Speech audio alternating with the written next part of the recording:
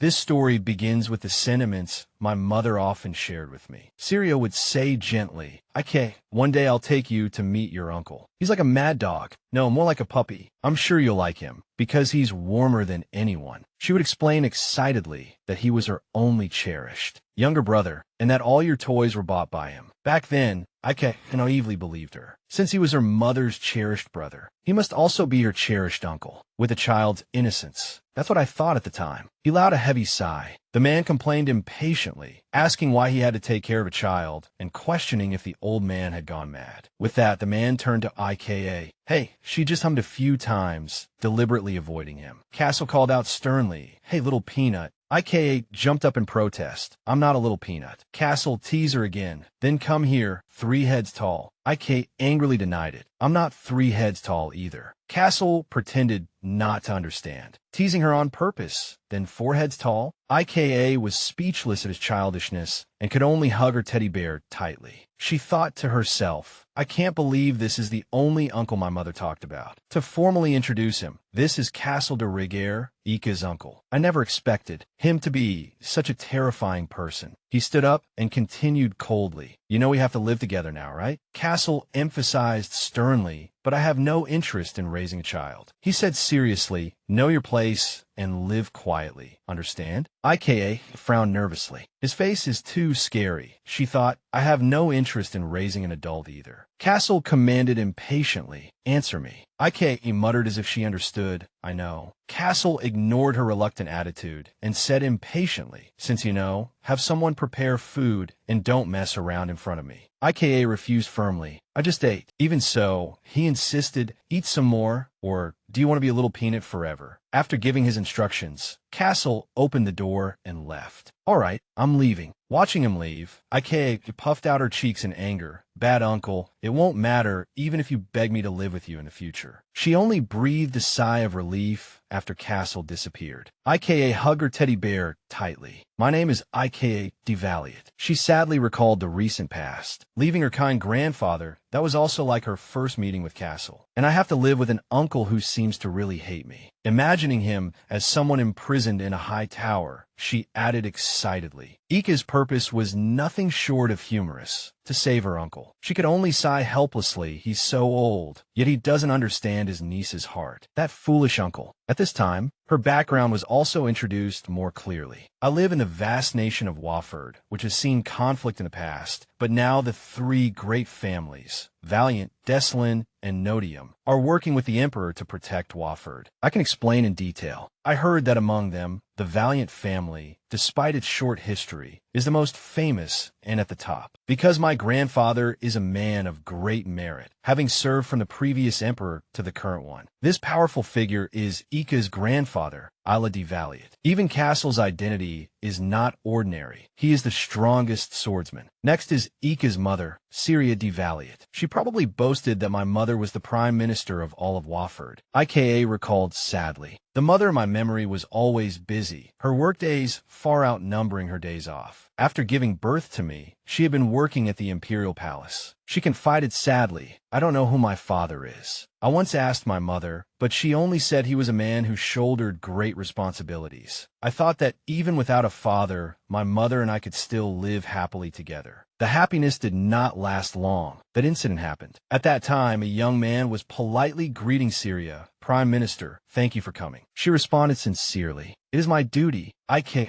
urged Syria anxiously from the carriage. "Mommy, hurry up. You said you'd read me a fairy tale." She answered quickly, coming. She waved her hands non-stop, shouting, "Hurry, Mommy." Sunlight streamed through the green leaves by the roadside. Syria had Ika sit on her lap. "But daughter, you're usually so good at waiting. Why did you want to come with me this time?" Ika hesitated and explained, "I don't know why, but this time I really missed you." Her beloved daughter's attachment deeply moved Syria. Ika saw from a distance. 2 strange figures were secretly watching the carriage. Suddenly, the carriage shook violently and screams erupted. An attack. The soldiers drew their swords and shouted, "Protect the Prime Minister." But the assassins were no ordinary foes. Amidst the faint groans of the guards, they were quickly struck down. Another person appeared silently. The assassin questioned coldly, "Did you find the necklace?" A subordinate reported respectfully, "My lord, you've come." The subordinate presented a plain necklace. We found something, but it's not the one. The assassin clicked his tongue in displeasure. It seems they hid it beforehand. He turned to leave decisively, instructing, before they arrive, we'll retreat for now. The subordinate bowed his head in obedience. Yes, my lord. He ordered, hide first, then continue the search. They answered in unison, understood. Just then, Ik slowly regained consciousness. Her eyes were filled with fear, and her body was spattered with blood. Realizing she was being shielded by Syria, Ik cried out in terror, Mommy. She gently soothed her daughter. Don't shout. Syria took out a red crystal and said urgently, Ik, swallow this quickly. Before she could react, Syria pushed the crystal into her mouth. Seeing Ik cough, she felt heartbroken. My dear daughter, I'm sorry I can't protect you until the end. In a daze, Ik could only cry helplessly, Mommy, what's wrong? Does it hurt a lot? Syria instructed her seriously. Listen carefully. Ik will now have a special pair of eyes. Ik asked naively, special eyes? She continued gently, don't be frightened by what you see, because it will save the people you cherish. Syria lovingly stroked her beloved daughter. You must never tell anyone. This is a secret only Mommy and Ik know. Understand? The little girl broke down, crying, I promise, so please don't get hurt, Mommy. Before taking her last breath, Syria gave Ik a wistful smile. Good girl, my daughter. Promise me, you'll be careful. The story continued with Ika's sorrow, and then, when I opened my eyes again, my mother was no longer by my side. The funeral followed shortly after. Grandfather said I was found in a nearby forest, not in the carriage my mother and I were in. Ika's world fell into darkness. After that accident, my memories became jumbled. Although everyone said the imperial palace was conducting an investigation, I heard no news. The matter soon reached the inner palace. Besides His Majesty the Emperor being very angry, Ik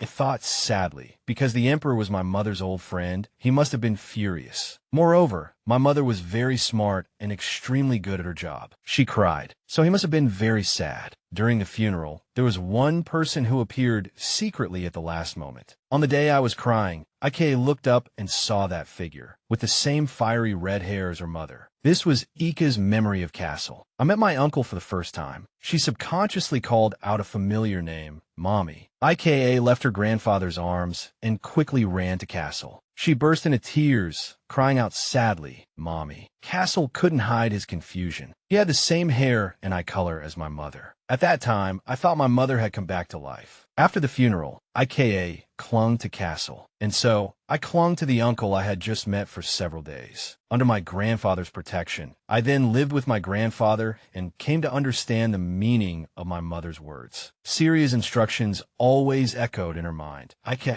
you will now have a special pair of eyes. The following developments made her believe her mother's words even more. I could feel danger befalling everyone around me. Even Ik herself was stunned by this. I have the ability of prophecy, and the process happens when she falls asleep. I mainly see the future in my dreams. Later, when I wake up, I can see images appear directly before my eyes. Relying on my precognitive dreams, I became familiar with this ability, even to the point where I could naturally prevent accidents for my close companions. On a night with a bright moon, Ik fell asleep as usual. She had a dream where a man appeared, shouting angrily, You bastard, I won't let you get away with this. The man drew his sword, his killing intent clearly visible. He charged at Castle, screaming madly, Die rigueur. Ik realized this was extremely serious. A dream about her uncle being in danger. She woke up late at night, shouting in terror, Uncle, no. Ik gasped for air, recalling in fear who was attacking him. She quickly made up her mind. No, since I've seen such a future, I can't just stand by and watch. That's why Ik went to find Castle herself for her mother's sake, to prevent her uncle from dying. The way he practiced his swordsmanship was truly top tier. While Ik hid in a corner, her eyes shining with a determined light. Her watchful attitude made Castle extremely confused. I will stay by his side and protect him. As she was drawing in her room, a gentle voice asked, Miss Ik,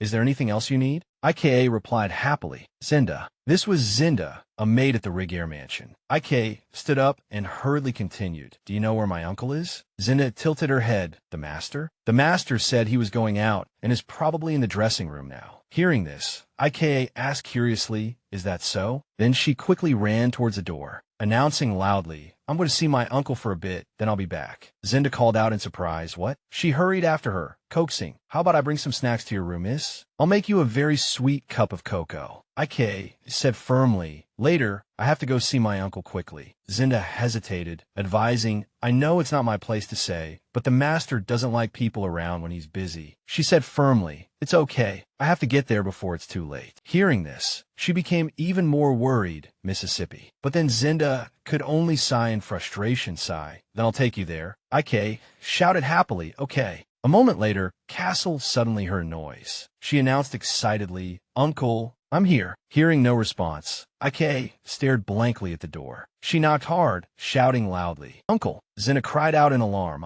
I continued to shout, Uncle, Uncle. Just as I was yelling, the door suddenly opened. Open the door for me. Castle came out, his shirt unbuttoned, and said calmly, Hey, didn't I tell you not to draw attention? Seeing him like that, she froze, standing there stunned. I quickly snapped out of it and shouted excitedly, Hi. She proposed cheerfully, Uncle, let's play house. Castle asked calmly, What? Why would I play a game like that with you? I quickly grabbed his leg. Zinda stared at the scene in disbelief. Castle looked at her in surprise, shouting in shock, Huh? He struggled desperately. Flustered kid, let go. I have to go now. I tried to hold on tight, pleading urgently, Don't go. Castle said wearily, Sigh, that stubborn streak is just like your mother's. I replied earnestly, My mother isn't stubborn. He shouted angrily, You have to argue with everything I say. She looked up, her eyes sparkling, trying to persuade him. I'll give you all my snacks, so please don't go, Uncle. Castle asked wearily, Do you think looking at me like that will solve everything? I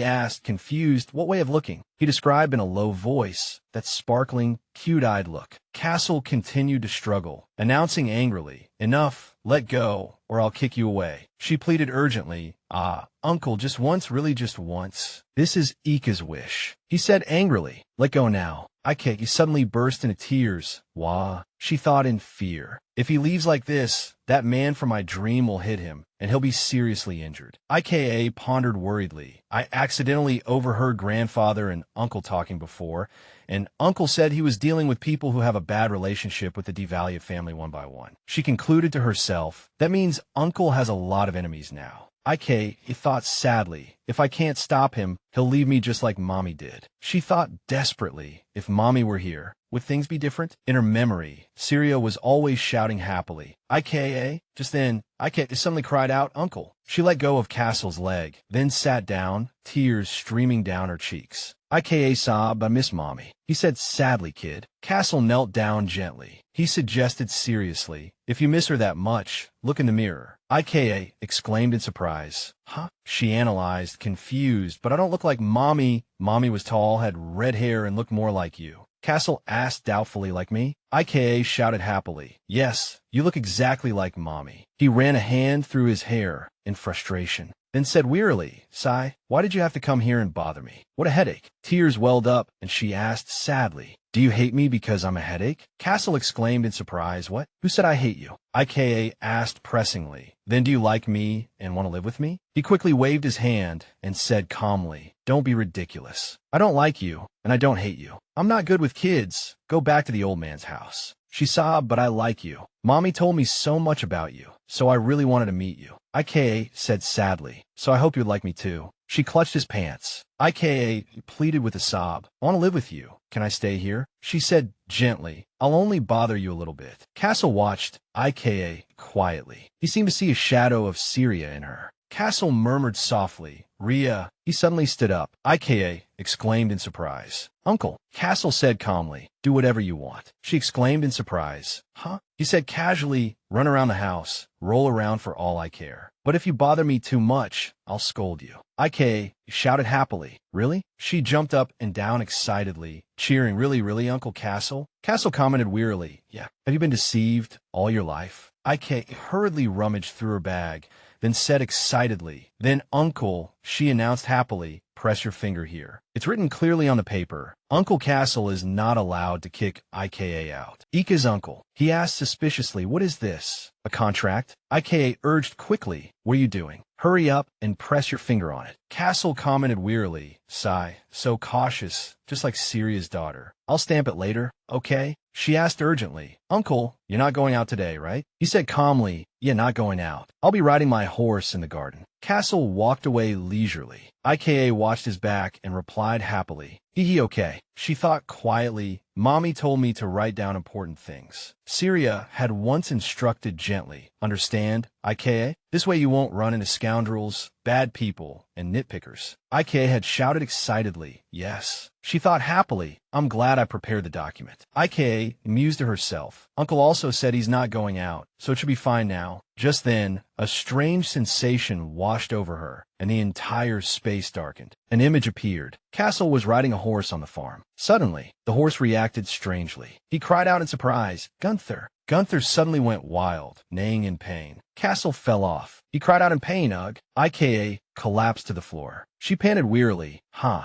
Her face turned pale. IKA thought in terror. What was that? She turned her head quickly, thinking in a panic, Uncle. At this moment, Castle had already gone to the stables. IKA thought in fear. He's going to be in danger again. She ran off quickly, thinking in a panic. Danger twice in one day. At that moment, the mansion's butler was reporting on the matter. As IKA ran up, she thought in annoyance, isn't that going too far? Then she shouted urgently, Uncle. Hearing such a loud call, Leto, the butler of the Rigier mansion, couldn't help but exclaim in surprise, miss? He said calmly, is the young lady looking for the master? The master went out for a ride. Hearing Leto say this, Ika's face turned pale, and she thought in fear. He's gone. She ran out quickly in annoyance. How can he be so fast? IKA looked around. She grew more and more worried. The stables were clearly nearby. Just then, IKA saw her target. Castle was standing right ahead. She thought excitedly, Uncle. IKA shouted urgently, Uncle. She rushed over quickly, shouting angrily, You're a liar. You said you weren't going out. He exclaimed in surprise, What? I'm riding in my own house. How is that lying? Now let go. IKA immediately clung to Castle. She was shouting angrily, but IKA declared firmly, You're not allowed to ride that horse. He said wearily, Sigh, little peanut, what have you been talking about? Just then, the horse trembled and neighed in pain. Wheeze! Castle shouted in surprise, Gunther. Gunther continued to groan.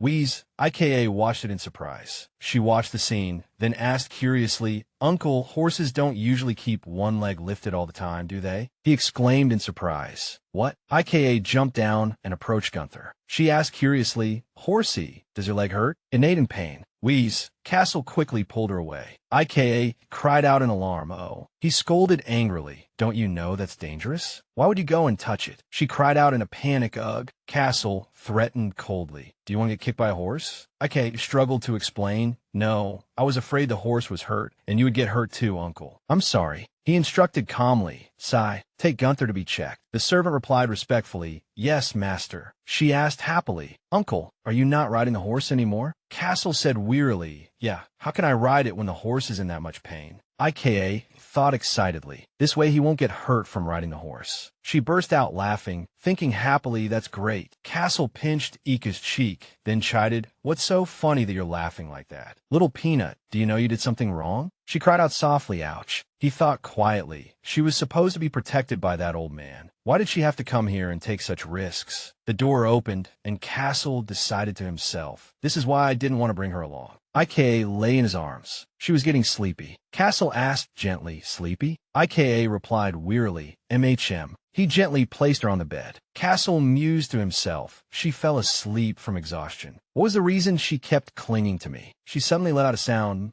IKA grabbed his hand and mumbled indistinctly, Uncle, don't go anywhere. Castle watched her quietly. He made a decision. I have to do something quickly before I get too attached. Bright sunlight shone on the mansion. 3 days later, IKA had her hair tied up on both sides with flower ribbons. Looking very cute, she peeked out from behind the door. IKA asked excitedly, Uncle, are you here? Castle's guard knight, Gerard, asked cheerfully, Miss, you've come. Castle said wearily, She's here again. He said cheerfully, We're done talking, so I'll be taking my leave. You two have a nice chat. IKA shouted excitedly, Okay, be careful on your way, Gerard. Castle asked calmly, Why are you here instead of in your room? little peanut. She said in annoyance, I'm not a little peanut. IKA held up a drawing, showing it off happily. Ta-da! I came to show you the picture I drew. You and me. His expression darkened, and he asked wearily, Is this me? She shouted happily, Hee hee, I drew it well, right? Castle stood up and said calmly, All right, he said calmly. Have Zinna get you ready to go out. IKA asked in surprise, Go out? Castle said casually, That's right, to the old man's. No, we're going to grandfather's house to play. She cheered excitedly, Really? We're going to see grandfather today. He replied calmly, Yeah.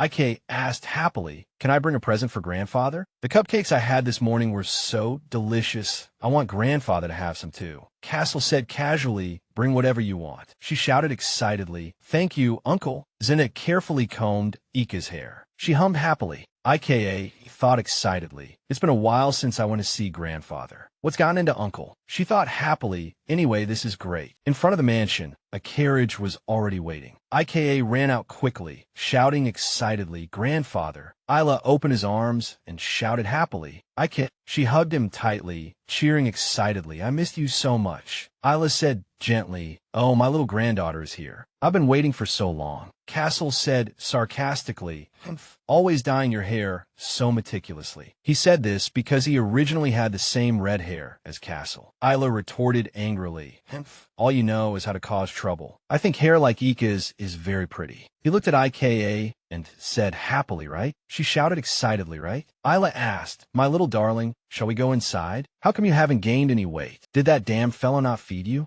IKA replied happily, No, I eat with uncle every day. I had breakfast with him today, too. He praised happily, Is that so? You're such a good girl. She said suddenly, All right, grandfather, I brought you a present. It's really delicious. Isla shouted happily, What could those little hands of yours bring? My precious granddaughter just coming here is a gift enough. IK said excitedly, The more presents the better. He quickly suggested, Is that so? Then let's eat them together. She announced confidently, I'm fine. I ate my fill before I came. A moment later, IKA put down her plate. She had eaten until her belly was round and exclaimed in satisfaction, Wow, that was so delicious. IKA still had a piece of cake in her hand. The second helping of snacks was also finished cleanly. Mary asked gently, Miss, did you enjoy your meal? Shall I get you something more to drink? IKA replied happily, Yes, thank you. She said suddenly, But Mary, she asked in surprise, What is it? IKA asked curiously. When her grandfather and uncle coming? Mary was startled, then cried out in a panic, Ah? She quickly covered up, saying, They said they had something important to discuss. She asked in surprise, Is that so? Just then, she heard a familiar voice. IKA thought quietly, That's the voice from before getting on the carriage. Mary cried out worriedly, Miss. Her face turned pale. IKA was secretly afraid. Could it be? She ran out in a hurry. She followed behind, asking anxiously, Miss, where are you going? IKA ran quickly to the window. She grabbed the window frame, trying to see.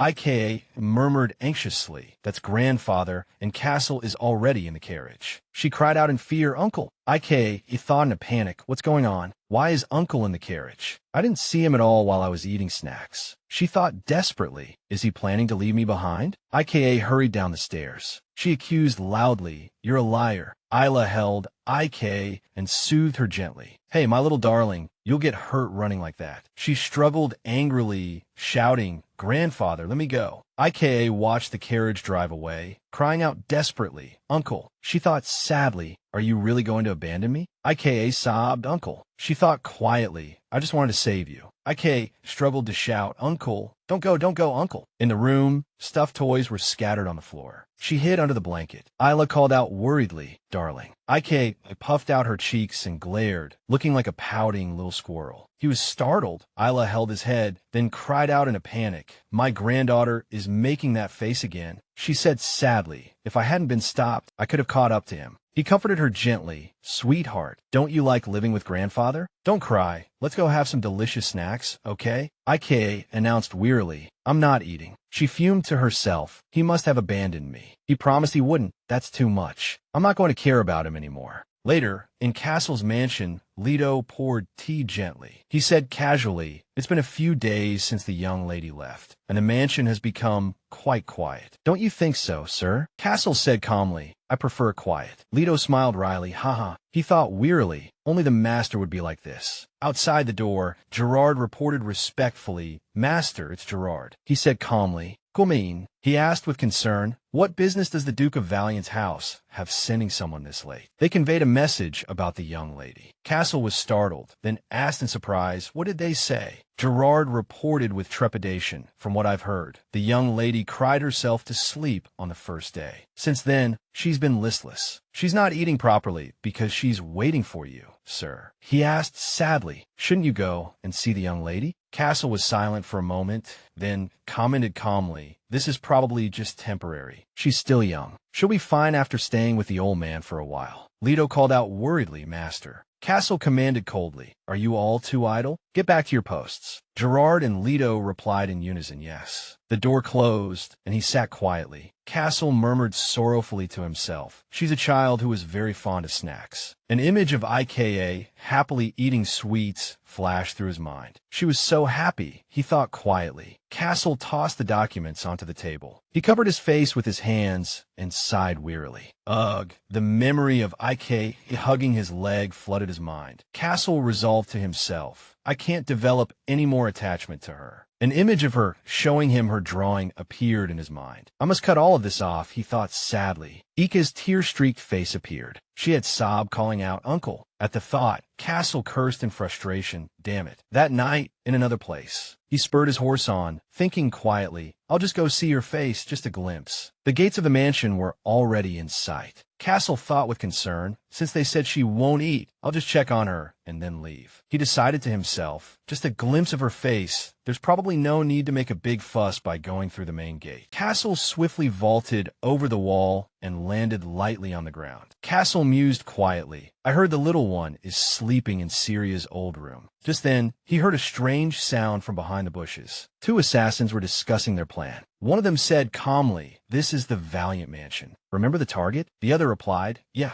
let's split up and meet in front of that room. Just then, Castle asked coldly from behind them, where do you think you're going? His sword was already at the man's head. Castle said contemptuously, so this is how the pests are let in. The assassin cried out in terror. Castle de Rigueur threatened coldly, you have some nerve attacking Valiant. You must be prepared for the consequences. Castle's hand tightened around his neck. The man cried out in pain, huh? He asked in a low voice, who's the mastermind? He groaned, ugh. Castle continued his interrogation, who dares? Just then, a figure attacked Castle from behind. He blocked the attack with his sword. When he saw the person's face, Castle cried out in surprise. Oh, he exclaimed in surprise. Old Isla cried out in shock, Castle. He asked urgently, what's going on? Castle explained calmly, it's an attack. These damn bastards, what do they think this place is? There might be remnants left. The image of IKA crying flashed in his mind again. He thought with concern, wait, if that's the case, the little one is in danger. Castle turned to leave, then instructed hastily, old man, these guys are all yours. Isla shouted in shock, Castle. He rushed off, a fear growing in his heart.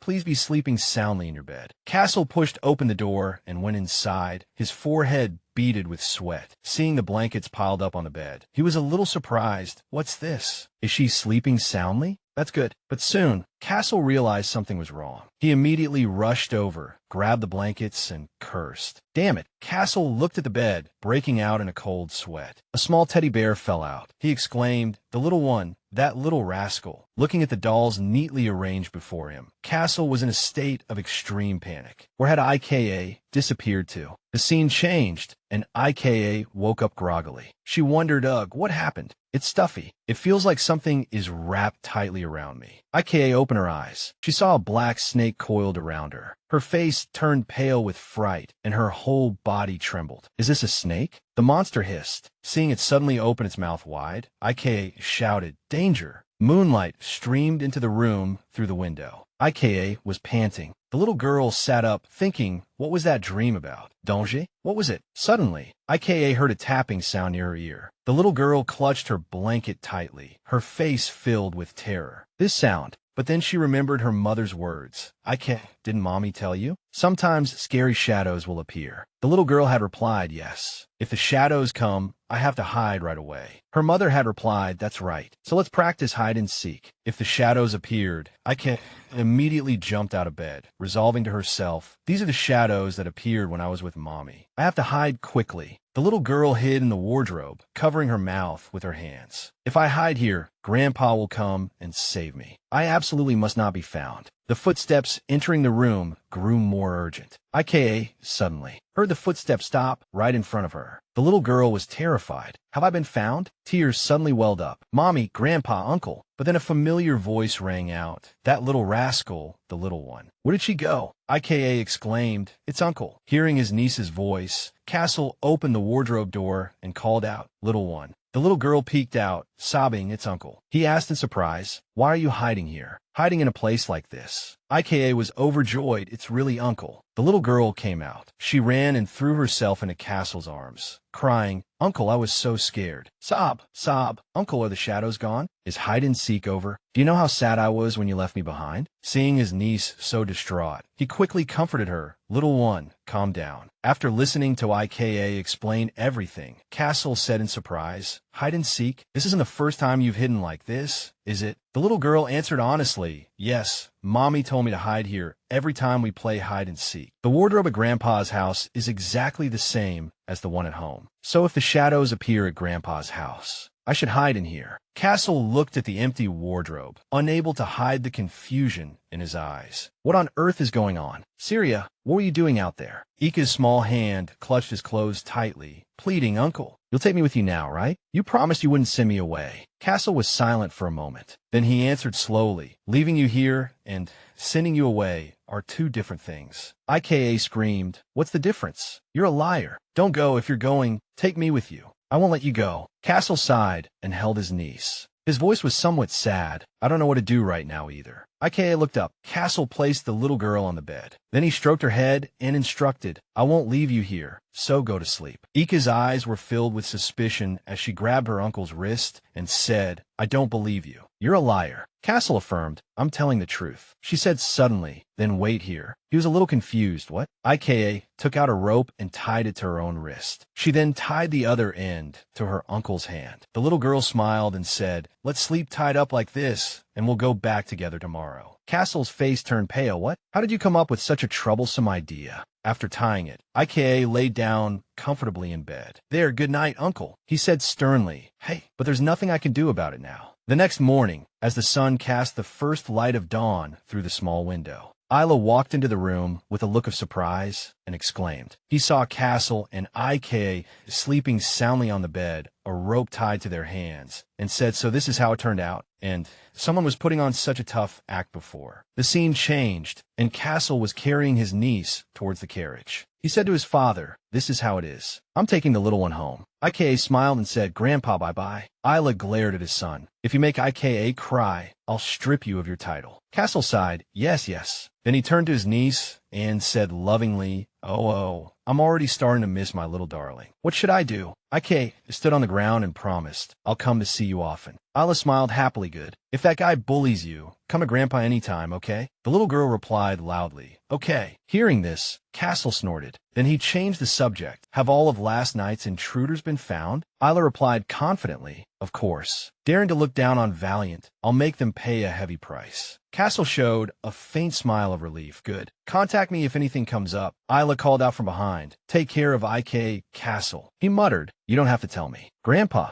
IKA waved goodbye. I'm leaving now. The uncle and niece returned to the mansion. IK got out of the carriage and shouted loudly, Zinda, I'm back. The maid cheered happily, Miss, you're back. I'm so happy you're back. It felt so empty without you, and I couldn't help but feel sad. IKA giggled. I miss Zinda too. Zinda said loudly, Although I'm not strong, I will do my best to protect you. I will do my best to make sure this kind of thing, where you're sent to a place you don't want to go, doesn't happen. I will try to find out information for you about places you want to go. IKA was a little hesitant, but I don't want Zinda to get scolded. The maid reassured her, I will explain things clearly, so I won't get scolded. Okay, miss. These words put the little girl's mind at ease. Okay, that's good. IKA was overjoyed. Zinda was on her side, and this gave her strength. Suddenly, she reasoned that if she got the others on her side too, then everyone would be on Ika's side. If her uncle went crazy, they would protect her. When he got angry and wanted to kick her out, wouldn't everyone stop him together? Of course, IKA would win. Then the little girl smiled and said, I want to get close to the others, just like I'm close to Zinda. The maid exclaimed, Oh my, what are you planning to do? aka whispered. Come closer. Zena bent down, and so, the little girl began to whisper for a while. After listening, the maid covered her mouth and giggled. She praised, "What a wonderful idea." Miss Ika smiled happily, right? With this method, I can get everyone on my side. Mary and the other maids all smiled with relief. The butler also responded happily. Castle and Gerard walked into the room and found the scene strange. What's with those expressions? Why does everyone look so dopey? Ika ran out of the house and said happily, "Hello, Uncle Gerard. You two have returned safely." Castle reminded her, "Didn't I tell you to walk properly?" The knight smiled and asked, "I wish you a pleasant day, Mississippi. Is there something I can do for you?" The little girl looked at him with innocent eyes and replied hesitantly, I have something to give you." Ika held out her hand, and in it was a red ribbon. "Is this a gift for Gerard?" he asked in surprise. "Are you giving this to me?" The little girl said, "Yes, you can wear it on your chest. I prayed to this flower, wishing for all good things to happen to Gerard. Thank you for always protecting me." He was moved to tears. "Thank you, miss. I will treasure it." Castle thought to himself, "I've been wondering what this fuss is all about since this morning. Is this the little one's doing?" Gerard pinned the ribbon to his chest and asked, "How do I look?" Ike smiled brightly and praised, "It suits you perfectly." Castle held out his hand and said, "Hurry up and give me mine." But the little girl waved goodbye. "I won't disturb you now. See you later." He froze on the spot, speechless. His expression was stiff. Castle was annoyed. "What about me?" Everyone quickly headed to the dining room. On the table was a dish with a rather peculiar arrangement. Ika exclaimed in surprise, "Wow, what's this?" Sophie, the head chef of the Rigueur mansion, replied, "This dish is stir-fried vegetables. It's a return gift for the present you gave me." Ika marveled, "Even though it's not meat, it looks very delicious." She said with relief, "Hee, next time I'll add more fruits and leafy greens." Castle reminded her sternly, "It's too noisy, Sophie. Don't drag her into this." The chef snorted and explained, "What do you mean drag her in? Thanks to the young lady, we've all been very happy lately." He turned to the little one and asked, "Did you forget something?" Ika, busy scooping up the food, answered casually, "No." "Wow, the potatoes are delicious. You should eat more too." Castle said, "Finish eating before you talk." The little girl said, "Yes," and continued to eat. In a flash, the plate was almost empty. Just then, Ika suddenly remembered, right? "I have something to ask you." The little girl took out a piece of paper and held it out to him. Castle asked, "What's this?" Seeing the seal in the corner of the paper, he realized it was the royal crest. Ika smiled and replied, "Yes. I saw my name on it, so I took it from your desk. Take me to the palace. The emperor invited me to play." Castle looked very surprised. "You know the emperor? What else do you do besides rummaging through things?" Ika laughed. "I don't know him, but I know he's a friend of Mommy's. The letter says to come and play, but I've never been to the palace, so come with me." Castle refused. Somewhat annoyed, "I don't want to go." The little girl repeatedly tapped her hands. "Why?" He turned his face away. "Why?" "Because I feel disappointed, that's why." Ika wondered, "What are you talking about?" Castle stood up and left. "That's enough. I'm leaving. Finish everything. Don't waste it." Seeing him leave her behind, the little girl pouted and said, "You're so mean." But Ika also quickly realized he looked very sad. Sophie sighed, "I didn't expect the master to be such a petty person." The little girl continued to sit and eat, thinking, if this goes on, he might not take me to the palace at all. I have no other choice. Footsteps echoed in the hallway. Gerard looked at the master's expression. He realized his mood had been bad since earlier. Perhaps he was shocked because he didn't receive a pin from the young lady. He felt confused. There's no reason for the young lady to forget the master. What happened? The door to the grand study was slightly ajar, and as Gerard walked in, he was a little surprised to see a small box on the desk. It was a ribbon specifically for Castle. It was truly special. He said happily, "It seems the young lady came by and left this here. No wonder she was late. She was preparing the best gift. Please wear it." Castle picked up the ribbon and muttered sternly, "Who asked her to make this? What's so good about this kind of trash?" He turned his head and asked Gerard, "Did you get a gift box too?" He replied, "I did not." Perhaps the young lady only gives them to those who are considered the most important and outstanding. The size is also much larger. The yellow layers look like a marigold. Seeing his subordinate spouting flattery, Castle snorted and reminded him, "Stop talking nonsense and give your report." Gerard smiled to himself. The master's mood had improved, thank goodness. The young lady. He began to get to the point. "We have examined all the carriage fragments left by the people who attacked the Valiant Mansion. Apart from the 38 who have already been dealt with, we are still pursuing the remaining 7. None of them are willing to talk. Yes, except for those who were tortured. They all committed suicide. Castle pinned a ribbon to his chest and said, "Suicide," as if they were waiting for it. How absurd. Find every last one of them for me. Gerard replied, yes. He gave some more instructions. Tell the little one to get ready to go to the palace tomorrow. Tell her if she's late, we'll leave without her. The knight was surprised. Tomorrow? What about the work that hasn't been finished? Castle explained, I was planning to go anyway, but I postponed it because it felt like a hassle. He saw Gerard standing there and thought. He suddenly asked, is there anything else? If you're done reporting, hurry up and go. He said hastily, yes, I'll tell her right away. The next morning, as dawn broke high in the sky, Ik, dressed neatly, ran over like a gust of wind, chattering, Uncle, isn't it pretty? Zena dressed me up so beautifully. She saw that he was wearing the ribbon. She cheered, you're wearing the pin too. It suits you perfectly. Castle turned away and said nonchalantly, are we going to a party or something? Get in the carriage. Ika shouted, let's go together. He said suddenly, all right, before we leave, we're this. With that, Castle put a necklace on his niece. Ika broke into a sweat and stammered. The palace was extremely magnificent, with a gilded roof. As they walked through the corridors, the servants all bowed their heads. Ika felt a little nervous. She suddenly asked, Uncle, it seems like everyone is staring at me. Can I take this necklace off? The necklace had a piece of wood on it, with the words Castle de Rigueur written on it. Your name is too big. Castle said sternly, no, you have to wear it at all times. Don't cause any trouble. Ika complained, but I'm embarrassed. I won't cause any trouble. Let me take it off, Uncle. He said firmly, no.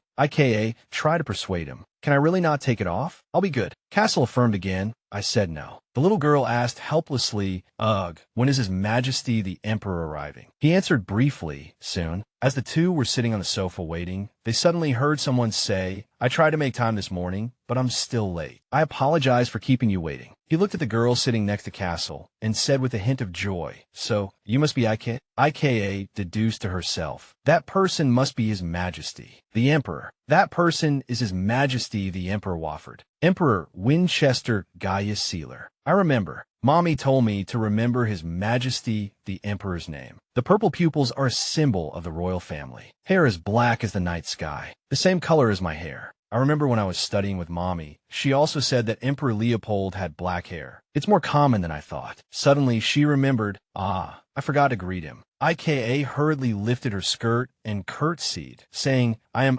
Valiant, granddaughter of Isla de Valiant. The Emperor laughed, a very polite performance. It's a pleasure to meet you. He sat down low and then suddenly proposed, if it's all right, may I hold you for a moment? Ika opened her arms and replied happily, of course. The Emperor smiled kindly and gently hugged the little girl. I didn't expect you to have grown so much. I've been looking forward to the moment I'd meet you. Thank you for coming to see me, Ika. He exclaimed, you look just like Syria. The little girl said, really? Was Your Majesty a friend of my mommy's? Winchester replied, yes, I was a friend of both Syria and Castle. He looked at the large necklace around Ika's neck and asked, is that necklace from Castle? It's quite cute. Hearing the Emperor say that, the little girl felt herself freeze. Ika explained, he made me wear it. Winchester said, it looks very impressive. She smiled and changed the subject. Well, I have a gift for you. The Emperor was a little curious. A gift? Ika rummaged through her bag and took out a ribbon. This is a gift I made myself. Thank you for inviting me today. Winchester was genuinely surprised.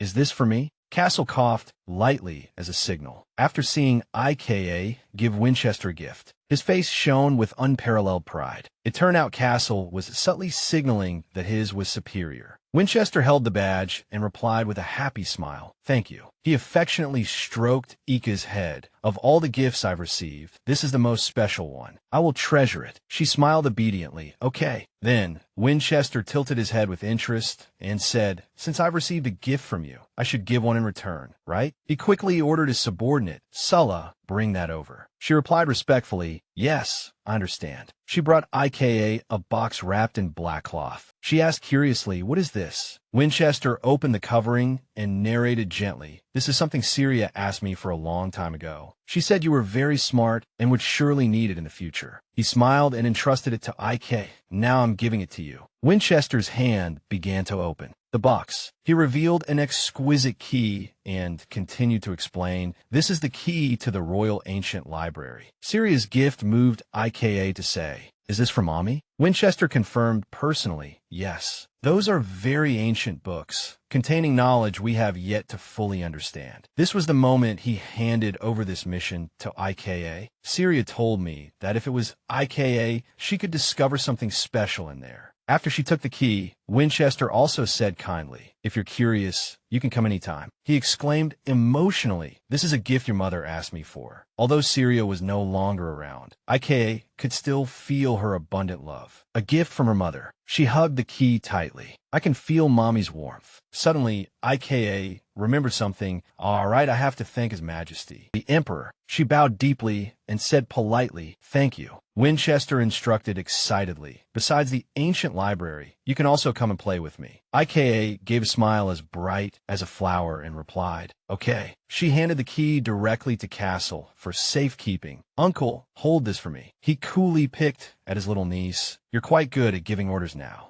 IKA repeatedly instructed, "You absolutely cannot lose it." Castle teased her again, "Look, you dare to talk back." Meanwhile, Winchester said seriously, "Castle, IKA, and now is a good time to introduce you to someone who has just entered the palace." IKA muttered blankly, "Introduce?" Winchester introduced calmly, "I have a nephew who is the same age as you, IKA. I thought you two could become friends, so I called him over." The word friend made IKA unusually excited. Friend. A pair of small shoes also appeared in the room. Winchester continued to introduce to IKA that he looked a bit stiff, but was actually a good kid. IKA, treat your friend well. Facing Winchester, the boy greeted politely, "May your Majesty the Emperor live a long life. The Imperial Prince of the Empire." He kindly called the boy over. "All right, Russ, come say hello." Ika's first impression was just 2 words. So handsome. Winchester's nephew possessed a pair of mysterious purple eyes. Rusp's handsome appearance and white hair mesmerized IKA. He walked towards IKA like moonlight, held out his hand, and said gently, "Hello, I'm Rusp." Rusp politely asked his new friend, "What's your name?" The story goes back about 2 years. At that time, Rusp Winter's Calpodia said innocently, "So pretty." He decided to pick those flowers, thinking of giving them to his father. "I wonder if father will like them." As Rusp approached his father's room, he heard voices from inside. "If I had known Winchester was so stubborn about not getting married, I would have made you the emperor. Besides that, does your brother have any other particular problems?" Another person shouted angrily, "That's the problem. He has to get married." Married. He has no heir. Is it okay, just because we have Rusp? At that moment, Rusp carefully peeked his head in. "Father." The woman in the room quickly noticed his presence. She was the Duchess of Polindinodium. She said coldly, "Rusp, you're here." The other person was Duke Ricardo Willow Calpodia. He sternly rebuked his son. "Why did you come in without knocking?" At that time, Russ could only stammer, "I'm sorry." Before he could finish, Pauline scolded angrily, "Your hands are so dirty. As the future heir to the throne, shouldn't you behave properly?" She roughly threw away all the flowers he had intended to give his father. "Throw away these filthy weeds." Ricardo also chimed in firmly, "Yes, this kind of childish behavior, I really can't stand it." In the face of his parents' severity, Rusp could only remain silent in fear. A cold voice said, "Rusp Winter's Calpodia." Ricardo ordered him indifferently, "Act according to your status. Go to the palace with the young Duke of Nodium and learn everything you can." His words were tantamount to subtly sending Rusp away, and he understood that. Ricardo also instructed firmly that if Winchester still didn't choose an heir, Rusp's innocent life was arranged for him from that moment on. "You will become the emperor." Back in the present, Rusp's beauty left IKA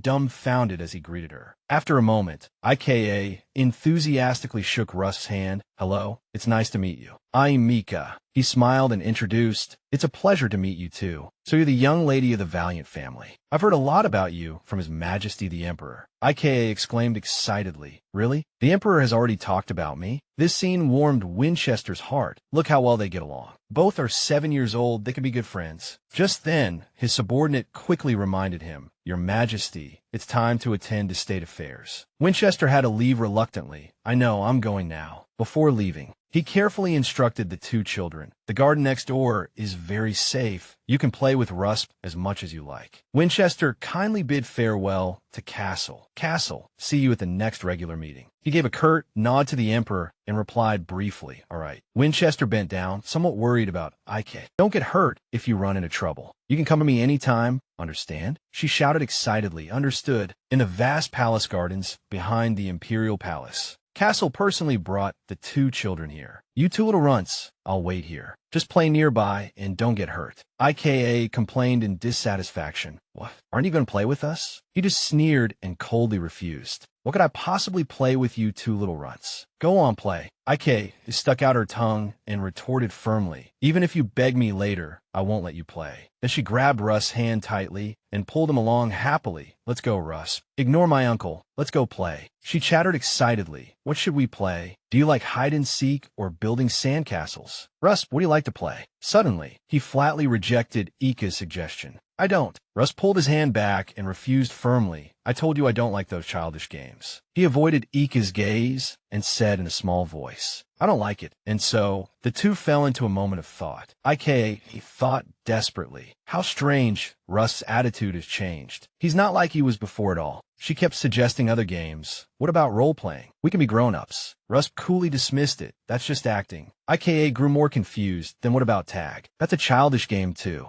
After a moment, she came up with an idea. IKA turned and called out to Rusp, what about this then? Just like before, she picked the same kind of flower that Rusp had once given to his father. Do you like flowers? Rusp's eyes immediately darkened. Palin's words were seared into his mind. Throw away these filthy weeds. Rusp turned his face away resolutely. That's enough. IK whispered in confusion. But don't grown-ups like flowers too? She enthusiastically brought the flower closer to Rusp. My mom often goes to the flower shop, that place. His heart sank, and Rusp threw the flower on the ground. Who would like something so filthy? He exposed IK resentfully. There are no grown-ups around anymore. Stop acting. The greetings are over. You don't need to try and get close to me. But IKA always called out gently. Rusp, she said softly, cheerfully accepting his words. You must really hate flowers. Ika's warmth made Rusp unable to hold back his tears. Subconsciously, he tried to argue, I don't hate them that much, just a little. IK cheered excitedly. Really? So you like them a little bit? Then she turned and ran off. Then wait for me a moment. Rusp stood there blankly. What was she going to do? His mind was in utter chaos. He was supposed to be heading back with Marquis to Rigair by now. Why was she still so excited? Rusp clenched his fists, trying to calm down, thinking, I didn't need friends back then. IKA came running back, beaming, and shouted, Rusp. She showed Rusp something. How about this? IK said enthusiastically, it's a flower ring. I'm giving it to you as a gift to commemorate us becoming friends. Despite his confusion, Rusp firmly refused. I don't need friends. Hearing this, IKA protested indignantly. What? That's too lonely. Rusp tried to put on an indifferent expression again. It's not lonely. Making friends is something only children do. IKA retorted directly, but you are a child. She happily recalled Castle's words. My uncle said that kids like us just need to eat well and play well. IKA continued proudly. The grown-ups will handle everything else. Under the brilliant sunshine, she proposed sincerely. I want to be friends with Rusp. I want to make flower rings with you, and I want to see you again. IK smiled brightly, telling Rusp excitedly. So, when he heard Ika's direct expression, be my friend, his heart was thrown into complete turmoil. IKA gave Rusp a flower ring. It was one she had made herself. She smiled sincerely and said, take it. Rusp was too shy. Rusp just stammered for a long time, not knowing how to respond. Finally, IK melted his tough exterior. A friend. Rusp asked himself, can I do that? In the end, the ring was placed on his index finger. Rusp's heart was still filled with a jumble of emotions. Friends. Ricardo's words echoed in his ears. Yes, this kind of childish behavior. I really can't stand it. Rusp was so upset he started to cry. I don't need friends. The ring on his hand made him even more aware of his loneliness. I shouldn't need it. Seeing her friend cry, IKA was at a loss. Rusp, she said in a panic, blaming herself, do you hate it so much that you're crying? I'm sorry. You don't have to be my friend. But Rusp quickly wiped away his tears. It's not like that, IKA. He formally opened his heart to IK. Thank you. I want to be your friend too. Rusp repeated the proposal himself. Let's be friends. After that, the skies seemed to clear and their spirits lightened. Oh right, last time my uncle bought a really delicious cake. IKA excitedly grabbed Rusp's hand and said, "It's sold at a bakery near the Imperial Palace. I want to go there and try it." Rusp also commented happily, "So you like sweets? Come play at my residence next time. The chef there is very skilled." IKA readily agreed. "Then I'll bring something delicious too." Suddenly, her face clouded over with dizziness. IKA froze, realizing something was wrong. Seeing his friend like that, Russ panicked. "IKA, what's wrong?" She trembled all over. "I'm fine. I suddenly feel cold." So Russ quickly tended to her with concern. "If you're cold, wear my jacket. Let's go to the marquee." IKA weakly agreed at once. "Thank you, Rusp." In her heart, she felt uneasy. Strange, this chill and dizziness are just like when I first saw the future. The weather isn't even that cold. IKA kept wondering why. In the distance, a mysterious voice said, "That's the granddaughter of the Valiant family and the child of the Calpodia family." In that person's line of sight was the scene of Rusp and IKA getting along intimately. He belonged to the ducal family of Deslin, Legia de Deslin. He curled his lip in contempt. "That Valiant has already started looking for support." Legia commented coldly, "How cunning. Let go back, Ackle." Accompanying him was Legia's assistant, Ackle, who replied respectfully, "Yes, your grace." That night, a bright moon shone in the night sky. A carriage moved slowly along the roads of the inner city. IK sat in the carriage, sadly clutching the flower she had picked in the royal garden. Castle couldn't stand it. "Seriously, are you sad because you had a part with that white-haired little runt? You two already promised to play together next time." IKA said, still lingering on the memory, "He's my first friend. I wanted to play with him a little longer." She kept staring at the flower in her hand. At that time, IK had a bid farewell to her first friend, Rusp. "Sorry, I have to go first." She kept telling Rusp, "I'll come to the palace to play again next time." "See you then." He asked sadly, "When can we meet again?" IKA firmly promised a time without hesitation after 10 nights. "After 10 nights, I'll come to see you." Rusp couldn't hide his joy. "Really?" IKA affirmed brightly. "MHM, I promise." "Oh, right. Wait for me before you go." She also gave Rusp some sweet candies. IKA smiled happily, teasing her friend, "A present for you. I only picked my favorite flavors." It was the first time Rusp had felt care from the opposite gender. "Favorite?" IKA waved excitedly and continued, "Well then, bye-bye." Worried she would leave, Rusp hurriedly said, "I have something for you too." It was also the first time he had given a flower to someone. "Here, it looks a lot like you, IKA." IKA took the flower and smiled happily. "Thank you, Rusp. I'll take good care of it." Therefore, she was now very reluctant to part. If she hadn't suddenly felt cold, she could have played with Rusp a little longer. IKA hadn't yet recognized that shadowy figure of Legia. Why did her heart feel so cold? She only thought of her new friend. I wonder if Russ got home safely. The candies IKA had given were carefully wrapped in a pouch. He couldn't hide his interested expression. Accompanying Rusp was Kamai, a servant of the Calpodia family, who said hesitantly, "Young master, your eyes haven't left that thing since a moment ago. Shall I help you put in your bag?" Rusp refused to let Kamai touch the candies. "I'll keep them myself." He refused, blushing, "No, I'll keep them myself." Kamai had no choice but to obey. "I understand." And so, he secretly watched as Rusp ate a piece of candy. The young master usually disliked sweets. Something special must have happened. The next day, at the Marquis de Rigueur's residence, IKA, wearing animal-shaped slippers, was pacing anxiously in the hallway. She called out happily, "Uncle, are you there?" This meant Castle was also changing. He froze and said clearly, "Do you have to come at a time like this? Why haven't you even changed out of your pajamas?" Ignoring Castle's attitude, IKA continued to express herself. "I'm sorry, Uncle, but I have something to ask." Castle repeated suspiciously, "Something to ask?" IKA nodded firmly at him. "Yes." She began to chatter. "I had an idea before bed yesterday. His Majesty the Emperor is your and Mom's friend, right? His Majesty is super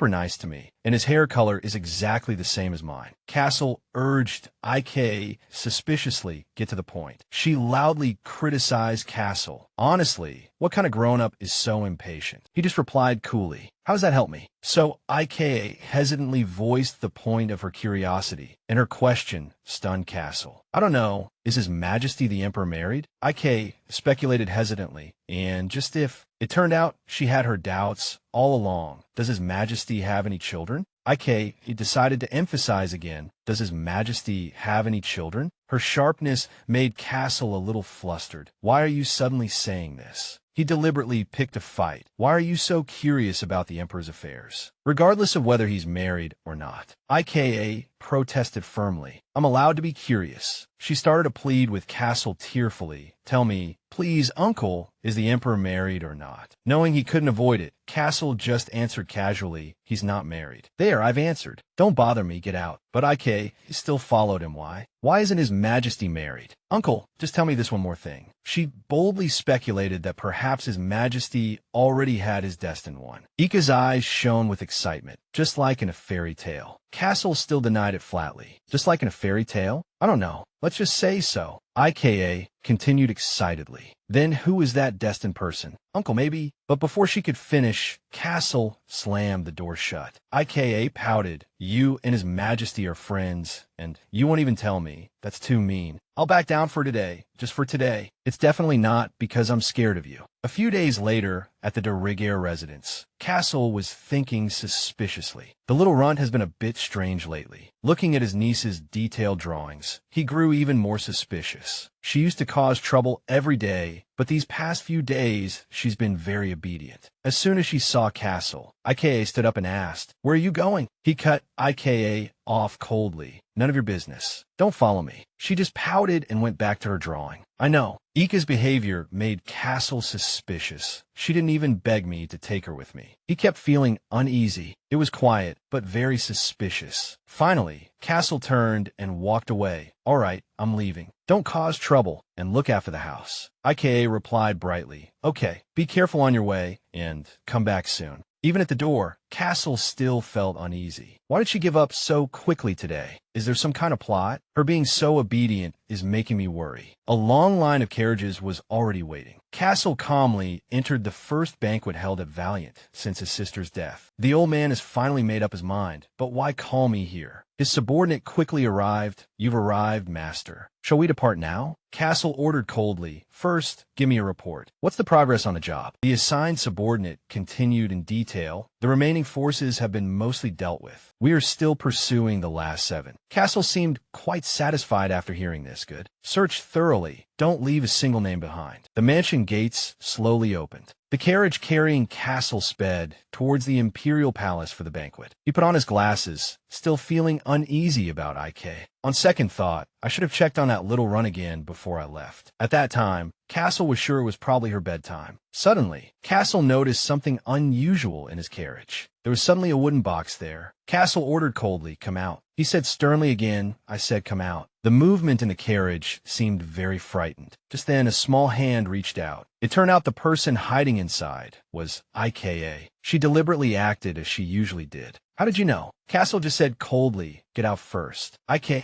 could only obey with a pout. Yes. After she was seated, Castle questioned her, "When did you get in?" Ika confessed truthfully, "Just now, when you were talking to Gerard. I was curious about what people do at parties, but you wouldn't tell me." This time, Castle was truly angry. "So you just climbed in?" His anger was indeed undeniable. "I really don't know where to tie this little duckling up to make her behave. She's noisy day and night. Why do I have to get a headache over this little brat? I swear I will." Despite being angry, he still allowed Ika to follow. "Whatever, do as you please." Ika cheered happily. "I get to go with you." Ignoring Castle's cold demeanor, Ika rushed over and hugged him. "You're the best, coolest, and most amazing person in all of Orphaned and the whole world." In the end, Castle couldn't resist his niece's overwhelming cuteness. "Stop flattering me and sit properly. I'll tie up your hair for you." Ika smiled excitedly. "Okay." She couldn't hide her excitement. Grandpa organized the party, right? I'm so excited. I haven't seen Grandpa in a long time. There must be lots of delicious food, right? Castle once again recognized her cleverness. "You peeked at the letter." Ika hurriedly defended herself. "No, I was just too excited." Castle threatened coldly. "If you dare do that again, I won't take you out at all." The magnificent Aletta residence loomed before Ika's eyes. She enjoyed admiring the scenery here, sparkling like stars. Ika's small hands waved excitedly. "Is this Grandpa's residence too? It's so beautiful." Castle quickly reminded his niece, All right, don't run around now." Ika recalled the past fondly. Sometimes Mom would get all dressed up and go out at night. If I had known she was going to party like this, I would have definitely followed her. Ike pulled tightly on Castle's hand and asked excitedly, "Uncle, is Grandpa already here?" Castle replied coolly, "How should I know?" Castle's beloved niece insisted, "Grandpa is your father. You must know." Suddenly, Ike noticed that it had grown quiet around them. She looked around. Why is everyone staring at us again? It turned out that with Castle's appearance, all attention had focused here. Oh my, isn't that the Marquis de Rigueur? I've been hoping he'd come. What a sight for sore eyes. I'm going to go say hello to him later. The whispers continued. Who are those children with him? They're the Prime Minister's children. The commotion made Ika subconsciously afraid. What's going on? People I'm meeting for the first time know who I am. Suddenly, she felt another wave of dizziness, just like the first time she played with Rusp. Ika was covered in sweat, and her breathing suddenly became rapid. A cold wind blew from somewhere, and my heart is beating so fast. Someone came forward to greet Castle. Really, I was wondering why it was so noisy. Turns out it's someone who rarely shows up at banquets. He just retorted coldly, "Am I not allowed to attend my own family's banquet?" The other person laughed amicably, "Of course not." The man tapped the floor heavily with his cane. Gemiel continued arrogantly, "I mean, after what happened, it's a great relief to see you're still doing well and even organizing a banquet like this." Ike trembled subconsciously, trying to grip Castle's hand tightly. "Who is that? I feel like I've seen that pattern on the cane before." Previously, Syria had instructed her daughter, "Ike, remember, you must never befriend people with snake-like eyes. It might be too difficult for you now, but look at these pictures carefully." She had personally shown her daughter which people to stay away from. Ika is a smart girl. You'll understand right away, won't you? Ika remembered the family crest drawn in the book. The Deslin family was a snake, but the cane was engraved with a different symbol. Ika muttered to herself in fear, "Rondo is a turtle." She was flustered and at a loss. "That's someone Mom told me to be careful of. What should I do? I have to run away quickly." Just as Ika was panicking, a hand gently held her. Ika's eyes could only see the loving image of Castle. She realized he had been by her side all along, not leaving for a moment. "Uncle." Castle cut Gemiel off coldly with strong words. "The older you get, the more you meddle in things that don't concern you." Marquis Rondo. The man frowned. He was a member of the Marquis Rondo family, Gemiel de Rondo. Ike leaned closer to Castle in fear. She realized the symbol clearly belonged to the Marquis Rondo family. "Mom told me to stay away from the turtle Rondo because they are close with the snake Deslin." Ike trembled even more. "But why do I feel so cold? That voice, I feel like I've heard it somewhere." Castle also noticed something was wrong with her. He said, "We'll be leaving first. Enjoy the banquet, Marquis Rondo." Gemiel said with regret, "Oh, why are you in such a hurry?" He looked at the frightened Ike. "You've brought a strange child I've never seen before." Gemiel reached out his hand to her. Could it be the rumored child of the Prime Minister? Castle immediately stopped him, making him cry out, "Ugh." Castle warned sternly, "Say one more word, and you'll be in trouble." "Now, I'm speaking nicely. Go back, Marquis Rondo." Gemiel's face turned pale from Castle's grip and powerful voice. He quickly pulled back his hand and rubbed it. "I'll be careful. I didn't mean anything by it. Don't misunderstand." Ika watched him secretly as he explained repeatedly, "I just wanted to say hello and chat, but it seems today is not the time." "Then please, enjoy yourselves." The party returned to its original solemnity. Castle and Ika continued to walk forward. Ika seemed to pause for a moment. It was Eyelid. He walked over with a bright smile, calling her Ika, "Grandpa's little princess." Ika immediately replied loudly, "Grandpa." She ran into Eyelid's arms. He reminded her kindly, "Whoa there, you'll get hurt if you run too fast." Ike nuzzled his face. "Eehee, Grandpa's cheeks are so smooth." Eyelid smiled brightly. "Is that so? Why did my little darling arrive so late?" "Grandpa has been waiting for you for a long time." Suddenly Ike looked up. "All right, I have something to ask Grandpa." Eyelid replied kindly. "What is Ike curious about?" Ike got straight to the point. "Did I meet Marquis Rondo when I was little?" Hearing the name, Eyelid was a little surprised. "Why Rondo? Why mention him all of a sudden?"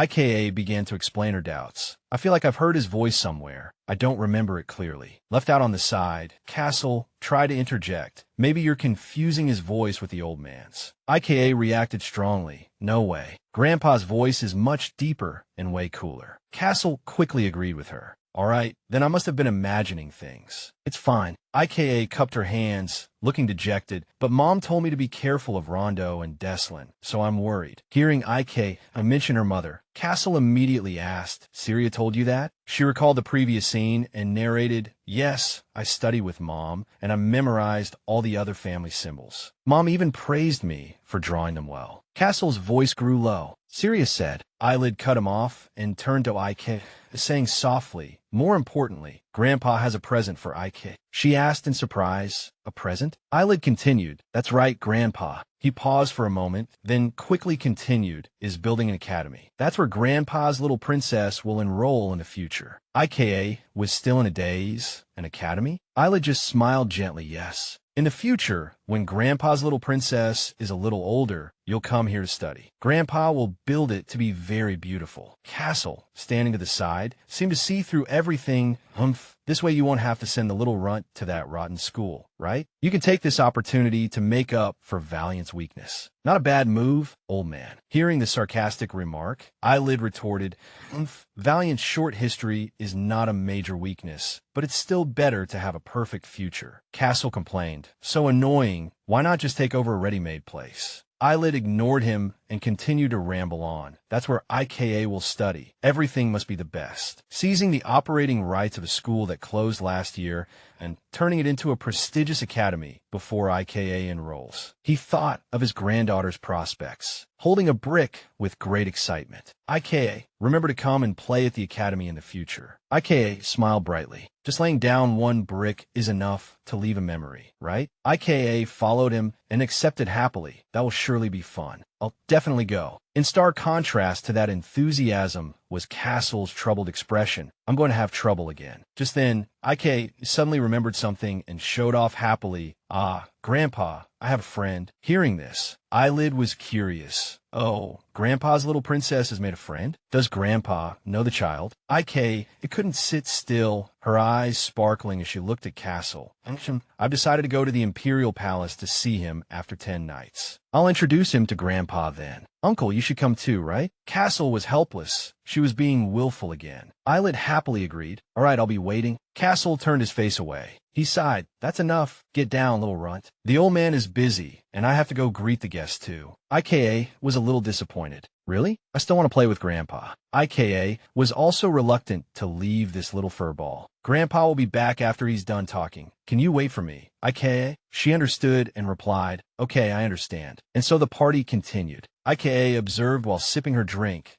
Strange. No one is coming over now. She watched the surrounded castle. Uncle is so popular. Those ladies are all trying to greet him. IKA quietly chided her cold uncle. But why don't you greet them back? I feel like greeting them on your behalf later. A lady's voice drifted over. I came to see why it's so lively over here. The person called out cheerfully, Lord Marquis. She smiled brightly at Castle and said, you rarely set foot here. Why are you already thinking of leaving? This lady was a member of the Count Ramad family. Helena Ramad. Castle maintained his composure and said coldly, what do you want? Helena moved a little closer. I'm here to offer the information you need. If you refuse today, you might regret it. IKA watched from a distance. She asked herself, who is that pretty lady? Suddenly, her eyes lit up. Could it be? Ika's lens mode activated. Watching everything she witnessed, IKA speculated, that lady is Uncle's girlfriend. Just then, Castle said from a distance, I'll be back soon. Stay there, little runt. Stick close to Gerard. IKA immediately agreed. Yes, I understand. She pretended to understand and turned to leave. I can't get in the way of Uncle's love life. So my uncle knows how to love too. IKA called out as brightly as a flower. Gerard, let's go. Gerard replied immediately, yes, Mississippi. She leaned in and whispered, Gerard, that lady is Uncle's girlfriend, right? She's so pretty. Gerard asked in surprise, what? Then he smiled and explained to IKA, haha, what are you talking about? That's impossible. Those two share the same goals and direction. It's not that kind of relationship. Mississippi, IKA,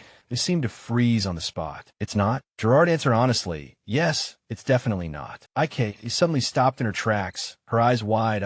She looked ahead and exclaimed, the fountain is so pretty. Gerard, can we sit there? Gerard then guided the young miss to the fountain. You might get wet and catch a cold. How about we sit at the table over there instead? IKA happily agreed. Okay. She sat on the chair, her little legs dangling. Ika said excitedly, "Sitting here, you can see the water flowing from the fountain. Gerard, it's really so pretty." Gerard also looked towards the fountain and admired. "That's right, it really is very pretty." Ika puffed out her cheeks, her tone a bit stiff. "I wish I could watch with my uncle, but he seems very busy." Gerard immediately tried to remedy the situation. "He'll be back soon. If you're bored, shall we wait in the carriage?" She rested her chin on the table wearily. "No, I'm going with him when he gets back." Gerard also wanted to help Ik. "Then I'll go check on the situation. You wait for me here." Hearing these words, she returned to her cheerful state. "Okay, thank you, Gerard." Ika sat there, humming a little tune. Rosina observed and assessed her from a distance. "Is that the little brat?" she said in a displeased tone, suddenly appearing in the valiant family and clinging to the marquis. Ika, still immersed in the joy of admiring the beautiful waterfall, did not notice the prying eyes. She stared into the distance and complained, "Gerard has been gone for a long time." Ika intended to leave. "Waiting is too boring. Should I go take a look? But I have to wait for Gerard to come back." Rosina made a malicious sound, an illegitimate child. The person next to her continued, "Yes, the Prime Minister isn't married. She must be ashamed of this illegitimate child, which is why she's been hiding her until now. I heard the Marquis is going to adopt her. I wonder if he's planning to get married." He said sarcastically, "Someone who isn't married but already has a child, that's really not good." Rosina was sarcastic again. "Well, if it's Marquis de Rigueur, he can accept this small flaw." Just then, Ika seemed to hear those harsh words and stood up with a questioning look. "Illegitimate child? De Rigueur? Are they talking about me? Did Mom hide me? What are they talking about?" Memories of her mother surfaced in Ika's mind. "Mom always said she was proud of me." The man spoke with increasing vigor. "Don't say she's the Marquis's heir. If that were the case, he would have announced it with great fanfare long ago." Rosina's eyes narrowed into a slit as she laughed. Not acknowledged by the family, and even sent away to be raised, how could she be considered an heir? Ika started walking towards where the discussion was coming from. For the Prime Minister of the Empire to have such a big flaw, the man paused. "Even so, I don't think the Marquis dislikes children. Isn't this good news for Miss Rosina?" Rosina retorted, "Oh my, what are you thinking?" Just as the two were discussing in secret, a loud voice rang out. "Mom never hid me." Ika stood before them, shouting, "You two are liars." Rosina, angered at being reprimanded by a small child, asked, "Liars?" Ika paid no mind and began to state affirmatively, "Mom said she was very proud of me. If you don't know, don't talk nonsense." Rosina continued to scold her. "You little brat, who are you showing off to?" She approached Ika and questioned her. "Because a burden like you appeared, the reputation of the Marquis and the valiant family has been ruined. You know that?" Rosina grabbed a glass of wine from nearby. The shame of the family dares to make a scene. Faced with the scene before her, Ika's face turned pale. She heard a loud shout, "You should know your place." Ika just waited for the wine to be splashed on her, huh? But what appeared before her now was Castle's back, accompanied by a cold voice.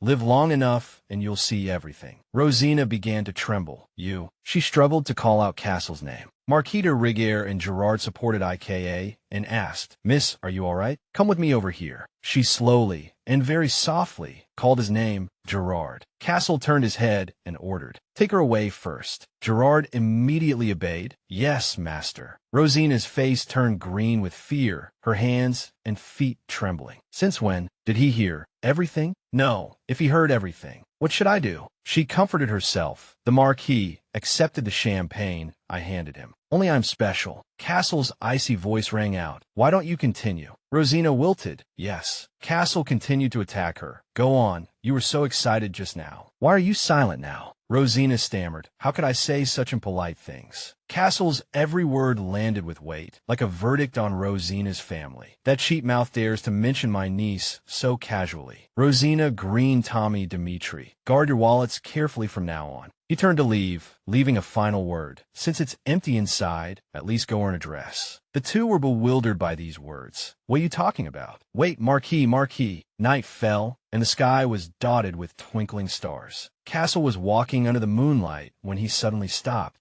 He saw Ika and asked, "Little Peanut, it's cold. Why are you standing outside?" Castle then raised his voice to reprimand. Gerard, I told you to watch her. What were you doing? Gerard bowed his head in apology. I accept any punishment. IKA immediately spoke up to defend him. Don't be angry with Gerard. It's not his fault. Castle decisively snapped his fingers and said, since you know, go hit a wall. IKA clutched her dress and hesitated for a moment. More importantly, Uncle, I remember. She repeated her late mother's teaching. Mom said that people who scold others for no reason are mean-spirited people who think they have to hurt others to be happy. IKA looked at her uncle as if he were radiating a halo, her voice full of anticipation. So, forgive them just once, she continued, we'll be cooler. This reminded Castle of the past. Syria had said the same thing. Forgive them once, we'll be cooler. Castle pondered for a moment, then blushed slightly, turned his head, and praised IKA. All right, well done. Hearing the praise, IKA was excited. I'm great, right, Uncle? Do you like me a little bit now? Castle was confused. What? IKA was still beaming. You just praised me. Castle realized he had been tricked. I don't want to say it again. IKA asked innocently, Uncle, why won't you praise me anymore? A few days later on the street, IKA, with a name tag hanging around her neck, shouted happily, thank you for coming with me. Castle's voice was calm. You like it that much? IKA was very excited. Yes, we're going to buy a present for Russ. It's a shame we had to say goodbye to him last time without playing much. But I'll get to see him tomorrow. I'm so excited. She turned around, unable to stand still for a moment, chattering nonstop. Did you know the flower shop we're going to is the one I used to go to with Mom? The owner is a super nice person. Before that, oh, that looks delicious. I know. Castle was about to go crazy. He said, be quiet for a moment. IKA looked at Castle again with sparkling eyes. But Uncle, you know I've never been to the market. Can we go look at other places too, Uncle? He turned his face away coldly. Don't cause trouble. Just buy flowers. Ika's coaxing ability activated again, her eyes welling with tears. Wah, the market. I want to go to the market. She kept murmuring in her cold uncle's ear. It'll be fun to go to the market. IKA listed the things she wanted. I want to buy lots of things and dolls and candy. It'll be fun to see all of it. After listening for a while, Castle had no choice but to make a promise. Hey, I'll take you next time. IKA quickly changed her tone. Really, Uncle? You promised. A moment later, the carriage stopped and Castle got out. He looked at IKA in front of him and urged, walk slowly, be careful not to fall and get hurt. IKA ran, her smile brilliant. Yes, you hurry up and come too. The uncle and niece arrived at the flower shop. Someone inside spoke. Welcome. Neri turned to look at her customer. Welcome. She stopped all her movements. When she saw the person at the door, Neri covered her mouth with her hand. She exclaimed in surprise, Miss IK. IK greeted her sister and replied, Sister Neri, long time no see. How have you been? Neri immediately hugged IKA. Mississippi tears streamed down her cheeks. Thank goodness you're safe. IKA was also moved, listening to Neri's words. You must have been so scared. Neri felt very guilty. If I had known that day that things would turn out like this, I wouldn't have let Miss Syria leave like that. These words confused IKA. Castle stood outside, observing everything. IKA asked blankly why. Why? IKA anxiously questioned Neri. Do you know something about my mom's accident? Neri wiped her tears. She recounted. Actually, the day before the accident, on that unfortunate day, Miss Syria came to buy flowers. I still remember Miss Syria's smile as she looked at the flowers. Very clearly. Then Neri showed a relieved smile. Anyway, it's great. I've missed Miss IKA so much during this time. Thank you for coming here again. Tears welled up in Ika's big, round eyes. Sister Neri. Neri quickly composed herself. She beckoned to IK. Come, miss, come over here. Who do you want to give flowers to as a gift? IKA, full of determination, stated her wish. I want to give gifts to my new friend and grandpa, and also to Uncle Gerard and Zenda, and Castle. Standing nearby, Castle heard this and spoke up to stop her. Little Peanut, I don't need any. But IKA objected. What? No way. When you see the beautiful flowers, you'll think differently. Neri also chimed in. That's right. The flowers in my shop are the prettiest around here. I'll pick the freshest and most beautiful ones. Please accept them. Colorful and extremely beautiful flowers gradually appeared. Neri tucked a purple flower behind Ika's ear, making her a little flustered. Neri then explained, This is a gift for you, Mississippi. Come play again next time. IK accepted happily. Thank you, Sister Neri. Castle was getting impatient. He started to leave. I'm going ahead. Little Peanut, you hurry up too. IK called out loudly to her uncle. Uncle, let's go together. IKA hurried to catch up. She pointed and said, Sister Neri, give me that one too. Neri saw it and worried it might be a bit heavy for her, but IKA seemed fine. It's okay. By the carriage, Castle heard a loud call. Uncle. He turned to look at his little niece. Little Peanut, you're out? What met Castle's eyes was a large, blooming sunflower. He suddenly asked IKA, what is this? Why are you carrying something as big as your body? IKA smiled brightly. Hee, I worked really hard to pick it. She showed it off to Castle with a beaming face. This flower suits you well, right? It's a gift from me. Looking at it while you work will give you energy. Castle didn't seem to like the strange flower. What suits me? You brought a weird thing, it's just like you, and it's so big. Where do you want me to put it? He continued, and you bought it with my money. IKA felt a little hurt by these words. At times like this, she got angry. You're so mean. IKA, he said sullenly. Humph. Do whatever you want. Castle took the flower and asked, look at that temper. Can we go now? IKA didn't want to say any more. Whatever. Castle realized everything then and coaxed her softly. All right, Little Peanut, you're such a thoughtful child. IKA reacted strongly. I'm not Little Peanut. Castle lost his patience too and teased her again. If you don't like it, then grow up faster. This was followed by Ika's earth-shattering scream. The carriage suddenly stopped, and the two inside were silent, neither wanting to give in. Castle got out of the carriage and asked Gerard, what's wrong? Gerard hesitated. Master, that. Looking at the two people in front of them. He introduced the young lady and gentleman who came to see you last time. They said they must apologize to you and the young miss, so they couldn't be turned away at the gate. Gerard turned to ask for Castle's opinion. It seems they want to apologize sincerely. What should we do, Master? Castle silently observed the two people. Castle looked at IKA, who had endured the insults, and asked her, Little Peanut, do you want to go? If you don't want to see them, you can stay here. IKA thought for a moment. Then she said decisively, it's okay, I want to go. Rosina's face had turned green by now. She began, trembling Marquis, then looked down at IKA.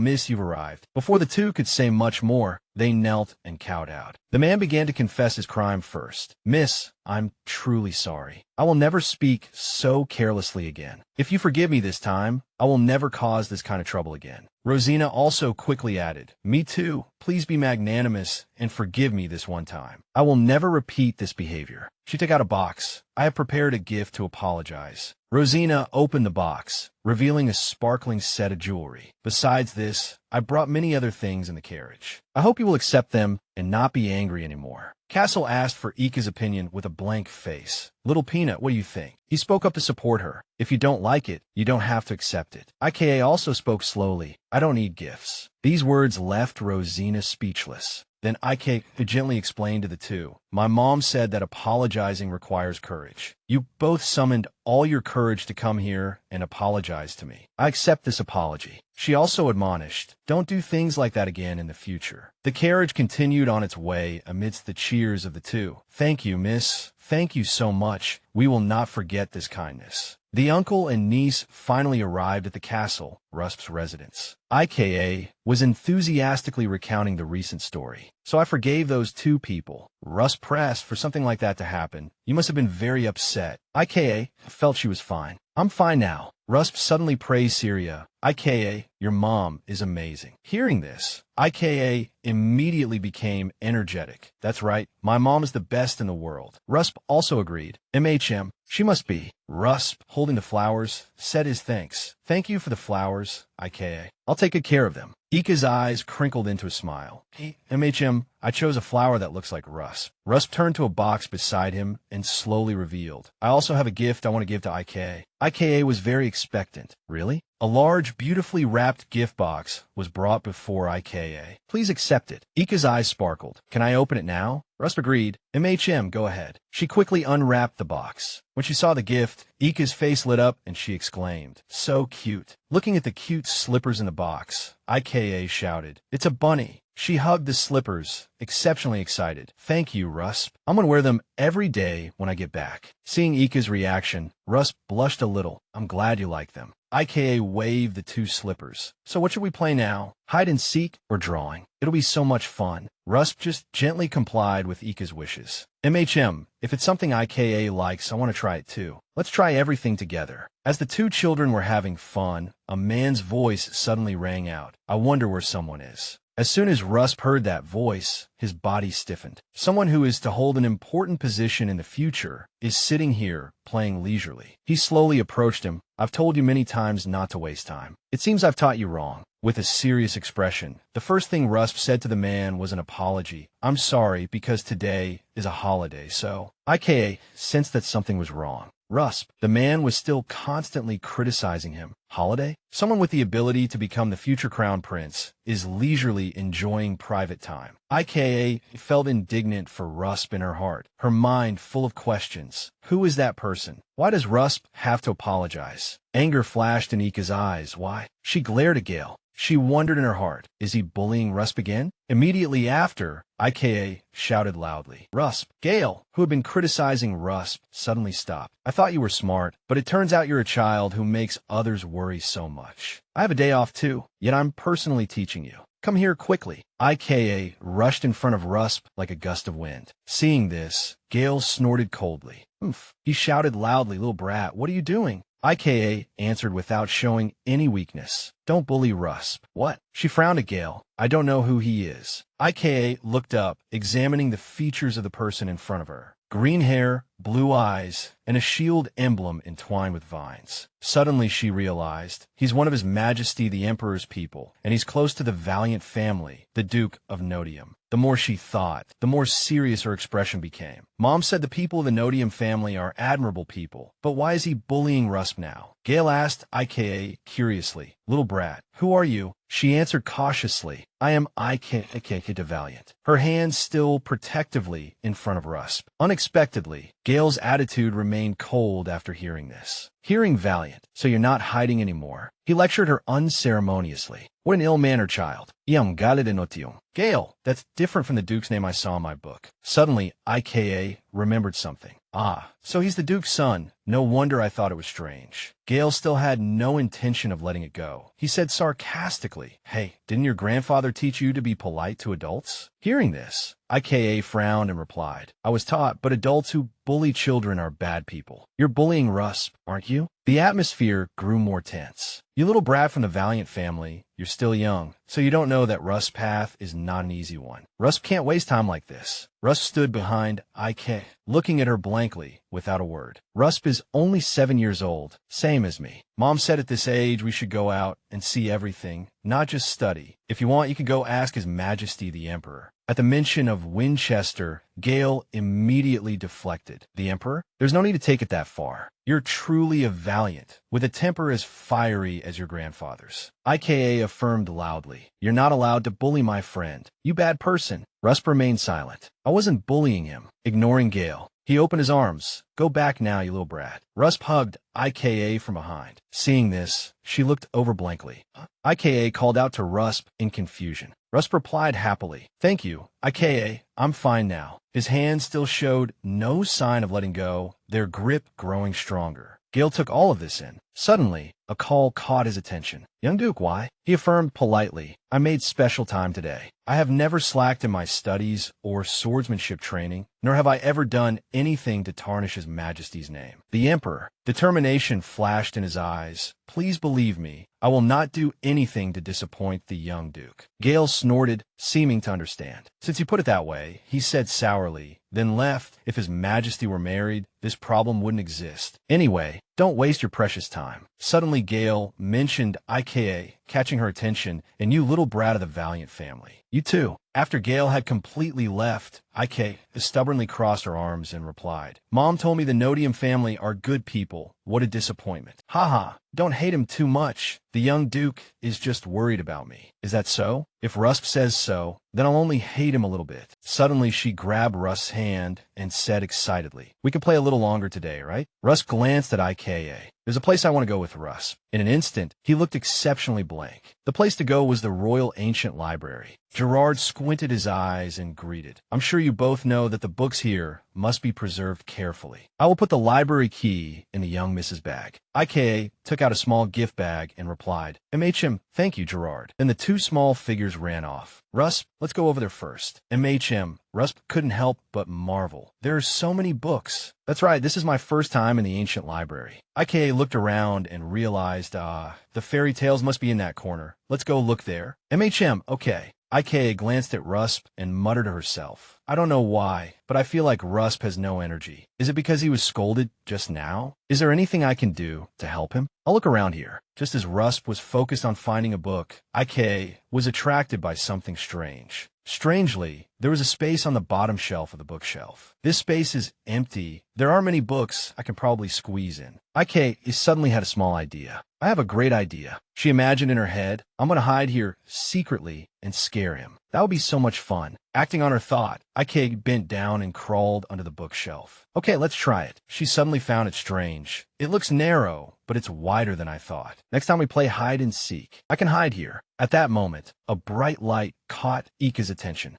There's a passage on the other side. I'll go out and see. On the other side, Russ called out blankly. Ika, I've searched all over here. He frantically looked around for Ika. Dusk fell on the cold stone floor. Russ shouted frantically, Marquis Kamai. Master Castle glanced at his pale face. Gerard asked blankly, White Peanut, what's wrong? Gerard stammered, Master, Mississippi Little Peanut, did she go home? Hearing this, Castle replied loudly, Miss Ika is missing. What? Rusp quickly recounted the situation. She suddenly disappeared while we were looking for books. I've searched the entire library, but I can't find her anywhere. I'm sorry, it's my fault. Suddenly, a steady pair of hands rested on his shoulders. Castle gently comforted White Peanut. It's not your fault. Don't tremble, come with me. Rusp squeezed his eyes shut to stop the tears from falling. Yes. Then Castle urgently instructed Gerard. Call the soldiers to the ancient library. Yes. He wondered in his heart as he rushed forward. Where did you disappear to, Little Peanut? The more Castle thought, the more worried he became for Ika. Please be safe. A guard fell down in pain. He frowned and advised, Marquis, please calm down. I have mobilized all the troops in the castle, and they are searching for the young miss. They will definitely. At that moment, Castle's face darkened several shades. Don't get in my way. The guard still pleaded earnestly. Even so, you can't. How can you rush before His Majesty? Such an act could be considered treason. Winchester glanced to both sides. He said, no more, move aside. You can't. Winchester stepped forward to persuade Castle. Calm down. I swear on my honor, I will definitely find the child. So, just wait a little longer. Suddenly Castle interrupted loudly. Hey. He glanced coldly at the person beside him. Do you think I wouldn't dare to kill you? Castle said bitterly, if you hadn't given that child the key, none of this would have happened. Winchester bowed his head in acknowledgement. Yes, I'm sorry, I was too rash. But Ika will be fine. Please trust me and wait a little longer. Hearing this, Castle rushed over and grabbed Winchester by the collar. Wait a little longer? She's missing because of the key you gave her, and now you're telling me to trust you and wait here? He said bitterly. Do you want me to watch my niece follow in her mother's footsteps? The others stopped Castle in horror. Marquis, what are you doing? Winchester said in a low voice. If you don't trust me, then trust Syria. He said firmly to the man before him. The key to the ancient library was left by Syria for Ika. Syria would never let Ika fall into danger.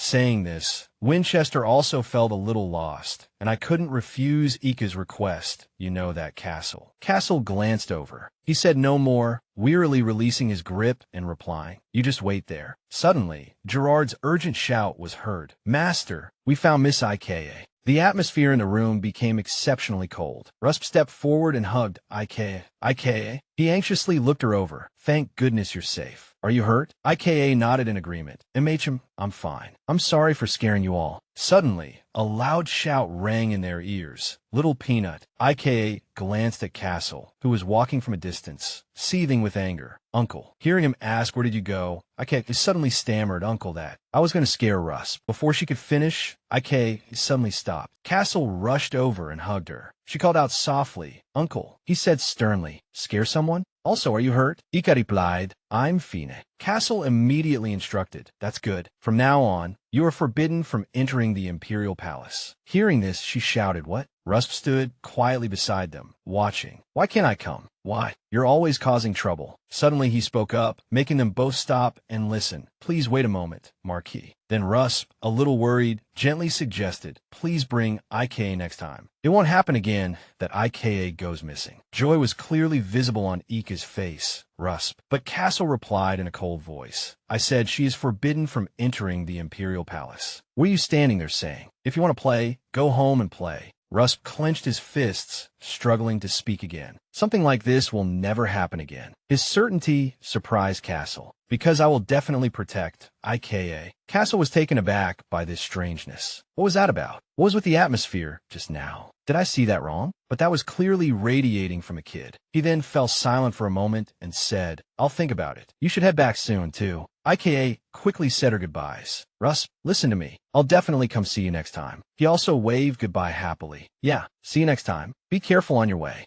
Then she collapsed into Castle's arms. Sorry for lying to you, but I couldn't just say it like that. Who would believe what happened just a few hours ago? Looking at the pink rabbit in front of her, IKA was thrilled. It's a rabbit. This strange rabbit wore a monocle over one eye and stared at her intently. Suddenly, a voice rang out. Who are you? IKA was startled upon hearing it. Ah, did that little rabbit just talk? The voice continued. Who else would it be but me? Lepus narrowed his eyes, moved closer to her, and spoke again. Do you know Syria? IKA was surprised, thinking, does this little rabbit know my mom? Lepus asked back in surprise, Mom? After figuring it out, his eyes lit up, and he greeted her happily. So you're Syria's daughter. It's a pleasure to meet you. I am Lepus, a friend of Syria's. IKA touched her chin. I never thought Mom would be friends with a rabbit ghost. Lepus immediately got angry. What? I'm not a ghost. Then he looked at the clock nearby.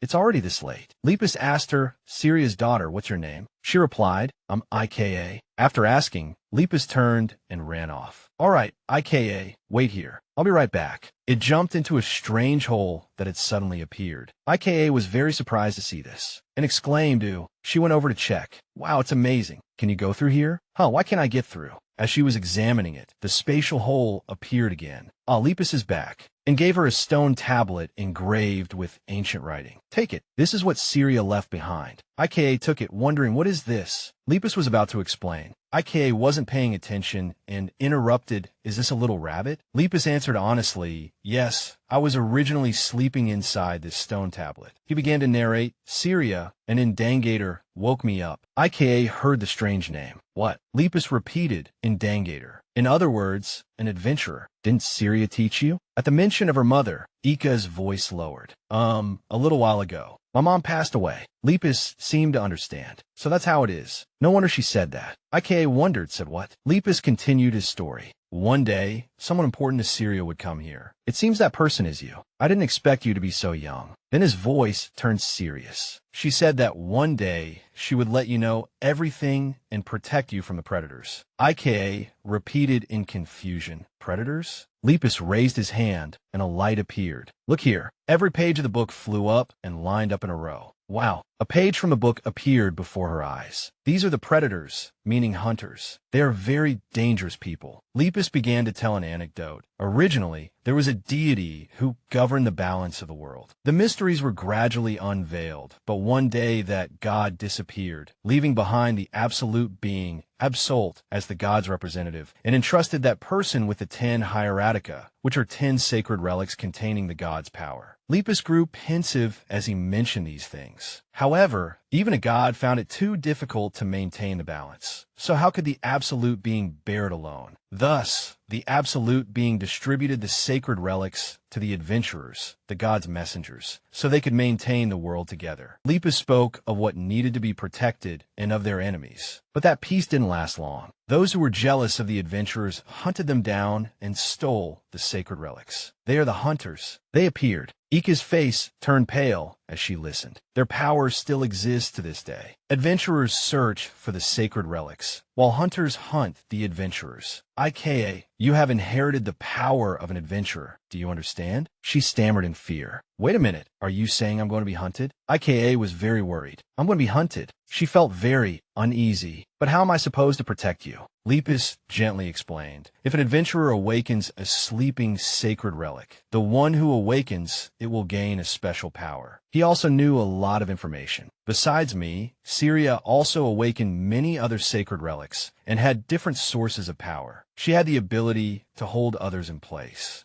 For a period of time. Lepus continued to add, and the ability to avoid the rain. This was the first time IKA had heard of this. My mom had such an ability? That's amazing. She suddenly realized something strange. After eating the gem my mom gave me, I seem to have gained the ability to foresee the future too. Is this an ability everyone has? Lepus couldn't help but feel curious. Ate what? Castle spun around abruptly. He stared with wide, surprised eyes.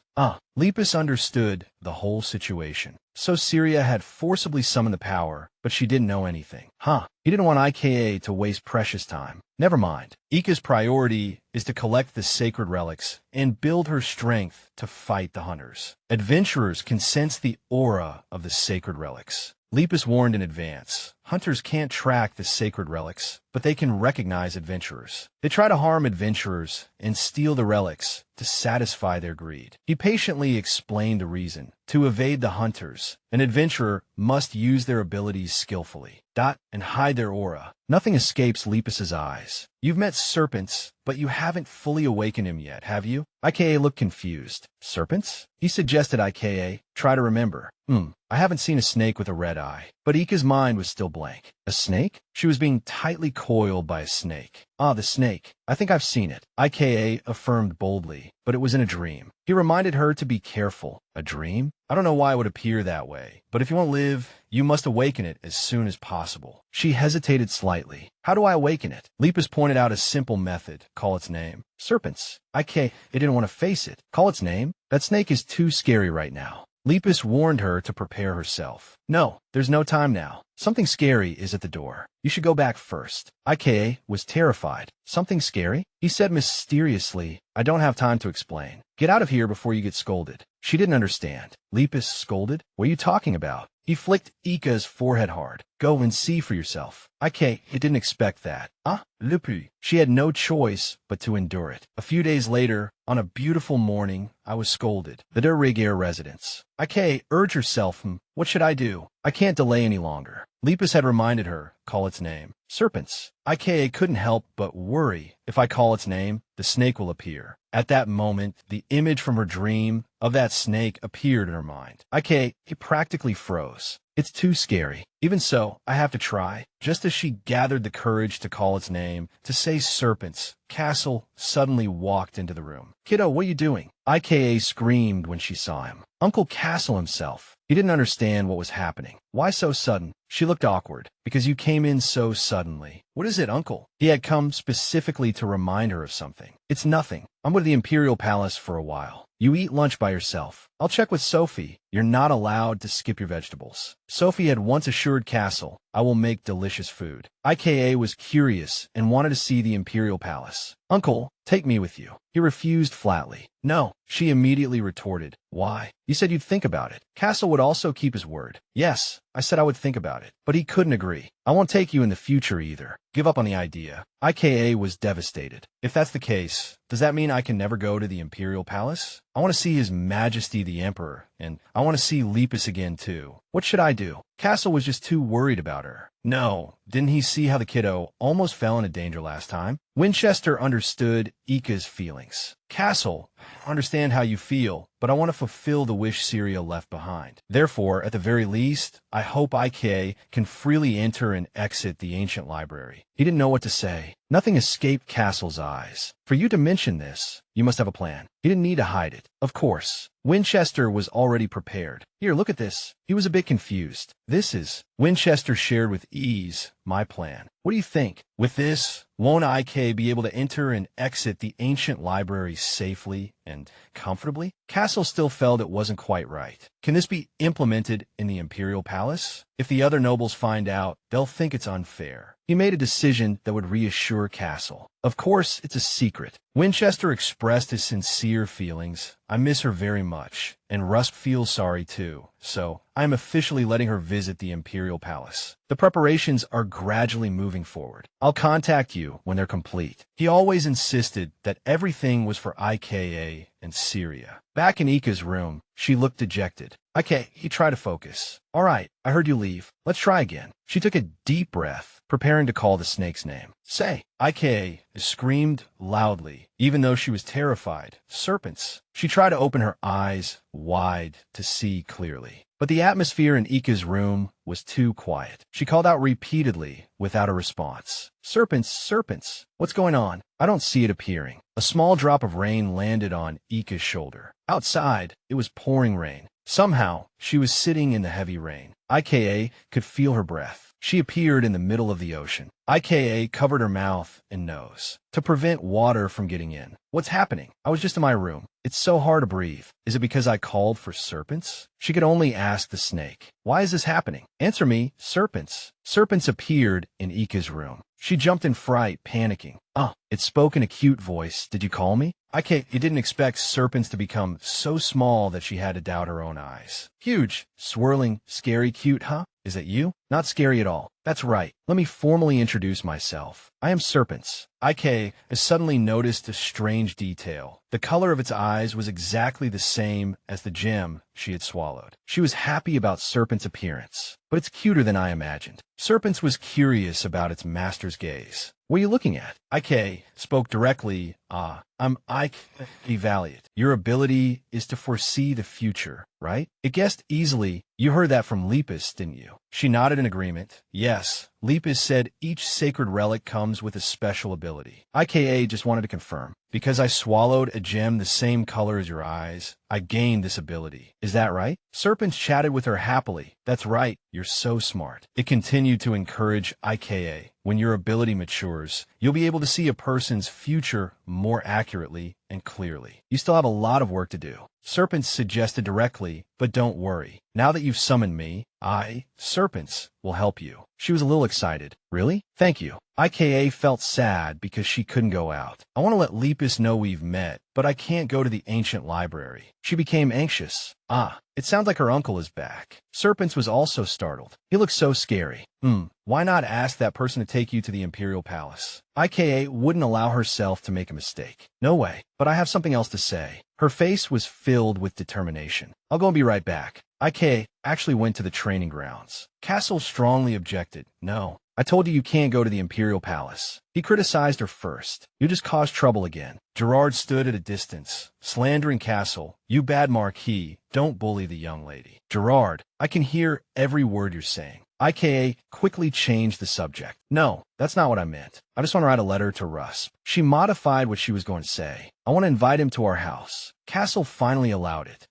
Inviting him to our house is fine, I suppose. She replied politely, thank you, uncle. He intended to discipline her, so I had to be well-behaved in return. Starting next week, I'll hire a tutor for you. You're about the same age as the person who'll be teaching. Study obediently and don't cause trouble. IKA felt wronged, but couldn't prove her innocence. Do you think all I do every day is cause trouble? She gave an awkward laugh. Uncle, there's something I want to ask. Castle was willing to listen. What is it? IKA expressed her wish. I want to go see the house where I used to live with Mom. Can you take me there? She thought to herself, maybe Mom left something behind in that house. Just like Lepus and going to the ancient library are very important, I have to check this side out as well. He didn't show any reaction. Castle turned and walked away. Later, when it's safer, I'll take you. She followed him excitedly. Really, uncle? IKA was about to discuss it more, but he cut her off. Don't add a bunch of strange conditions. Do you know how much it costs to get your uncle to lift a finger? She answered naively, oh, it's okay. I have something very valuable too. Ika's face turned red. If you listen to me, I'll give you a kiss on the cheek. Castle must have been stunned. What? He scratched his head awkwardly. What does a kiss have to do with this? Those two knights wanted IKA to kiss their cheeks. Because it's you, you get the kiss all to yourself. Marquis, that's not fair. You should share something so good with us. You should reflect on yourself. Castle shouted, so noisy. It turned out she really trusted her mom. Mom said my kiss is worth 1 million gold coins and told me to use it every time I ask you for something. It's super effective. He was helpless, but could only endure it. That's Sister Syria. Syria had already made a deal in advance. Because it's you, I'll only charge you 20,000 gold coins, you know. Castle compromised. If that's the case, I don't even need to look to know. You want to double it. All right, if you kiss me twice, I'll reconsider. IKA found it unbelievable.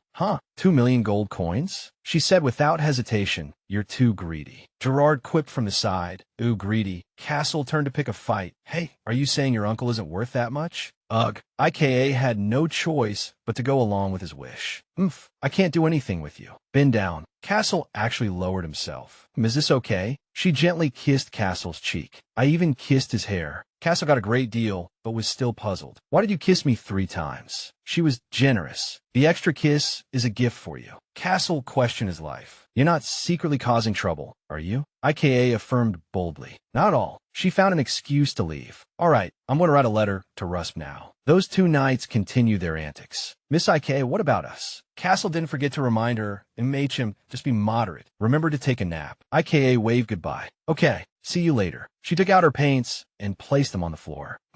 IKA quickly wrote an invitation letter. Rusp, how have you been lately? I wanted to play with you a little longer, but the time was too short, so I feel very sorry. So she listed some familiar activities. I'd like to invite you to my house to play. What do you think? Let's make a delicious cake together and have fun together. IKA sincerely hoped he would agree. We can also explore the garden, and there are many other fun games. It will definitely be fun to play together, so I'll be waiting for your reply. She sealed the letter in a red envelope. Your friend, IKA. Rusp received Ika's letter. The imperial palace was designed magnificently. He quickly opened the letter and read it. Rusp must have felt the friendship in it. Ricardo suddenly spoke. Is that a letter from Miss Valiant, the one we met last time? He hesitated before calling him father. He asked bluntly, what does the letter say? Rusp answered truthfully, she invited me to play at her residence. Ricardo replied coldly, is that so? He couldn't help but worry. The former prime minister's illegitimate daughter suddenly appears. Something isn't right. Ricardo strongly objected. You are not to go. He could only obey. Yes, he forbade it absolutely. If it's not necessary, don't ask why. Do not go. Ricardo turned to leave. Knowing that is enough. I'm leaving. Leaving Rusp stunned in his spot. Father, he shouted bravely. It is necessary. This made him stop in his tracks. What? Rusp argued righteously. The Valiants are a family on His Majesty's side. I believe we should interact to strengthen the relationship between our families. He continued to reinforce his point. Besides, I owe the young lady a favor. Ricardo reminded Rusp of his status. Because you're getting close to a Valiant, you've forgotten your position. Don't forget, you are the one who will become the crown prince. His whole body was trembling. Yes, but Marquis de Rigueur is not like the rumors say. There is much to learn from him. I will not neglect my studies, training, or anything else. So, please allow me, father. He hadn't expected this. The boy had never once disobeyed him. Ricardo agreed for the time being. Do as you please. However, do not do anything to bring shame upon the Calpodia family. Rusp smiled brightly. Yes, thank you, father. He was still trembling. This is the first time I haven't followed father's wishes. It's really scary. But Rusp remembered her image. I can see IKA again. He could feel it clearly. It seems the more I see IKA, the more I can change myself. Rusp smiled happily. I don't hate this. There was only one wish in his heart. I want to see IKA soon. Rusp was a little confused. That's what I was thinking, but he stood there blankly. Rusp saw IKA falling into the lake. If he had known IKA would be in such danger, he would have rushed to her. Rusp took all the blame on himself. Then, maybe it would have been better if I hadn't come. Only ripples remained on the water's surface. The huge mansion was magnificently decorated. He had already combed his hair neatly. Rusp was really happy. Hello, IKA. Thank you for inviting me. He wanted to hand it to IKA. This is a gift for you. She replied with a smile. Thank you, Rusp. IKA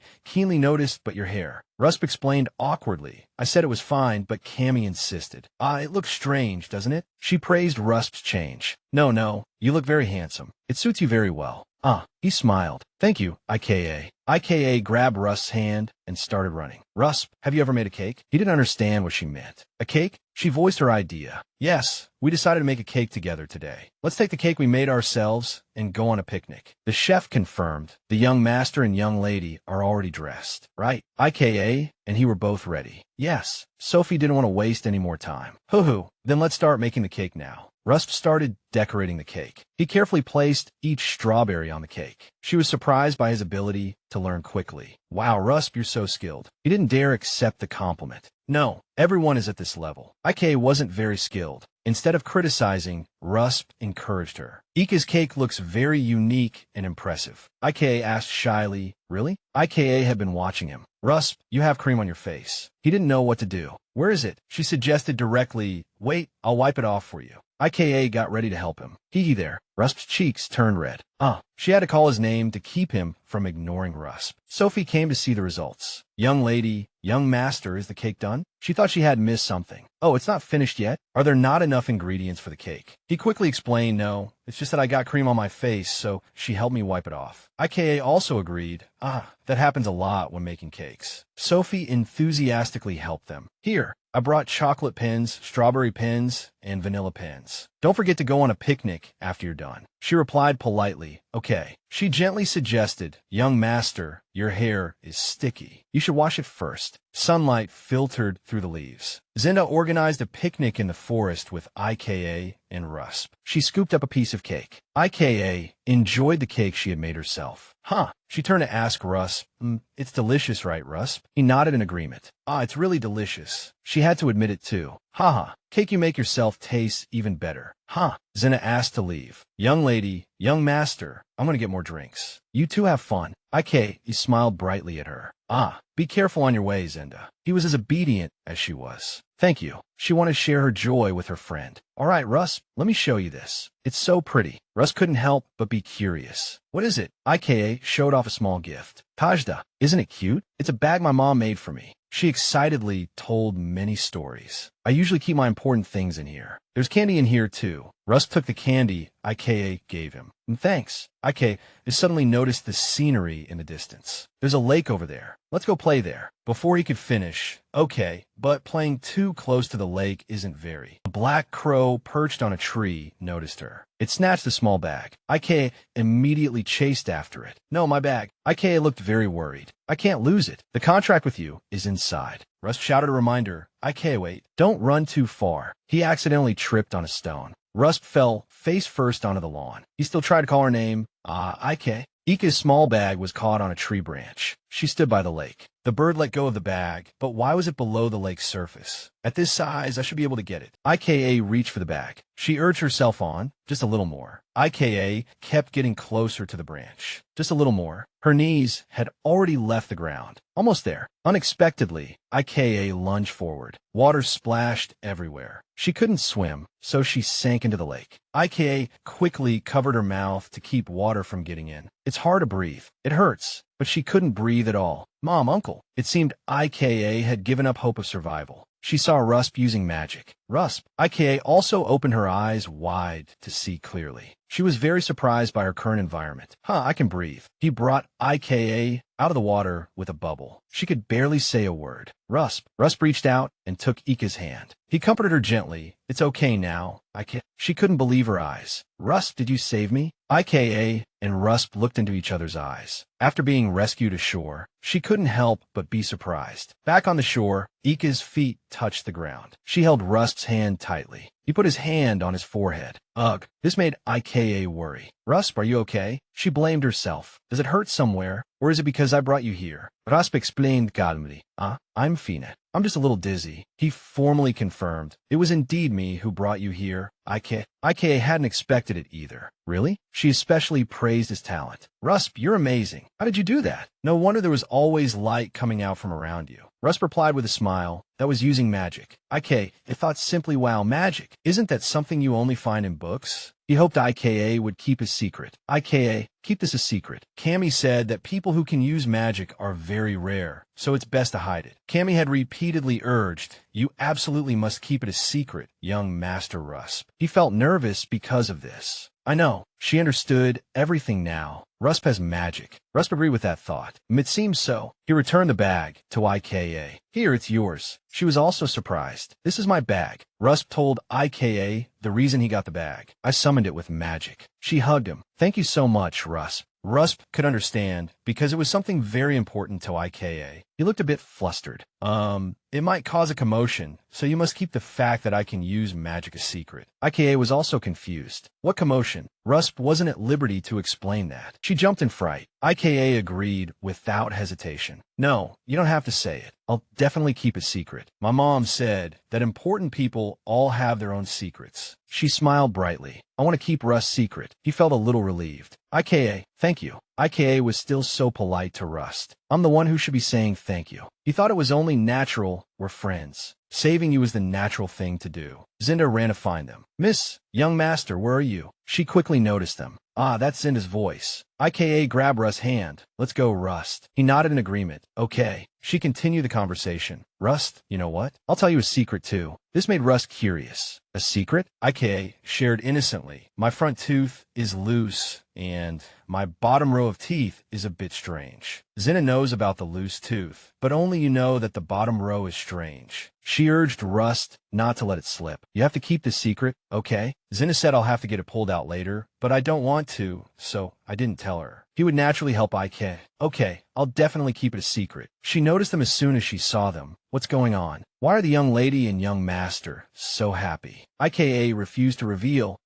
It's a secret. The candle was lit, and the teacher posed a question. All right, Princess IK. What is the answer to this question? She quickly understood. Yes, the answer is the 3rd year of the next empire. Coil praised IKA highly. Correct. Very good. The princess's comprehension is excellent. The historian Coil Veneta said, all right, the rest is for homework. I have something I want to tell you. She was a little surprised. What is it? Coil had some information. It seems the next imperial language teacher had a small accident, so that teacher won't be able to make it today. IKA had been looking forward to it, so I won't get to see them today. He gently comforted her. Yes. What a shame. Coil ended the lesson. Well then, I'll take my leave, princess. Don't forget to do your homework. IKA also liked this teacher. Okay, please take care. I want to see you again, so please don't get sick or injured. Serpents suddenly appeared. IKA, I told you not to use your power for things like this. It constantly scolded IKA. You must prioritize your own safety. Only use your power when necessary. IKA became flustered. I'm sorry, I was wrong. She couldn't confide in anyone. Every day I beg you to take me to the imperial palace, but you always refuse. Rust has also been busy lately, so I haven't been able to see him. So I started special training with serpents. Thanks to the hard work, I've forgotten more about how to use my powers. But serpents declared solemnly, you still have a long way to go. It couldn't suppress its anger because IKA was too worried about her uncle, causing the range of her precognitive abilities to narrow. If this continued, IKA wouldn't be able to sense danger when she encountered it. This was a big deal. I knew it. IKA didn't dare defy it. I'll try harder. While training in a corner of the mansion's garden, serpents kept urging, all right, practice and practice again. If you want to see the future as you wish, you must learn to read auras. She tried hard to stay focused.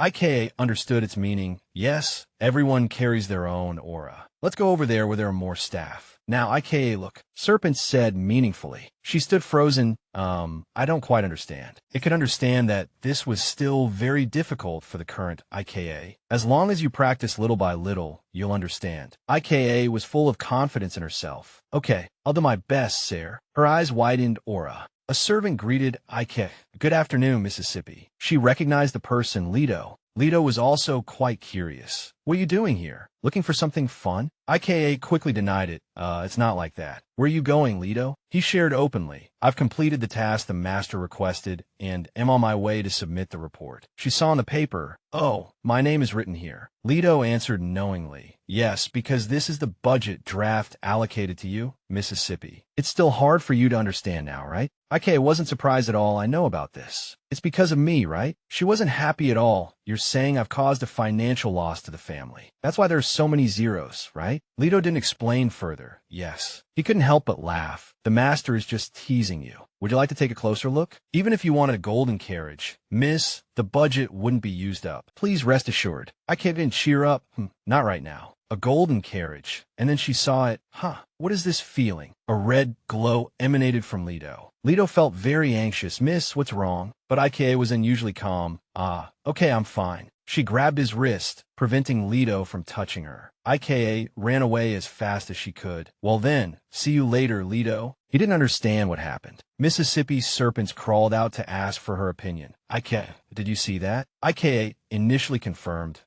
I saw a red light coming from Leto. That's the aura, right? It answered affirmatively. That's right. She still didn't understand, but I didn't see the future. Serpent suggested IKA look at the person's back again. She immediately turned her head to look. A vision appeared in Ika's eyes. Serpents kept asking, did you see the future? If she made up her mind, she would definitely do it. Serpents, you have to help me. Someone threw away the blank paper on the desk. Castle berated loudly. What kind of work is this? I said it had to be finished today, because I'm going to the territory tomorrow. Leto tried to explain. I clearly left it on the desk. He became even more furious. So the document grew legs and knew how to run away? Leto promised to finish it. I'm sorry. I'll finish the report by tomorrow. The door to the room closed. He returned to his room dejectedly. I've already worked overtime, and now I have to pull an all-nighter. IKA hid around the corner, observing. That should be enough, right? Serpent smiled brightly. Yes, at least for tonight. She held the information in her hand. All right, now IKA decided to take action.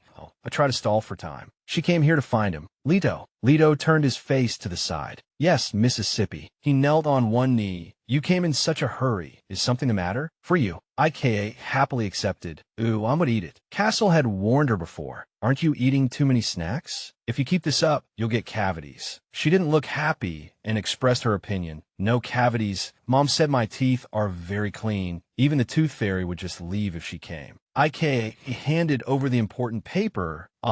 Now is not the time for that. Look at this. The contents inside made him even more confused. What is this? On the 12th at 8:56 p.m., he used a weapon to threaten and kidnap B, a woman in her 30s, and fled. At the same time, near Orphaned, late at night, 3 strange villains attacked a brown-haired man with crude weapons, causing injury. She specifically emphasized, there are a lot of thieves recently. They break into empty houses, steal things, and hurt people. IK seemed to have foreseen this. Therefore, before Leto went home, he had to check if anyone was there. Leto wasn't too convinced. Castle felt aggrieved. Hey, little one, aren't you worried about him? He bowed deeply to appease her. Haha, so you were worried about me. Thank you, Mississippi. I may look like this, but I'm strong. IKA still had to remind him. It's okay. I'm not kidding. Leto really has to be careful. What if the thieves hurt Leto? Whoa. He picked her up directly and left. I get it. Stop getting in the way. Go play with Zinda. You're too busy. IKA screamed. Uncle, put me down. Uncle Castle was already prepared. Starting tomorrow, you'll stay at your grandfather's house. I'll send teachers over, so study hard there. She didn't understand why he hit her weak spot. I have to go to the territory. You'll only stay at your grandfather's for a week. I'm not taking you with me. Don't even think about it. Ika's voice was weaker than before. TCH, I get it. She said nothing. IKA looked dejected. Did I do well? Serpents comforted her. Yes. Although you didn't listen to the warning, you stalled for enough time, so it'll be fine. She prayed silently in her heart. I've done my best. I just hope Leto is safe. Night enveloped everything. Leto rode home leisurely on his horse. He also felt that today was a bit unusual. The young lady's behavior was different from usual. She kept coming to the office. It was as if she wanted to stall for time. Maybe because she's young, the young lady is curious. Leto decided to listen to her. Even so, I'm glad the young lady is worried about me. To be safe, I should be more careful from now on. The young lady's intuition is sharp. He opened the door to his house, but there wasn't a single glimmer of light inside. Leto sensed something was wrong. He quickly chased after someone. Something flew over the roof. Leto looked out the window and saw the thief running away. He was stunned for 5 seconds. What's going on? Only now did Leto jolt in shock. Could it be? Leto rushed up the stairs. He also guessed the situation. The drawer locks were all broken. Leto saw that the situation was out of control. Is someone targeting something? I must report this to the Marquis. The mansion glittered in the light of dawn. Castle was very surprised. Someone broke into the house? He had already arranged for people to investigate. Yes, I thought it was an urgent matter to report, so I came back. Judging from the traces left behind, there were about 3 people. I've already sent people to pursue them. Leto raised his guard because I listened to the young lady. I was very careful. I'm so glad. Castle immediately gave an order. All right, take a guard with you now. He was not happy at all.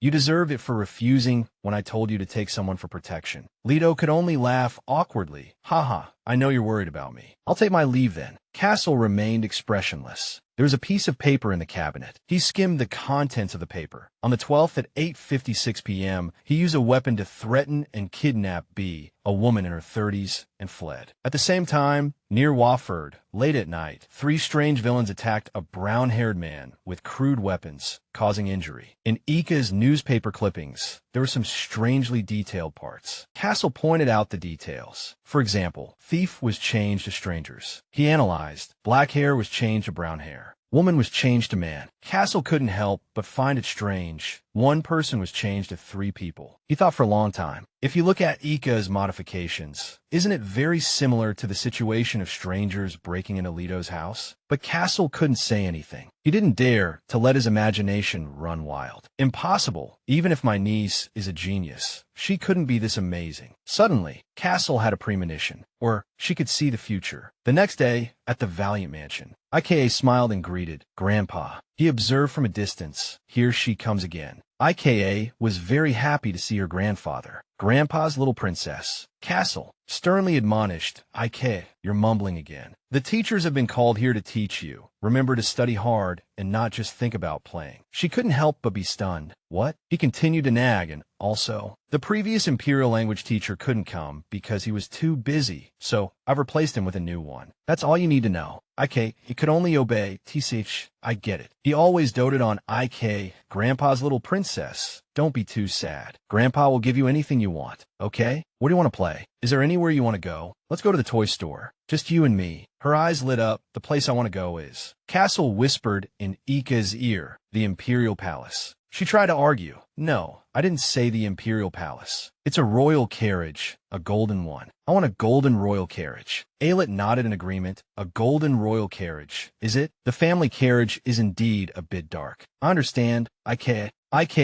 prayed in her heart. A small one, a small one. Grandpa, I'll use it for my dolls. A small doll. She screamed in her heart. I don't need a golden royal carriage. I was going to ask Grandpa to take me to the Imperial Palace, but he's here, so I can't say it. He smiled brightly. All right. Grandpa understands. Grandpa will have it made for you. Then Aelith continued.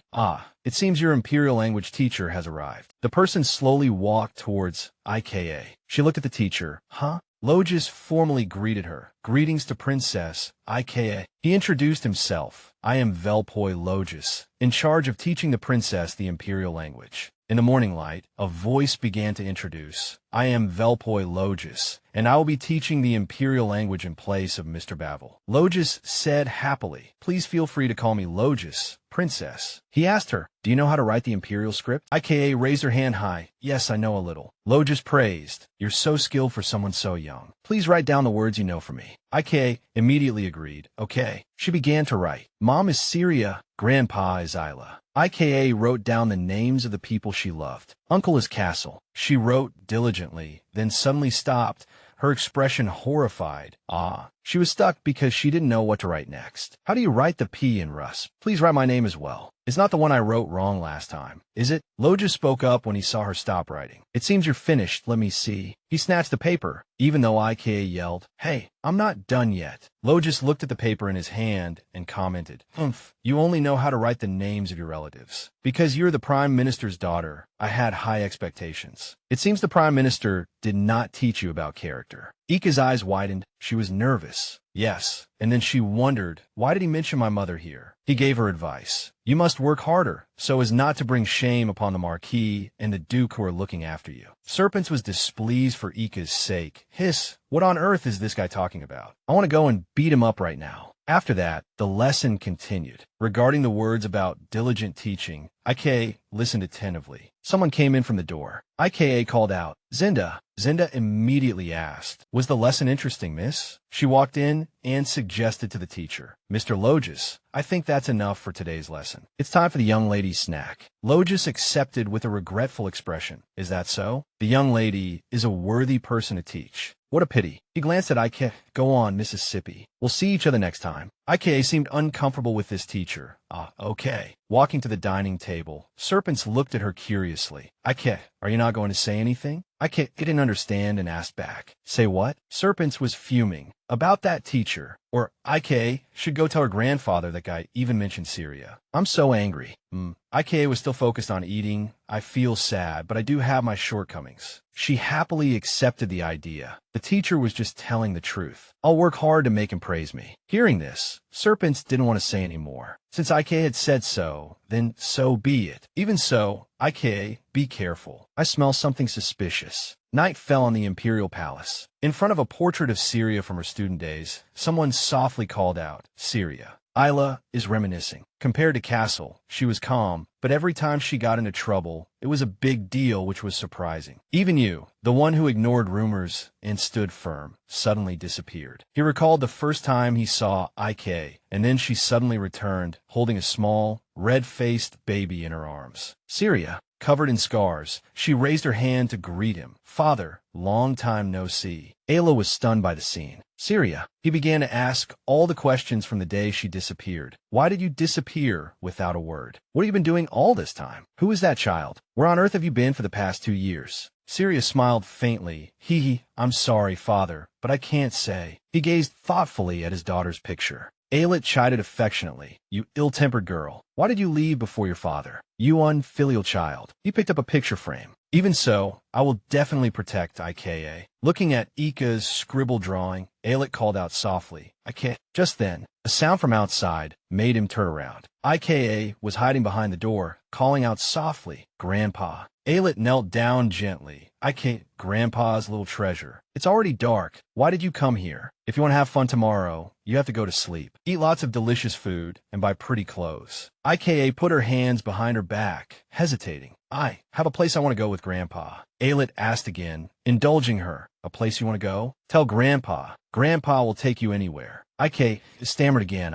Then she mustered all her courage and proposed. I want to go to the Imperial Palace. When Ayelet heard that place, he looked worried. The Imperial Palace, child? The Imperial Palace. He remembered Castle's instruction. If the little one begs to go to the Imperial Palace, you must absolutely not allow it. Don't go soft. Ayelet immediately became flustered. If you want to read books, there are other places besides the Imperial Palace. You know our valiant family has a library too. But Ika couldn't accept it. No, I want to go to the ancient library to read. Ayelet panicked again. What? She repeated, it has to be the ancient library. Ika pouted, her eyes wide, looking pitiful. I want to read in the place my mom left for me. Ayelet sighed, child. He asked again, do you really want to go that much? Ika's eyes were as bright as stars at that moment, answering with her gaze. Ayelet's heart softened too. Then you can only play in the ancient library. Can you promise Grandpa that? Ika raised her hand to make a pinky promise with him. Yes, I promise. It's a secret. Grandpa can't tell Uncle. Ayelet immediately agreed. All right.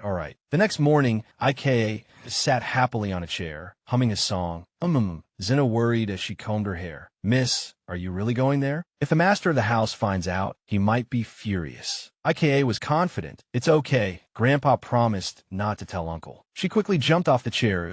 Avo. She turned around and said with a brilliant smile, thank you. My hair and clothes are very pretty. Thank you, Zinda. I'm off. I'll be back soon. Zinda reminded her, I'll wait. You have to take this. Ika remembered, and her face turned pale. In the magnificent building, a name tag hung around Ika's neck. Castle Delager. She seemed very unhappy about it. It's too flashy. You've got to be kidding. Over here, Ayelet was talking to a guard. Bring the other person over. The other party obeyed. Yes, sir. Then he bent down and knelt. He handed her the key. Ika, this is the key to the ancient library. The old. Count Halo has some business to attend to, so Grandpa is going to talk for a bit, and we'll be right back. Ika ran over and kissed Ayelet on the cheek. Okay, thank you for bringing me here, Grandpa. See you later. Ayelet was stunned by his granddaughter's cuteness at this moment. In this moment, Ayelet wanted to rush to Ika's side. I really can't leave. How can I just leave my little treasure and go? The guard stopped him. Your Grace, you must go. He resisted. Let go of me, Hein.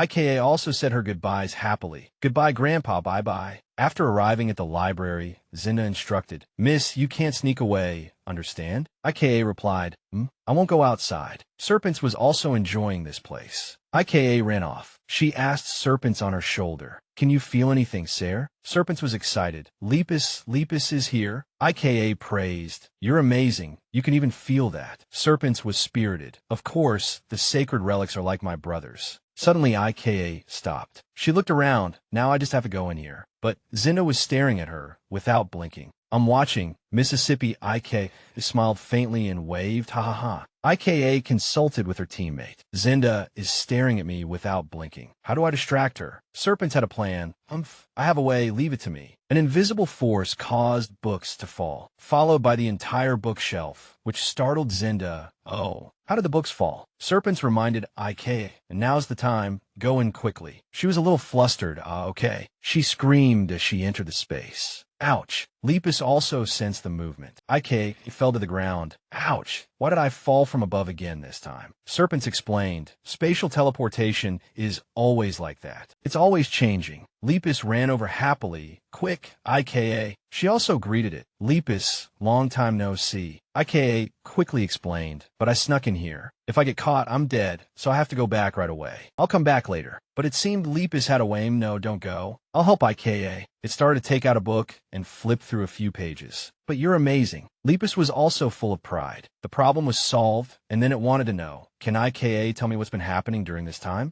Ika told Lepus what had happened. Ika looked at the book carefully and began to read the ancient text with concentration. The pages contained important information about the hunters and how to identify them. Lepus nodded and continued to explain the characteristics and abilities of the hunters to Ika. Lepus asked in surprise, "You can see the future clearly? You've really grown up a lot." Ika praised serpents. Yeah, Sarah was a big help. Hearing its name, serpents competed with Lepus. Ahem, unlike someone who's trapped in here. Lepus denied, "I don't know who you're talking about." Ika wanted to get angry at them. "Are you two fighting? You have to get along." Ika immediately returned to the topic. "More importantly, I have something I want to ask you. You said I have to collect the sacred relics and fight the hunters, right? How do I identify the hunters? And if I meet them, how do I fight?" Lepus coughed a few times. "Right, I'll explain." It started hopping around looking for something.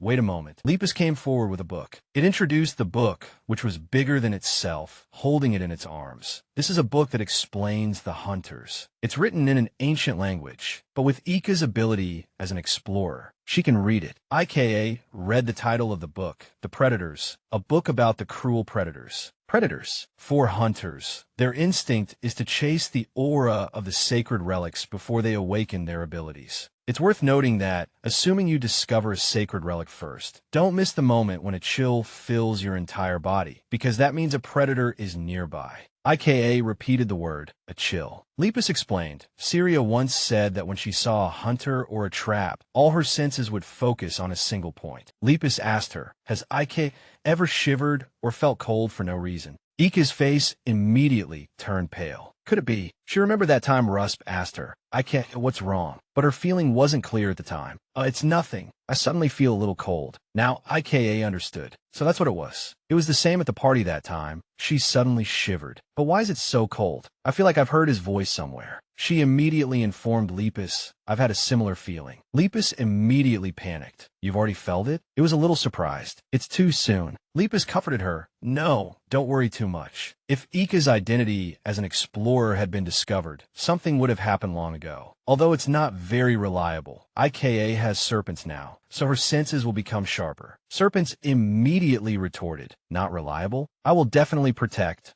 Ika. Lepus looked at the clock and said with a slight reproach, Really? Is it this late already? It notified Ika. Ika, you have to go back. If time passes too quickly, the afterimage will become strange. Ika replied, I know, I'm going now. As she turned, Lepus called out to her, before you go, there's one more thing. Ika turned her head, What is it? Lepus said something seemingly irrelevant. Serpents, what's with your voice and way of speaking? Serpents shrieked as if it had been caught red-handed. Eek. The two started arguing again. Shut up. I'll swallow you whole right now. If you're so tough, then try it. What was up with you just now? What was up with me? Lepus explained, Your voice was originally much deeper than this, and you don't usually speak in such an unpleasant way. Serpents was angry at being judged. Unpleasant way of speaking? It's not that bad, is it? Ika was worried. Sarah, is it true? Serpents blushed. It couldn't be hidden anymore. Serpents explained shyly. Ika was very scared when she first saw me. I thought if I spoke in a gentle way,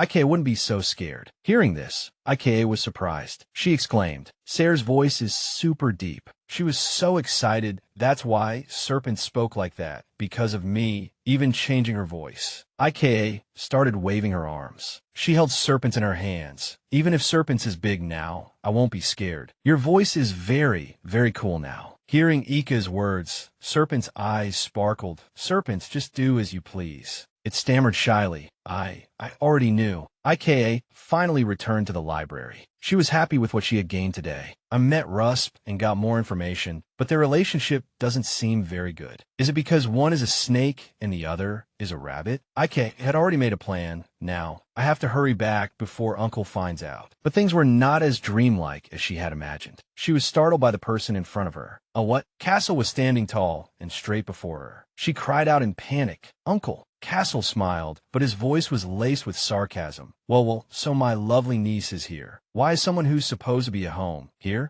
Ika trembled, her face turning pale. How did you know? Castle called out Ika's full name. Ika devalued. Didn't I tell you what would happen if you didn't listen? Ika tried to smile awkwardly and play dumb. Ha. What was it, Uncle? I don't remember anything. At this moment, Castle was like a demon king. Let me help you remember. IKA was speechless, especially that. She was immediately grabbed by the collar by Castle. Ugh. IKA was taken away in front of her two companions. Aelek couldn't stop her grandfather. Sorry. Okay. Zena also watched helplessly. My lady, I'm sorry. Ika's tears overflowed like a stream. I don't like this. The carriage traveled on the night road. IKA sat in the carriage, her heart heavy with worry. I thought as soon as I got on the carriage, Uncle would scold me. She was absent-minded. Why wasn't Uncle saying anything? A multiple-choice question appeared in her mind. Castle de Rigueur, 25 years old. Uncle has been silent for 30 minutes. What will you do? Pacify Uncle. Curry favor with him. Uncle forgot to scold. Pretend to forget. Then she prayed silently in her heart. Please say something. After some internal struggle, IKA hesitated. Uncle. She opened her sparkling eyes. Are you angry? Her choice was pacify Uncle, curry favor with him. Castle immediately said loudly, You're still talking. He looked at IKA, but couldn't bring himself to scold her. She secretly breathed a sigh of relief. Very effective. Uncle's anger has subsided. Castle could only sigh at this niece of his. He stroked her head, his voice tinged with helplessness. What am I going to do with you? Looking at Castle, she guessed. Uncle's expression relaxed. It seems his anger has dissipated. He snuggled into Castle's arms. This took him by surprise. She laughed happily. He. Castle didn't understand. What are you laughing at? IKA answered confidently. Because I like you, Uncle. Then she asked, But why did you come back so early, Uncle? Castle replied casually. Rumors about a little peanut not listening to her uncle and running all over the place have spread throughout the neighborhood. IKA immediately retorted, You're lying. I stayed obediently in the ancient library. Castle wasn't quite convinced. Really? He asked about her behavior while he was away. Were you good while I was gone? IKA was very confident. I was very good. IKA hunched her back and called out softly, But Uncle, although it's nice to be with Grandpa. She smiled brightly. I still missed Uncle more. Hearing these words, even Castle blushed a little. All right, that's enough. IKA giggled. She seized the opportunity. Uncle, you've already forgiven me, right? Castle saw through the little one's intentions. Not yet. IKA flattered him again. I don't like being scolded, but I like that Uncle came back so quickly. Castle was helpless against this little mouth of hers. There she goes again. In the morning, while Castle was still fast asleep, a pair of small feet had already started moving. IKA pounced directly onto Castle. Uncle, good morning. Castle was startled. Gak. He immediately grabbed Ika's dress. Oof. Castle lifted IKA with one hand. Hey, short legs. I told you not to wake me up in the morning. I didn't like the nickname. I'm not short legs. After that, she thought it was quite nice. It's quite fun up high. Uncle, try swinging me. Castle didn't know what to say. She was enjoying it too much, wasn't she? She whined again coquettishly. But Uncle, I'm hungry. Let's have breakfast. Castle had no choice but to comply. All right, I'll come out after I get dressed. You go to the dining room first, okay? In the castle's dining room, the servants were serving the food. Upon seeing him, the servants immediately bowed. Oh my goodness, the master has arrived. Castle asked for the whereabouts of IKA and the little peanut. She immediately ran to him from behind. Uncle, you're so fast. Castle questioned, Little Peanut, you said you wanted to eat breakfast. Why are you only coming now? She was holding a piece of paper in her hand. Her face was radiant. I want to get this. Look, Uncle, there's a museum here. IKA, Remembered Serpents, said the museum has everything. Maybe there will be a sacred relic there. I can't miss this chance. She held the paper closer for Castle to see. There are lots of strange and interesting things there. Can you go with me, Uncle? Castle asked again. Is it interesting? IKA used her ultimate coquettish skill again. H.M. I don't know. I've never been to a place like this before. Can I go with Rusp? Castle refused her. I haven't said you can go yet. IKA sobbed, but in the end, he agreed, fine. Then Castle proposed a condition. Give me about 2 million gold coins, and maybe I'll consider going. IKA answered immediately without hesitation. It's always 2 million gold coins. She leaned over and gave Castle a kiss on the cheek. Castle warned her, if you cause any trouble, I'm bringing you back immediately, understand? IKA smiled happily. Okay. Uncle, can I go with Rusp? Castle agreed. Yay, send a letter. Ika's meal became exceptionally delicious. I'm full. I have to tell serpents. The museum. I'm so excited. The magnificent castle was greeted by the gentle sunlight. Before anyone could be seen, Ika's voice was heard. Castle complained, "What are you doing? Only coming out now?" She covered her mouth and urged, "Let's go quickly, uncle. Rusp is waiting for me." Castle sensed something was off. He asked her, "Why are you covering your mouth like that?" Ika looked like she'd been caught doing something wrong, shaking her head repeatedly. No, it's not loose at all." Castle asked in confusion, "What's loose?" Ika retorted again, "Nothing, don't worry." Back to 30 minutes earlier. Zinda was checking her teeth. This tooth is looser than last time. It's about to fall out. She wanted to announce it. "I have to tell the master." Ika didn't want to know. Absolutely not. If Uncle finds out, he'll make me pull it out right away. Besides, what if Uncle makes fun of me for being a short-legged girl with no front teeth? Zinda smiled brightly and explained, "I'm sorry, my lady, but it's proof that you're growing up fast. Wouldn't it be better to tell him?" Ika pleaded with Zinda. "Even so, can we tell Uncle later?" She imagined being mocked by her uncle as a toothless shortlegs. How pitiful. Gulp, whoa. She covered her mouth, lost in thought. Zinda said it's okay, but Uncle will definitely not pass up the chance to make fun of me. Castle had been observing her, feeling confused. What's with this kid all of a sudden? I absolutely cannot let Uncle find out. Finally, they arrived at Rusp's residence. Ika immediately skipped inside. Wow, we're here. Castle reminded her, "Don't run too fast, little peanut." Just then, someone called her. Ika. Oh, it's Rusp's voice. She also called out his name, Rusp. Rusp smiled in greeting.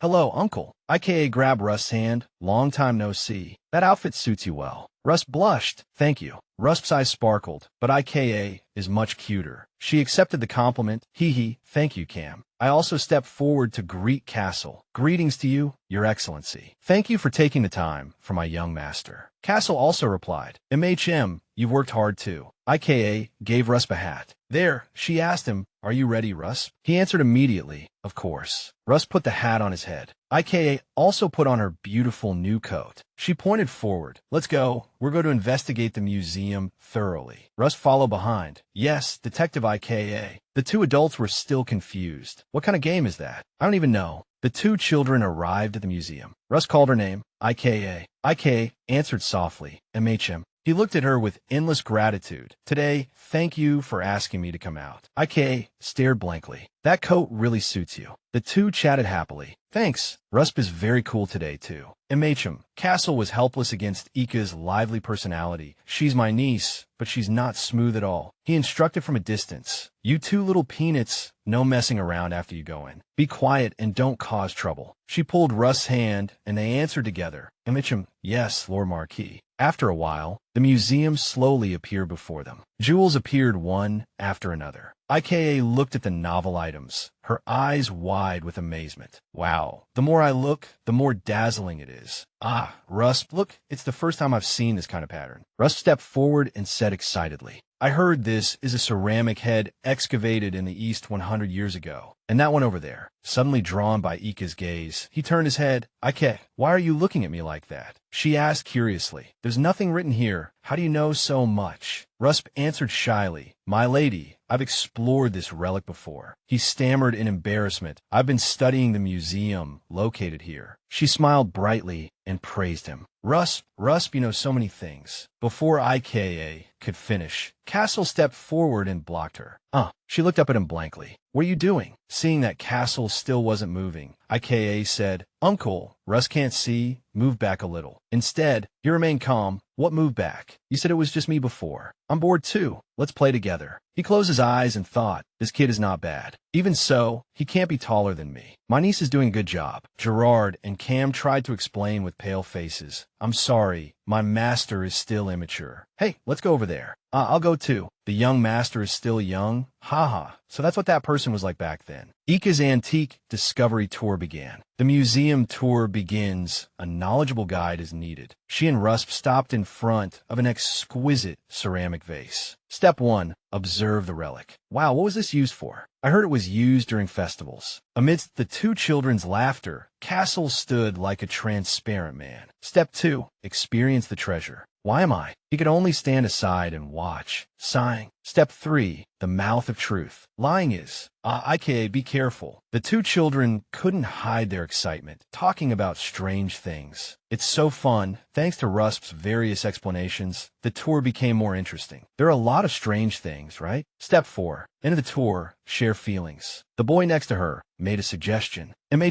Now let's go buy souvenirs. Suddenly, IK stopped in a small corner. This feeling. She looked up at the item hanging on the wall, her face full of excitement. Wow, this horseshoe decoration looks so shiny. It's so pretty. Behind IK, a figure in the dark had been observing IKA. I must buy it as a souvenir. She gradually sensed something, and her breathing became heavy. Who? A pair of hands suddenly reached for IKA. Suddenly feeling a chill, could it be? She turned around quickly, thinking it's the hunter. Her face subconsciously turned green. IKA flinched. The hunter is here. I have to get out of here before the hunter finds me. Seeing her standing there stiffly, Castle asked, "Why did you suddenly freeze up?" Rusp also chimed in with concern. "Are you okay, IKA?" IKA forced a smile to reassure everyone. "It's nothing." She tried to convince herself, "It's okay. I can change the future." He glanced at her, as if understanding something. "Let's go. Didn't you say you wanted to buy souvenirs?" In her subconscious, IKA called out softly, "Sir, just now." Before she could finish, Serpents answered decisively, it's the hunter. We'd better avoid them first. IKA, try to find a way to leave. I'm going to the restroom, and I'll be right back. You guys go ahead." Castle refused coldly. "What? Don't go alone." With a hint of panic, she quickly left. "It's okay, Uncle. I'll be back in a moment. Please give me the horseshoe decoration on the left of the display case." Before Castle could finish speaking, IKA had already hurried away. "What? Hey, little peanut." At that moment, he noticed a suspicious point.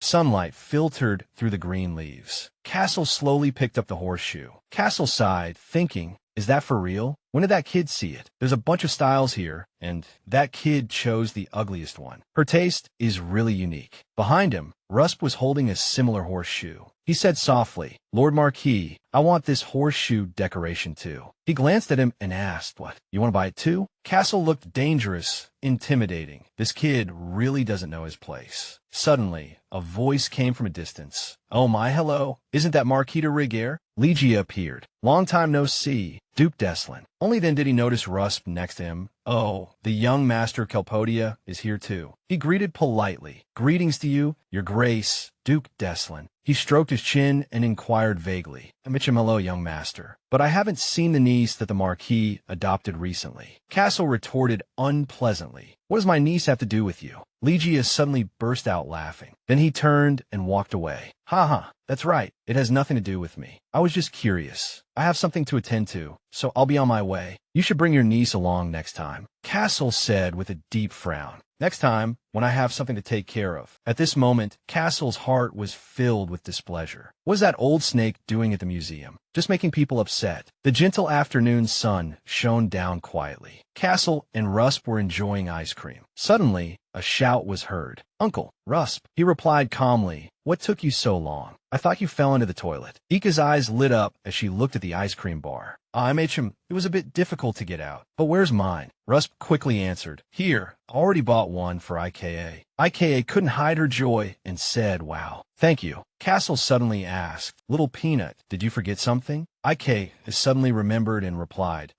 "My souvenir." Rusp's small hand quickly extended here. She looked at the object in her hand, feeling it was a bit unusual.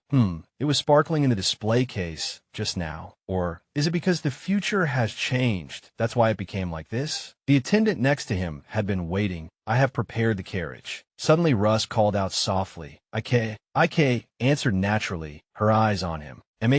Russ said with a happy face, "I had a lot of fun today. Next time, I'll take you to a very fun place." He looked at IKA with sparkling eyes. "Will you go play with me again?" She smiled and nodded in agreement. "Okay, I'll be waiting." IKA continued, holding her ice cream. "I promise." Scene change. The next day, IKA was chatting with Serpents. They watched her stroking the object and guessed, "It's probably too old." IKA smiled and denied. "No, it's very sturdy, sir." Serpents looked up, saying with some regret, "It's a pity we didn't find any sacred relics at the museum. I didn't think we could find one so easily." But she still replied with a smile, "Even so, I'm happy to have such a cool souvenir, right? And we also avoided the hunter. IKA did a great job that day. Let's keep it up in the future, okay?" Suddenly a voice rang out. My lady, this is Belfoy Logis. May I come in? Ike, they said happily. Ah, the teacher is here. Logis placed a book on the table and said with a smile, Today, I have prepared materials based on the previous test. My lady just needs to copy the words from the paper to the notebook and practice them once. She replied obediently, Okay, taking notes diligently under his supervision. MHM.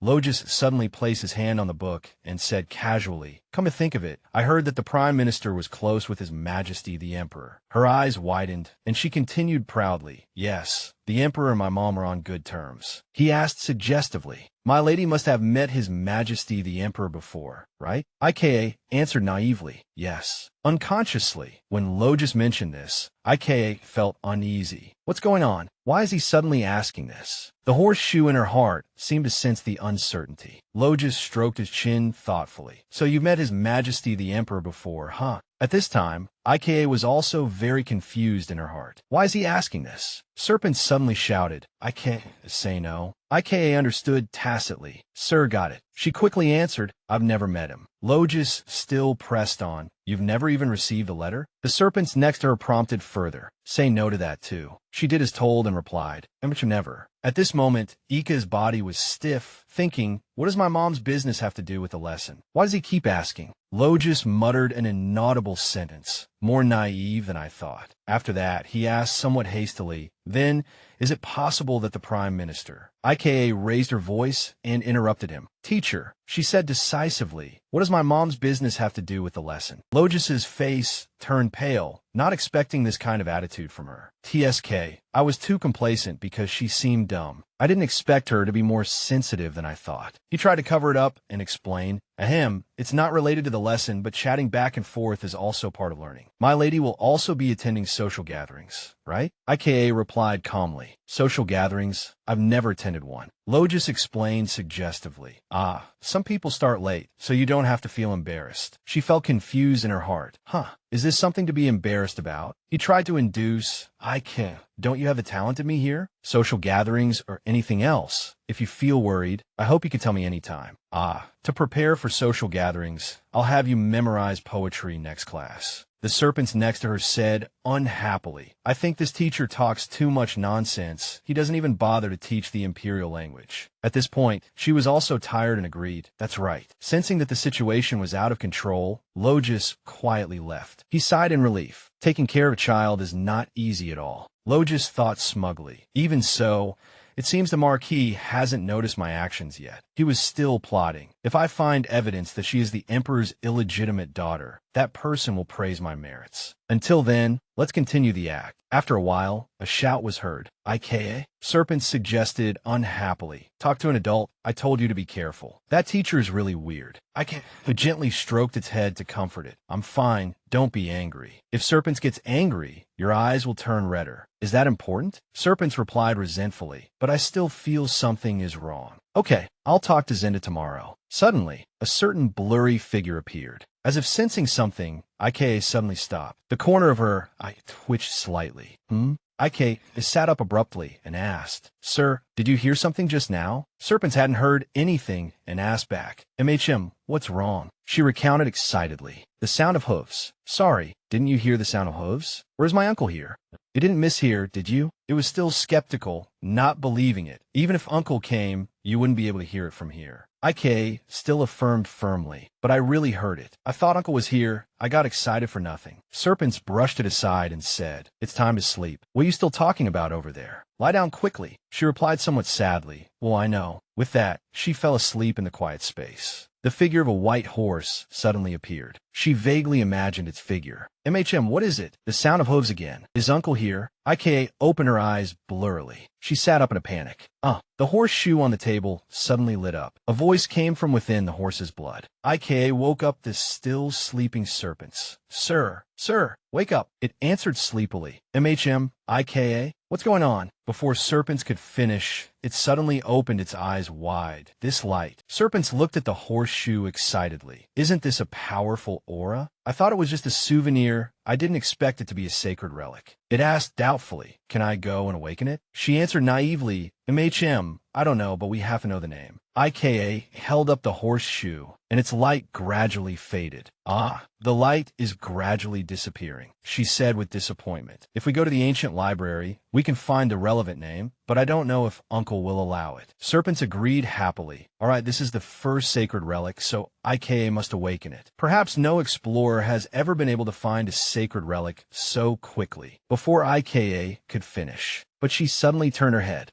Castle suddenly appeared in front of IK. Uncle, he interrogated her suspiciously. What are you doing? Not sleeping? She answered naively. It's really Uncle this time. I just woke up. Did you just arrive? Castle got straight to the point this time. MHM, IKA had no choice but to comply. I couldn't sleep. Castle picked IKA up and threatened. If you often sleep this late, you'll become a short legs before you even grow up. She grabbed his clothes and replied, no. Zinda said, I'm developing well. I'm even taller than Rusp. Castle frowned and quipped, they're just little peanuts at best. Your seat is just slightly bigger. He suddenly bent down, observing suspiciously. MHM. In the dim light, Castle asked suspiciously, why are you looking at me like that? IK said hesitantly, Uncle, there's something. He seemed to have foreseen it and interrupted. What else? You want to go to the Imperial Palace? IKA was surprised by Castle's words. How did you know? He said helplessly. These days, is there anything else besides I want to go to the Imperial Palace? She tried to curry favor with him to get permission. Uncle, why are you so handsome? I really want to go. Uncle, can you take me? Castle also had to take her somewhere. Really? Before you sleep, let me show you something first, okay? IKA asked curiously, MHM, what is it, Uncle? He was vague. You'll know when you see it. She still tried to ask, where are we going? In the study, a faint secret room was vaguely visible. The further down they went, the more the lights flickered as if they were about to go out. IKA trembled in Castle's arms. The basement? Uncle, I heard from Zinda that there's nothing fun in the basement. He replied, there is now. He took each step with a rhythmic pace. Suddenly, IKA noticed a strange light opposite them. A pillar emitting a strange light came into view. A huge structure flashed past. IK, lying in Castle's arms, asked curiously, what is this? Are you planning to build a secret base? He sighed and explained, what would I build that for? This is a spatial teleportation tower. You can use it to go directly to the ancient library. Castle looked at her and said, now I don't need you to go to the Imperial Palace anymore, right? IKA asked in surprise, why aren't you stopping me anymore? Castle said coldly, why else? Even if I say you can't go, you'll go beg Grandpa and sneak out anyway. If I stop you, will you not go? She guiltily turned her head in another direction. Winchester's figure flashed in her mind for a moment. Don't go sneaking around and get hurt. Use this. It's a gift to you from your uncle and the Emperor. IK snuggled into Castle's arms and called out, His Majesty the Emperor. He said helplessly, why do you always leave your uncle out? Do you know how busy I was making it? That kind of ordinary thing wouldn't stand a chance. She suddenly spread her small hands. IK hugged Castle tightly and said happily, wow, Uncle is the best. I love you. He said with a reproachful voice.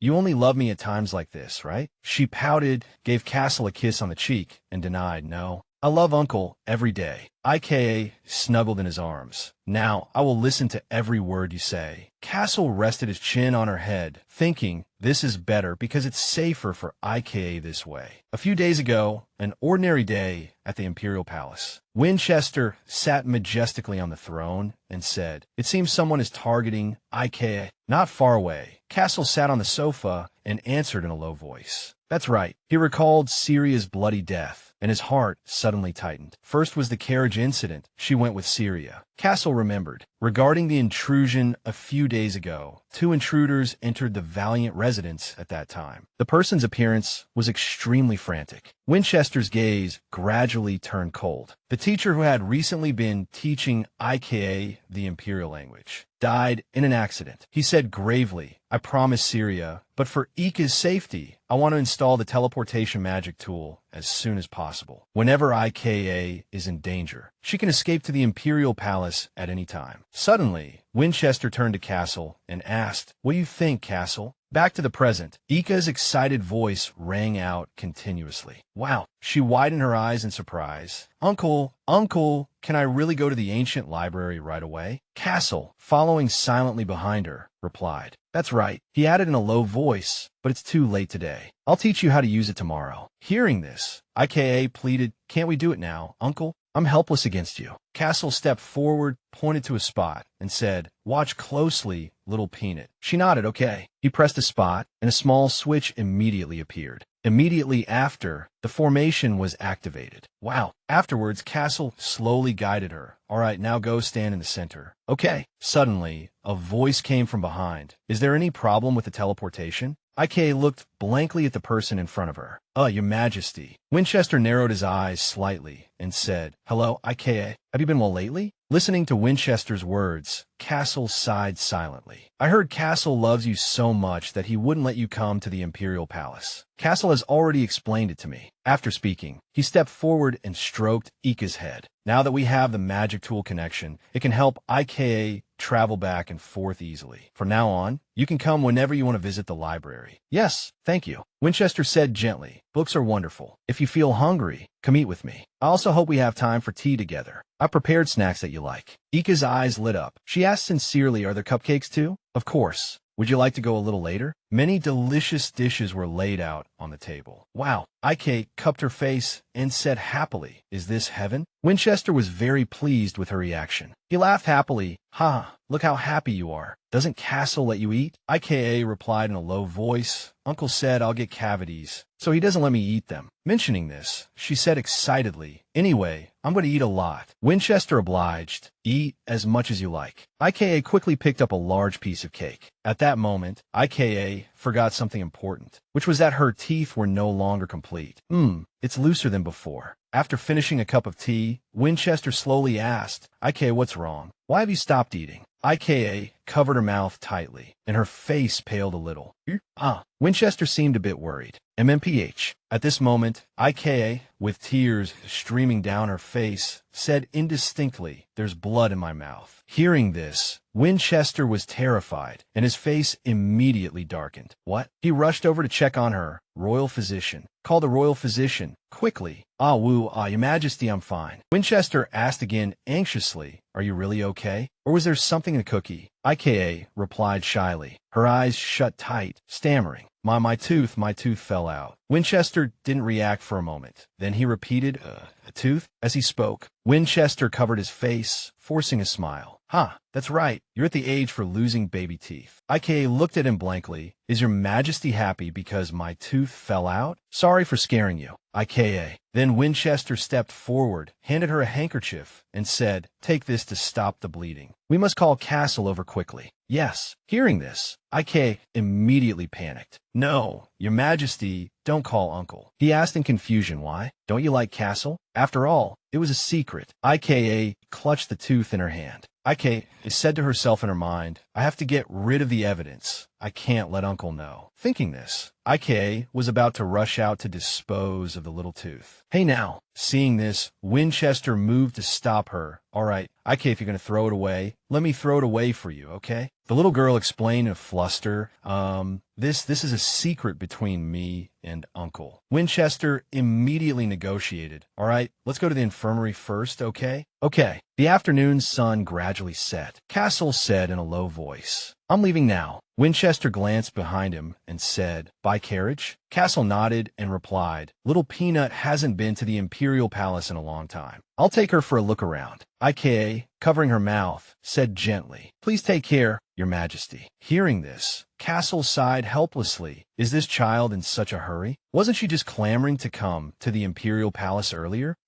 Suddenly, Winchester turned and looked at him pointedly. Castle, I have something for you. Castle frowned and replied, "What is it?" Winchester gestured lightly to Castle. "I promise not to tell, but I'd feel too bad if I kept it a secret." Castle asked back suspiciously, "Is it something special?" Despite this, Winchester smiled leisurely and meaningfully. "Absolutely. You have to open it when you get home." Castle replied, baffled. "This is unsettling." The carriage started to move. Through the window, I can eagerly admire the sunset. Wow, the weather is so beautiful. Before long, the wheels rolled back to the villa. From a distance, Winchester's parting words were heard. "Hey, little Peanut, remember to change your clothes, and don't forget to write back to White Peanut." Hearing this, Castle wondered to himself, why isn't Little Peanut's pronunciation as clear as usual? Or am I mishearing things? Night fell, and IKA sighed in relief in her heart. So tired, she stretched out on a large bed, clothes changed, letter written. Time for bed now. Suddenly, Serpents appeared and reminded her, you have to test that thing." You finally noticed, huh? Serpents prompted helplessly, "Those names you found in the library." The memory gradually came back to her, and she exclaimed, "Ah, that's right." Afterwards, IKA walked to the cabinet and took out the horseshoe from before. She carefully observed the piece of paper. Taking a deep breath, IKA began to chant Ujra Kabalu. She tried to say the ancient words out loud. Ahihu Ikushu. After observing for a moment, Serpents asked doubtfully, "Or is it a pronunciation problem?" Hearing this, IKA was a little disappointed. "So I'll never be able to summon it?" Not wanting to give up, she continued to call out loudly, "No way." Equus. Serpents shook its head in boredom. As expected, no reaction. Suddenly, his eyes flickered. The horseshoe and Ika's hand gradually flew up, emitting a strange golden light. Both IKA and Serpents held their breath, watching the light. A tall horse's body appeared. Equus. IKA watched with wide eyes. It was, before long, IKA and Equus were standing face to face. The third sacred relic. Feeling Equus's gaze, IKA realized. Equus actually pouted and snorted loudly. "Humph, what a disappointment." Equus twisted its sore legs and said irritably, "The person who's supposed to be my master. My name is so elegant. Why was the summoning so terrible?" IKA hurriedly explained, well, I wanted to say it right, but I lost a tooth. In the end, Equus also said gently, "Anyway, thank you for waking me." After speaking, it grabbed IKA, startling her. "I have to repay you, right?" Ika screamed.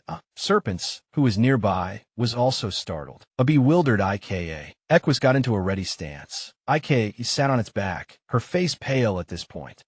Equus shot off swiftly towards the starry sky. In the sky, IKA sobbed and said loudly, "It's too high." A few minutes later, she tremblingly placed her hands on the saddle. Equus shook its head in boredom. "I can go much farther than this." IKA trembled, not daring to think further. "Next time, IKA, are you okay?" At this moment, Equus turned and asked, "Master, what's your name?" She turned her head wearily and replied, "I'm IKA. IKA D. Valiant." It nodded and repeated, "IKA. Oh, what a lovely name." Then, Equus said smugly, "All right, you've summoned me, so what do you think? Try to tell me how you feel." IKA tried to think seriously, my feelings? Then, she replied in a low voice, "Well, your back is harder than I thought. And because it was so high, I was a little scared." But IKA recalled the surprising journey just now, her heart filled with satisfaction. Under the moonlight, Equus sparkled. She nodded in agreement. "The way it runs is really cool." Hearing this, Equus was a bit proud. "You have good taste. I'm cool and handsome, right?" IKA denied it blankly. "I didn't say handsome." IKA looked at it with curious eyes. "What is Equus's ability?" Equus shook its head in boredom. "Didn't Master see it just now?" It said proudly and loudly, "In the blink of an eye, I can reach any place. High mountains, the sea, anywhere." IKA looked at Serpents and asked casually, "Serpents can become invisible, can't Equus?" Equus replied confidently, "Does Master think that's something I can't do? Invisibility is a piece of cake." She mused, "But can only I become invisible? With my ability, little girl." As she spoke,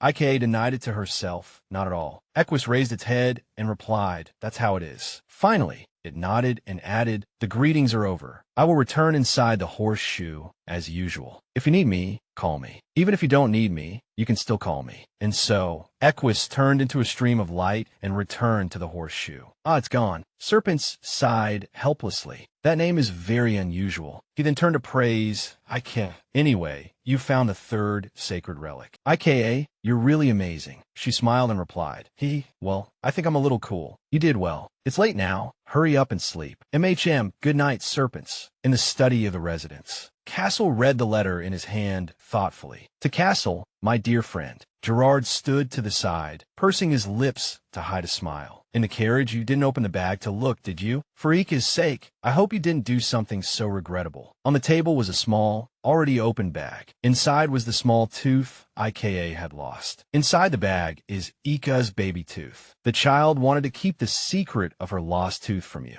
While reading Winchester's letter, don't let the child's new tooth get infected. Castle imagined what he looked like now. From now on, continue to take good care of IKA. I only trust you. Your friend, Winchester. Suddenly, the atmosphere in the room became unusually silent. Gerard said hesitantly, my lord, in the end, the young lady's baby tooth. Before long, Castle's mood gradually worsened. Little Peanut, that child is hiding such an important thing again. He clenched the letter in his hand, his whole body seeming to burn with fire.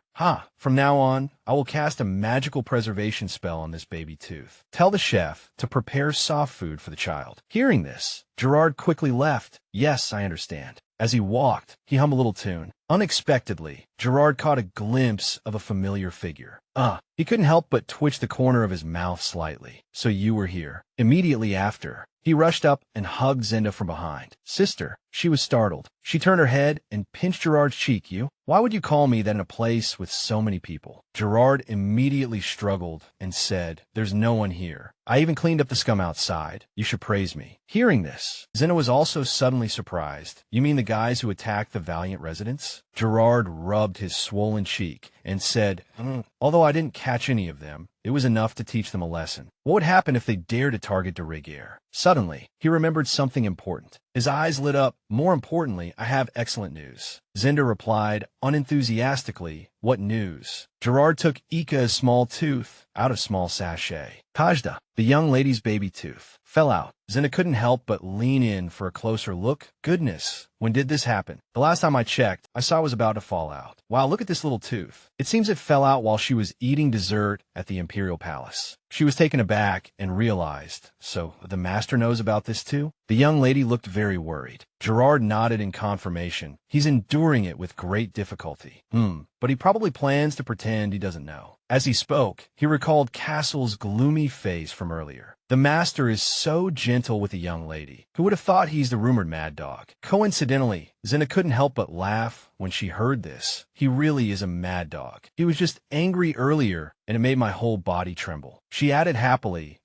but I didn't expect such good news. I have to prepare that thing. Do you want to go with me? What is that? Night gradually fell. In a dark room, the sound of a fist hitting a table could be heard. Those damned valiants. And so, a string of curses was heard. That de Rigueur brat, he doesn't attend the noble council, just knows how to show off over there. Now he doesn't know what's good for him and wants to establish an academy. Jim Yale angrily thought about the scene of the academy being built. He said to his subordinate through gritted teeth, the academy that Valiant is establishing, I must stop it at all costs. This time we must be careful not to leave any evidence. Yes, master. After a while, Jim Yale's room fell silent. He leaned back helplessly. It's a good thing that Mad Dog has a weakness, but the attack on the residents failed. Jim Yale tried to think about IK, but sighed helplessly. The security is too tight. It's hard to find an opening. At that moment, a subordinate carrying a large package walked in. Master, there's an item addressed to you. He immediately sat up. Who sent it? The subordinate glanced at the seal and replied, judging by the seal, it seems to be a thank you gift from the Cheshire Trade Guild for the last transaction. Jim Yale took the package. He couldn't help but feel expectant. I have a deep relationship with the Trade Guild. Let's see what they sent. Upon opening it, Jim Yale's face turned pale. He screamed, what the hell is this thing? The box was slammed heavily onto the ground by Jim Yale. The contents bounced out. It was the head of a white snake. Jim Yale commanded coldly. The panic not yet faded from his face. Find out who sent me this box. Suddenly, a subordinate stopped him. Wait, master, there's a note in the box. A small note was hidden behind the snakeskin. That night, Castle's voice rang out. It rang in Jim Yale's ear like a whisper. I'm sending this head as a return gift. Tell your master to remember to watch his neck. Jim Yale clenched the letter in his hand. He said, word by word, de Rigueur, you bastard. On this side, Castle was also quietly looking out the window. He walked towards a glass window with a pensive expression. Suddenly, Castle's lips curled into a meaningful smile. Feeling the moonlight outside, he thought to himself, has he received my gift? The next day, just after dawn, Ika lay quietly on her large bed. She hugged her pillow and opened her eyes in surprise. Oh, underneath, Ika saw a small gift that Zinna had thoughtfully placed there. Hello, I'm the Tooth Fairy. I will exchange a gift for your front tooth. Congratulations on growing up, Ika. I will take your front tooth. The Tooth Fairy? Zinda came over and said with feigned surprise, Oh, it seems the Tooth Fairy visited you while you were sleeping. Ika said happily, MHM, the fairy even left a gift. But how did the fairy know my front tooth fell out? Only Winchester and Zinda knew. Zinda, instead, smiled meaningfully and replied, Hee, there's nothing a fairy doesn't know. Because the fairy came, a new tooth will grow in soon. Hearing this, Ika looked up at Zinda, trembling. What if the Tooth Fairy tells Uncle? She gently persuaded, the fairy came at night, so the master doesn't know yet. But with your current pronunciation, won't you be found out soon? Why don't you just tell the master? Despite this, Ika firmly denied no. Until I tell Uncle myself, Zinna must absolutely keep that secret. After speaking, she ran off. I'm leaving. Zinna watched her back helplessly. Sigh, young lady. She thought to herself, all of Gerard's efforts yesterday were in vain. I hope the young lady will like it. Zinda cupped her face, looking forward to Ika. If only the young lady wasn't so embarrassed about losing her tooth. After a while, Ika changed her clothes and went to the main hall. She recognized him at a glance. It's Uncle. As soon as she said the two words, Ika quickly covered her mouth. Uncle, no, I'll be found out in front of Uncle. Castle watched her every reaction. He still hadn't said a word. Then we won't talk. Suddenly, Castle called out to Ika, Hey, little peanut. She responded awkwardly, trying to hide the matter. MHM, yes. Castle asked meaningfully, Isn't it tiring to keep doing that? Not tired. Ika shook her head in refusal. I'm exercising. Hearing this, Castle pursed his lips and said meaningfully, Oh, is that so? He leaned close to Ika's ear and whispered, By the way, there's a letter for you from White Peanut. She immediately forgot about before and asked hurriedly, Is it from Rusp? At that moment, Ika suddenly realized, Castle said with a gloomy face, Little Peanut has a hole in her upper jaw. Did you think Uncle wouldn't know? Let Uncle take a closer look. Let me see. Ika thought with a pained expression.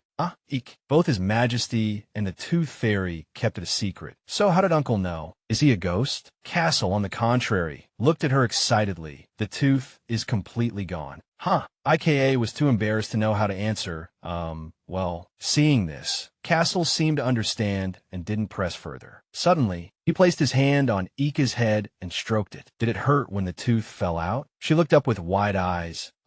You're not making fun of me, are you? As she spoke, Ika said loudly, It didn't hurt at all. Castle crossed his arms and praised. Really? That's great. Now that little Peanut's baby tooth has fallen out, what should we do? This is a big deal. Their conversation became more lively. As I thought, Uncle is teasing me. I knew it. TSK. Zinda said the Tooth Fairy came, so a new tooth will grow in soon. Praise, but it's just a small tooth. Can you eat like that? I can eat. To prove it, Ika try to eat a lot of food. Look, Uncle, I can eat normally. Castle advised helplessly. Slow down. You'll get full right away. His eyes glinted. Castle recalled the paper from the previous day, thinking continuously. In Ika's scrapbook drawing, there were strange, specific details. The child had changed a woman into a man and one person into three. Castle's gaze remained unchanged, not understanding what she was hiding, just silently enduring it himself. Back in Ika's room, Zinna walked in happily. Young lady, it's Zinda. I brought something you like. Hearing this, Ika was a little curious. Something I like? What is it? Zinna smiled meaningfully. Please wait a moment. As she spoke, she took out a small envelope and replied, Ta-da! It's a letter from young Master Rusp. Wow, it really is something I like. Upon receiving the letter,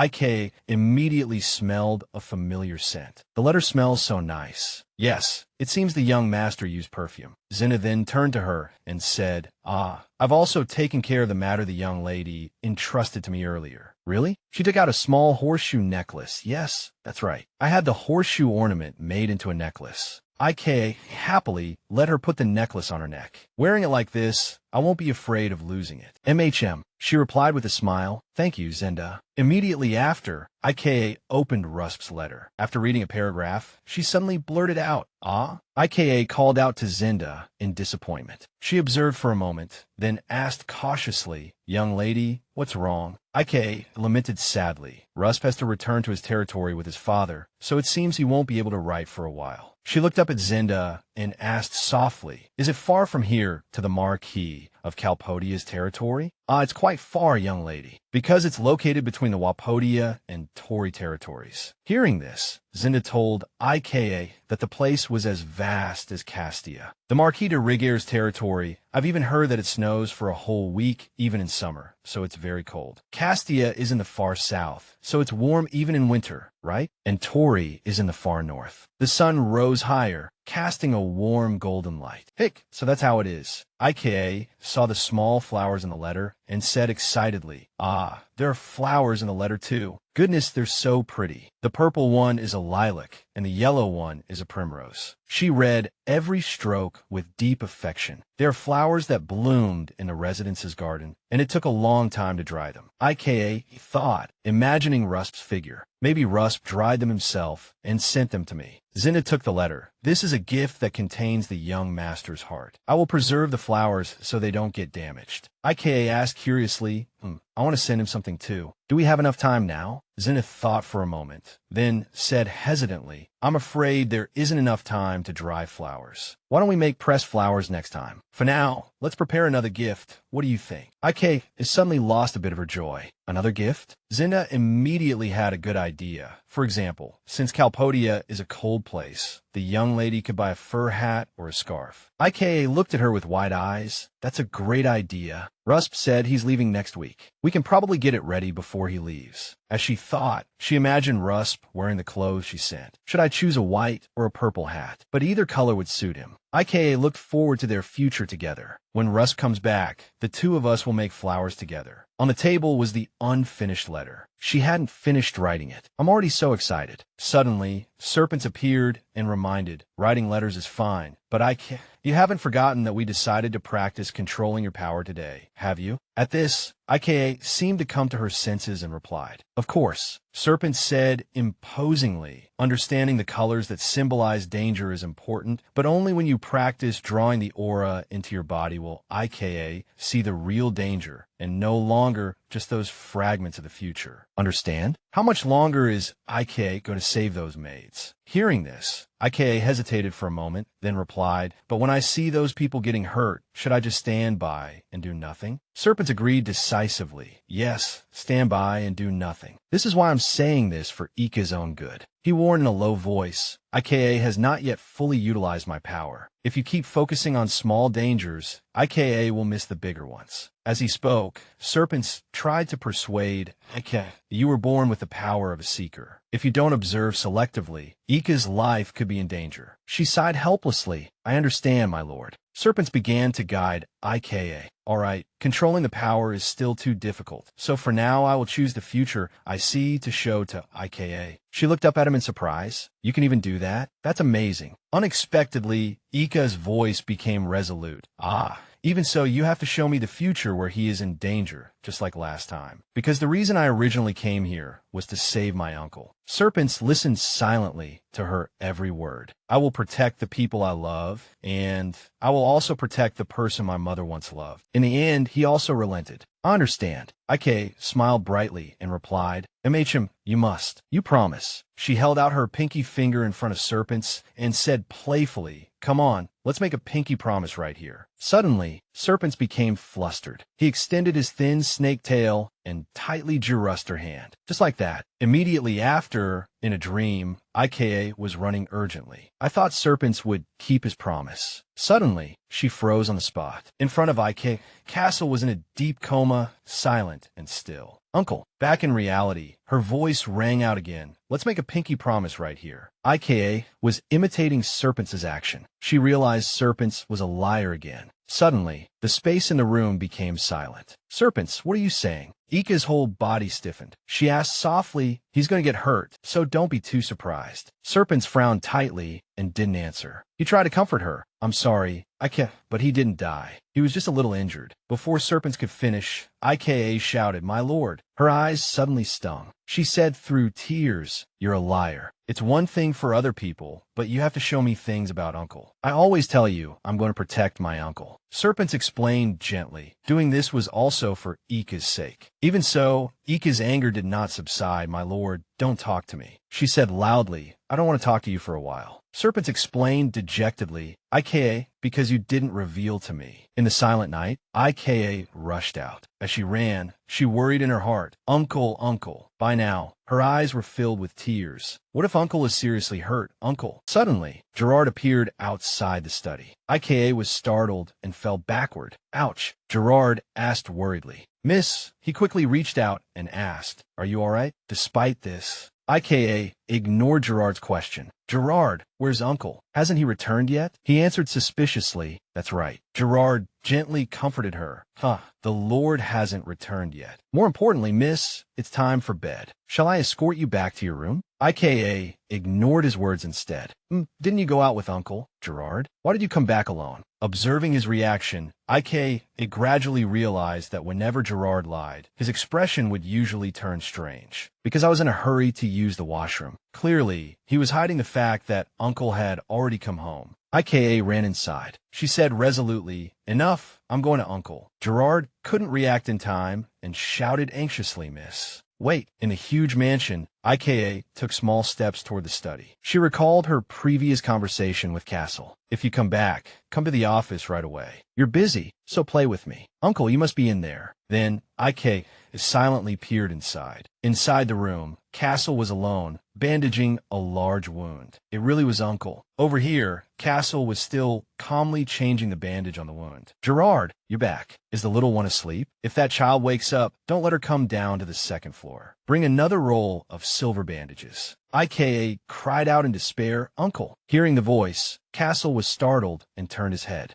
As tears streamed down her cheeks, IKA looked at him with heartache. "Little one," Castle said sternly, "what are you doing here instead of sleeping?" "I'm fine. Go back to your room." Her gaze never left his bloody arm. She murmured, "Blood." IKA asked nervously, "Blood, you're bleeding. Does it hurt?" "I'm fine." Even so, Castle joked stiffly, "Looking at you, people would think I'm lying in a coffin." "Don't say that." Suddenly, he hugged IKA. "Whoa." Castle slowly held her and comforted her. "All right, stop crying. Do you want your eyes to swell up like a carp's?" IKA said through her tears, "Sobi, you're always teasing me. Your arm is hurt. Don't hold me so tight. Put me down." Castle replied calmly as ever, "This doesn't hurt. I'm not going to die. Don't worry." Hearing this, she breathed a sigh of relief and buried her head in his embrace. "Uncle." Suddenly, footsteps were heard. A mysterious voice spoke. "Castle, is that child the niece you mentioned?" IKA looked up at the person and asked blankly, "Who is it?" Baron greeted her kindly. "Hello, IKA, right?" Immediately after, he walked over and stroked Ika's head. "You're just as cute as the rumors say. How are you related to that bad guy Castle?" "Haha, how old is Ika?" "Looking at your missing tooth, you must be about 7, right?" Before long, her long hair was ruffled. "Yes, I'm 7 years old." Castle helped her escape from Baron's clutches. Baron laughed in satisfaction.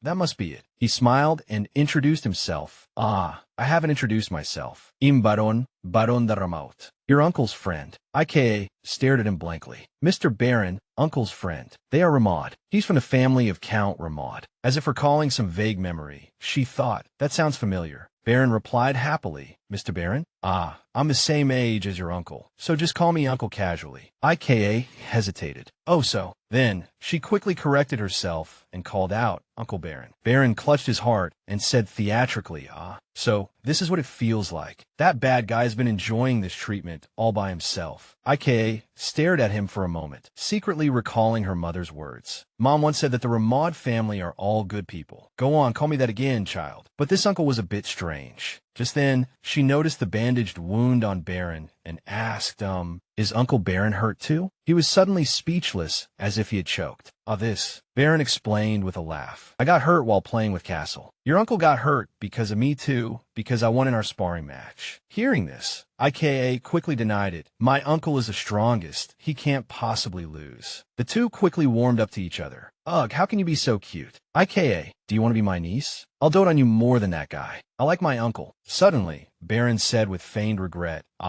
no matter how busy I was, I should have come to the banquet in Hella's place. It's such a shame we're only meeting now, and I haven't had time to get to know you properly. IK looked at him blankly. Who is Hella? Baron explained in a low voice. Your uncle's younger sister, Hella de Ramad. He suddenly recalled. Didn't you see her at the Valiant banquet before? I heard you even greeted her. The one who's always bragging. At this, memories gradually flooded Ika's mind. That pretty older sister. A smile remained on Baron's face. Haha, a pretty older sister? Hella would love to hear that. She was so ugly when we were kids. Suddenly, Castle interrupted their conversation. Hey, if you're done talking, go home. What? You're telling me to leave at this hour? Can't you see my hand? The conversation continued. Who was I attacked because of? You're being too harsh on an injured person, aren't you? Right, little niece? There are plenty of rooms in the house, so stay the night, Uncle Baron. Castle glanced at IKA and asked, who gave you permission to sell my house as you please? The little girl looked up at him in surprise.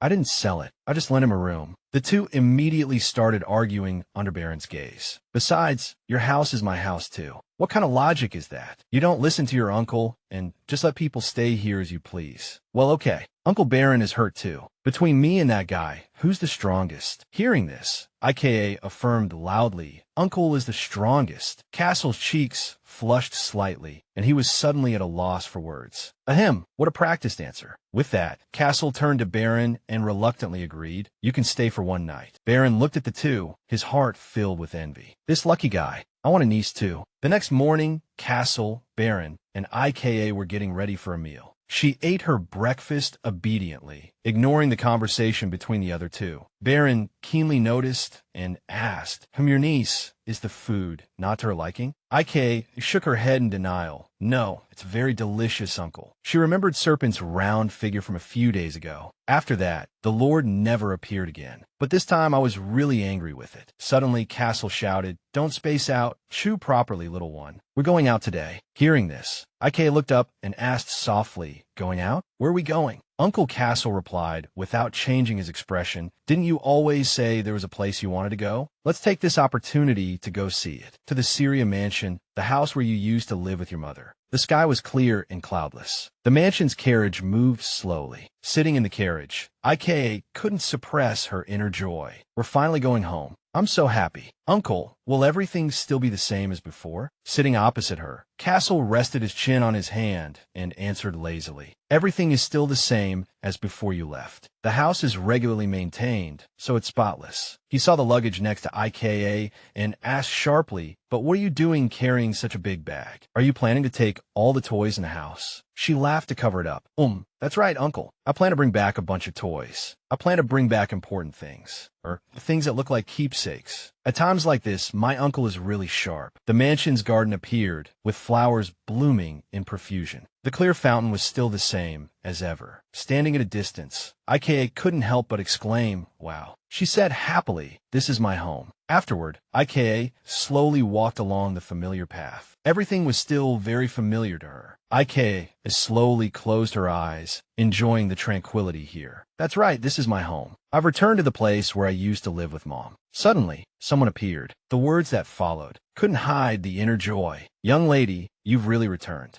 Roa came out with the polite demeanor of a butler. Roa, the mansion's manager. Immediately after, IKA ran and threw herself into the other's arms. Roa, long time no see. You too, young lady. Have you been well? The two greeted each other happily. Yes, and you, Roa? I thought I'd never see you again. She denied it with a smile. How could that be? I will always be waiting to welcome you back, my lady. You've grown so fast. Roa held IKA in her arms, while she happily showed off, I've gotten taller, and I even lost a tooth. Look, Roa. She smiled in agreement, just as footsteps approached them. Indeed, you've grown so much in the time we haven't met. I'm very proud, Miss IKA. hallway, a familiar voice spoke, drawing the attention of Ika and Roa. "Little one, you're too excited." When she recognized it was Castle, she shouted excitedly, "Uncle!" He smiled gently, full of affection, exuding a handsome aura in the sunlight. Roa greeted him politely. "Have you been well, Lord Marquis? This is the first time I've greeted you directly." Ika looked up at her curiously. "Huh?" she asked innocently. "Roa, do you know him?" "Yes, I'm a manager of the mansion." She revealed, "We correspond by letter occasionally. He regularly discusses the young lady's situation." Hearing this, Ika was extremely panicked. "Uncle is leaking my information. He probably didn't say I caused trouble, did he? If Roa gets angry, it's terrifying." Castle asked seriously, "Has everything been taken care of?" Roa reported, "Yes, I have put everything in the boxes as you instructed." Ika was very curious. "Boxes?" He turned away coldly. "Little one, you don't need to know." She asked angrily, "Why?" "This is my house." Castle's face darkened, revealing a smile that hid his anger. "You sold my house to Baron yesterday." Frightened, Ika immediately avoided his gaze. That was because Uncle Baron was hurt, so I lent in the room." He snatched her away from Roa with one hand. "You'd better not say it. In short, I don't want you to know everything. You just need to do what you want to do. That's enough." Because of the sudden movement, she cried out, "Whoa." Ika puffed out her cheeks angrily. "TSK, you're so petty. Say whatever you want. Put me down. I want to walk by myself." She broke free from Castle's hand and ran off. A white door was slightly ajar.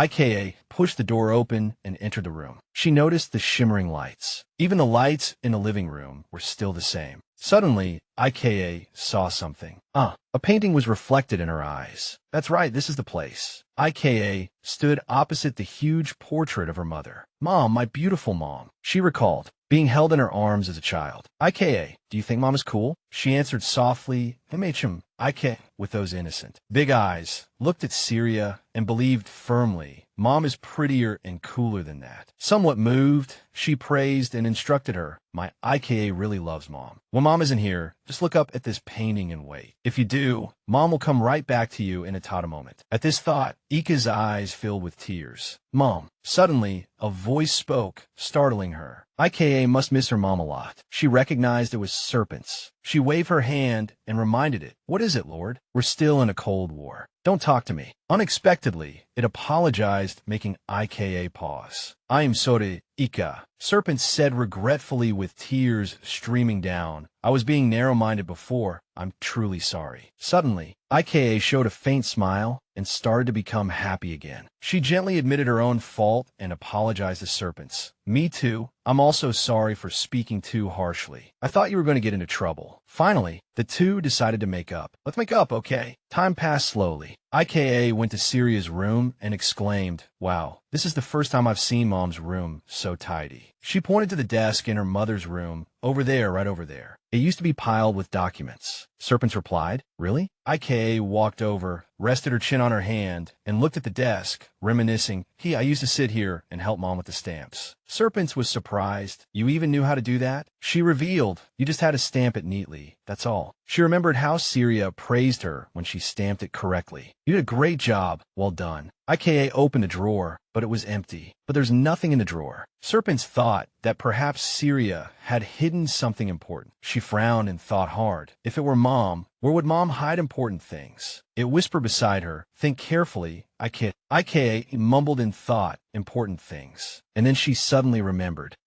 She said excitedly, "Lord, I know where it is." Serpents was equally excited. "Really?" She confirmed, "MHM, it's not in Mom's room. Let's go to my old room." In the past, Syria had suggested a game. "Shall we play hide and seek? Can you play well?" Based on this, Ika ran swiftly to her room. "If Mom left something for me, it must be in that place." She pushed open the door and went inside to search. The location was exactly the same as at Grandpa's house. Ika found the box and opened it. Inside was a small notebook and several rolls of paper. Ika was moved, and as she held the two items, tears welled up in her eyes. "My favorite yellow ribbon. These are definitely things Mom left behind." She was startled and chided herself, "No, don't cry. I promised Mom I wouldn't cry." After her emotions stabilized a little, Ika smiled brightly, "Lord, this is probably it. Let's go back now." Serpents agreed immediately. "Okay." Her gaze gradually became determined. "Mom must have left something that can help me. I have to go home and check it carefully." Evening soon fell upon the Calpurnia mansion.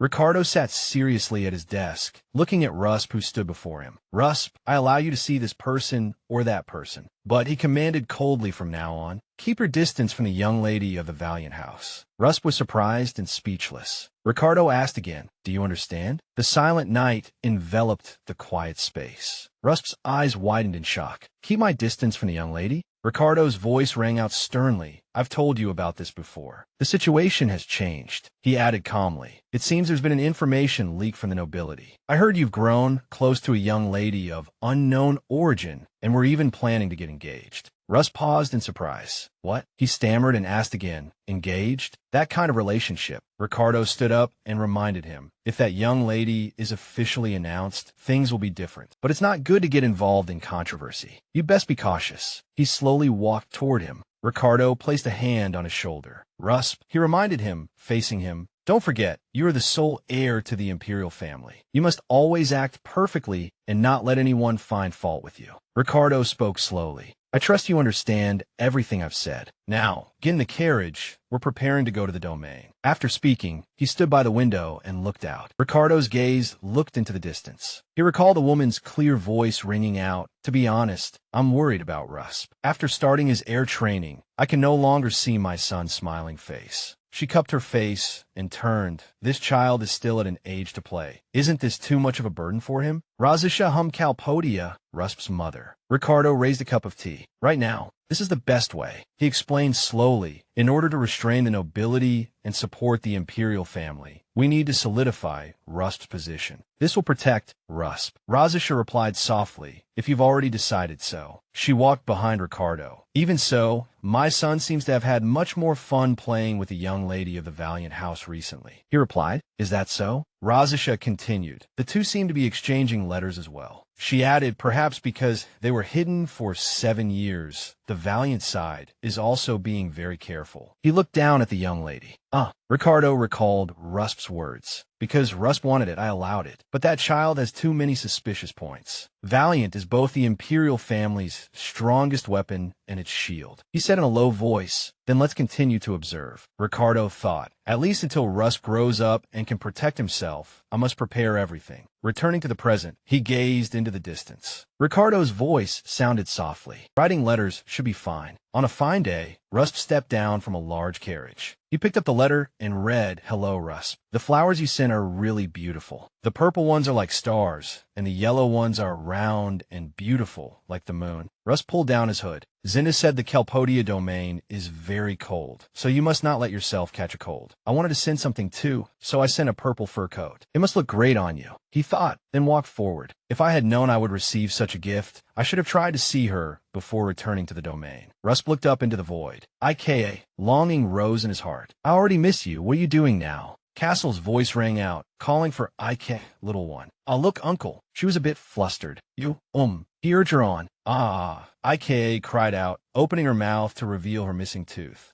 Castle teased. Oh my, another one fell out on the way back. At this rate, they'll all be gone soon. That's not good. She explained hastily. No, the teeth are still growing. Ike pointed to her teeth and asked, but uncle, why do the new teeth look like a saw? Castle replied, because you're disobedient. He continued, well, did you write back to the tooth fairy? She said happily, MHM, I wrote a letter asking for a pretty tooth. Castle snorted, and he asked again, you must have been too naughty. Don't we need to bribe the fairy? Ika immediately retorted, hey, I'm not naughty. Zinna said I received 2 cards because I was well-behaved. Castle said casually, usually, the ones who are disliked receive an extra one. She said angrily, I hate you. He sighed and reminded her, be careful not to offend the fairy. Ike, he said loudly, I know my limits. Castle asked, that's good. I'm going to the Academy's construction site later. Do you want to come see? She said excitedly, the Academy? Can I go too? He replied, yeah. Go see Grandpa. Ika smiled brightly. I'll go. If Russ comes back from the domain, can he go with us? Uncle Castle reminded her. Have you asked that pale-faced little one? She replied, I haven't asked, but he'll probably go. Castle repeated in surprise, you haven't asked, but he'll probably go? She suddenly rushed over and playfully bit his leg. Hey, I wasn't trying to scare you.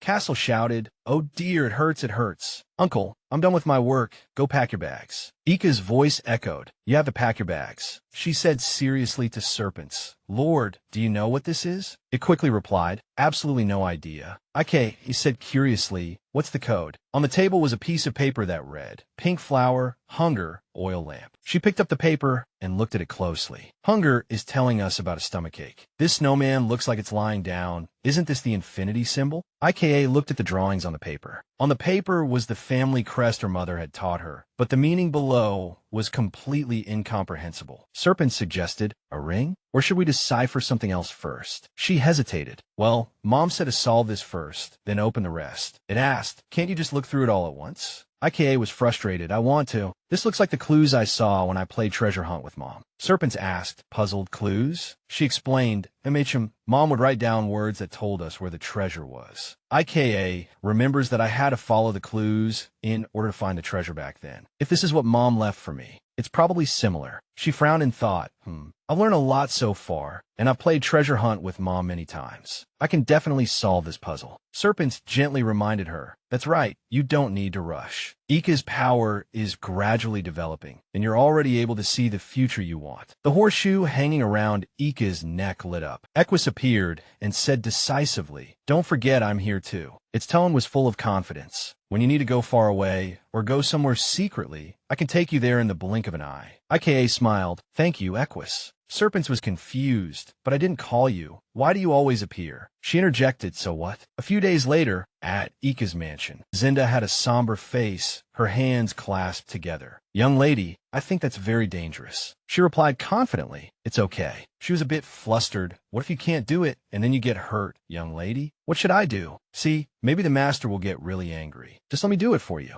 Zinda looked at her, smiled smugly, and suggested. IKA was thinking, what's the code? Pink flower, extreme hunger, oil lamp. She stared at the paper. I've learned a lot so far, and I've played treasure hunt with Mom many times. I can solve this puzzle. IKA assessed to herself. After going to the house where she used to live with her mom and coming back, she recalled her actions during the day. I train my powers with serpents. I'm training to observe auras. IKA recalled happily. At night, I would go to the library to look up the hints Mom left. She thought of the happy times at night. When I need to go to the library, I secretly ask Equus to take me. But one day, Zinda tried her best to stop her. Young lady, I think that's very dangerous. IKA stood up. It's okay. She was flustered and worried. What if you can't do it, and then you get hurt, young lady? What should I do? Maybe the master will get really angry. You should let me do it for you. Zinda pleaded. Ika answered flatly. No. She paused, holding a needle and an embroidery hoop. Rusp is finally coming back, and I want to give him a handmade gift. Zinda came over with a thread and pleaded, even so, regarding the embroidery, how about the young lady chooses the embroidery thread, and then we do it together? IKA continued to insist, just choosing the thread can't be called doing it together. She looked at the embroidery hoop thoughtfully. Ika's eyes sparkled like a little squirrel's. Zinda, I'll just embroider a tiny bit, okay? She completely broke down. Who? Zinda picked IKA up. The young lady is even using this kind of attack. Your baking skills are improving. She was confused. Attack? She continued, if this goes on, what should I do? Zinda gently touched Ika's hand. I will hold your hand like this. Let's try to embroider a little, and after you've chosen the thread, I'll finish it. She said happily, okay. She said softly, young lady, what pattern shall we embroider? IKA looked up at the two flowers Rusp had sent. I want to embroider both of them. Zinda agreed and guided her. All right, first let's start with the yellow one. Don't push yourself too hard, okay? IKA followed along.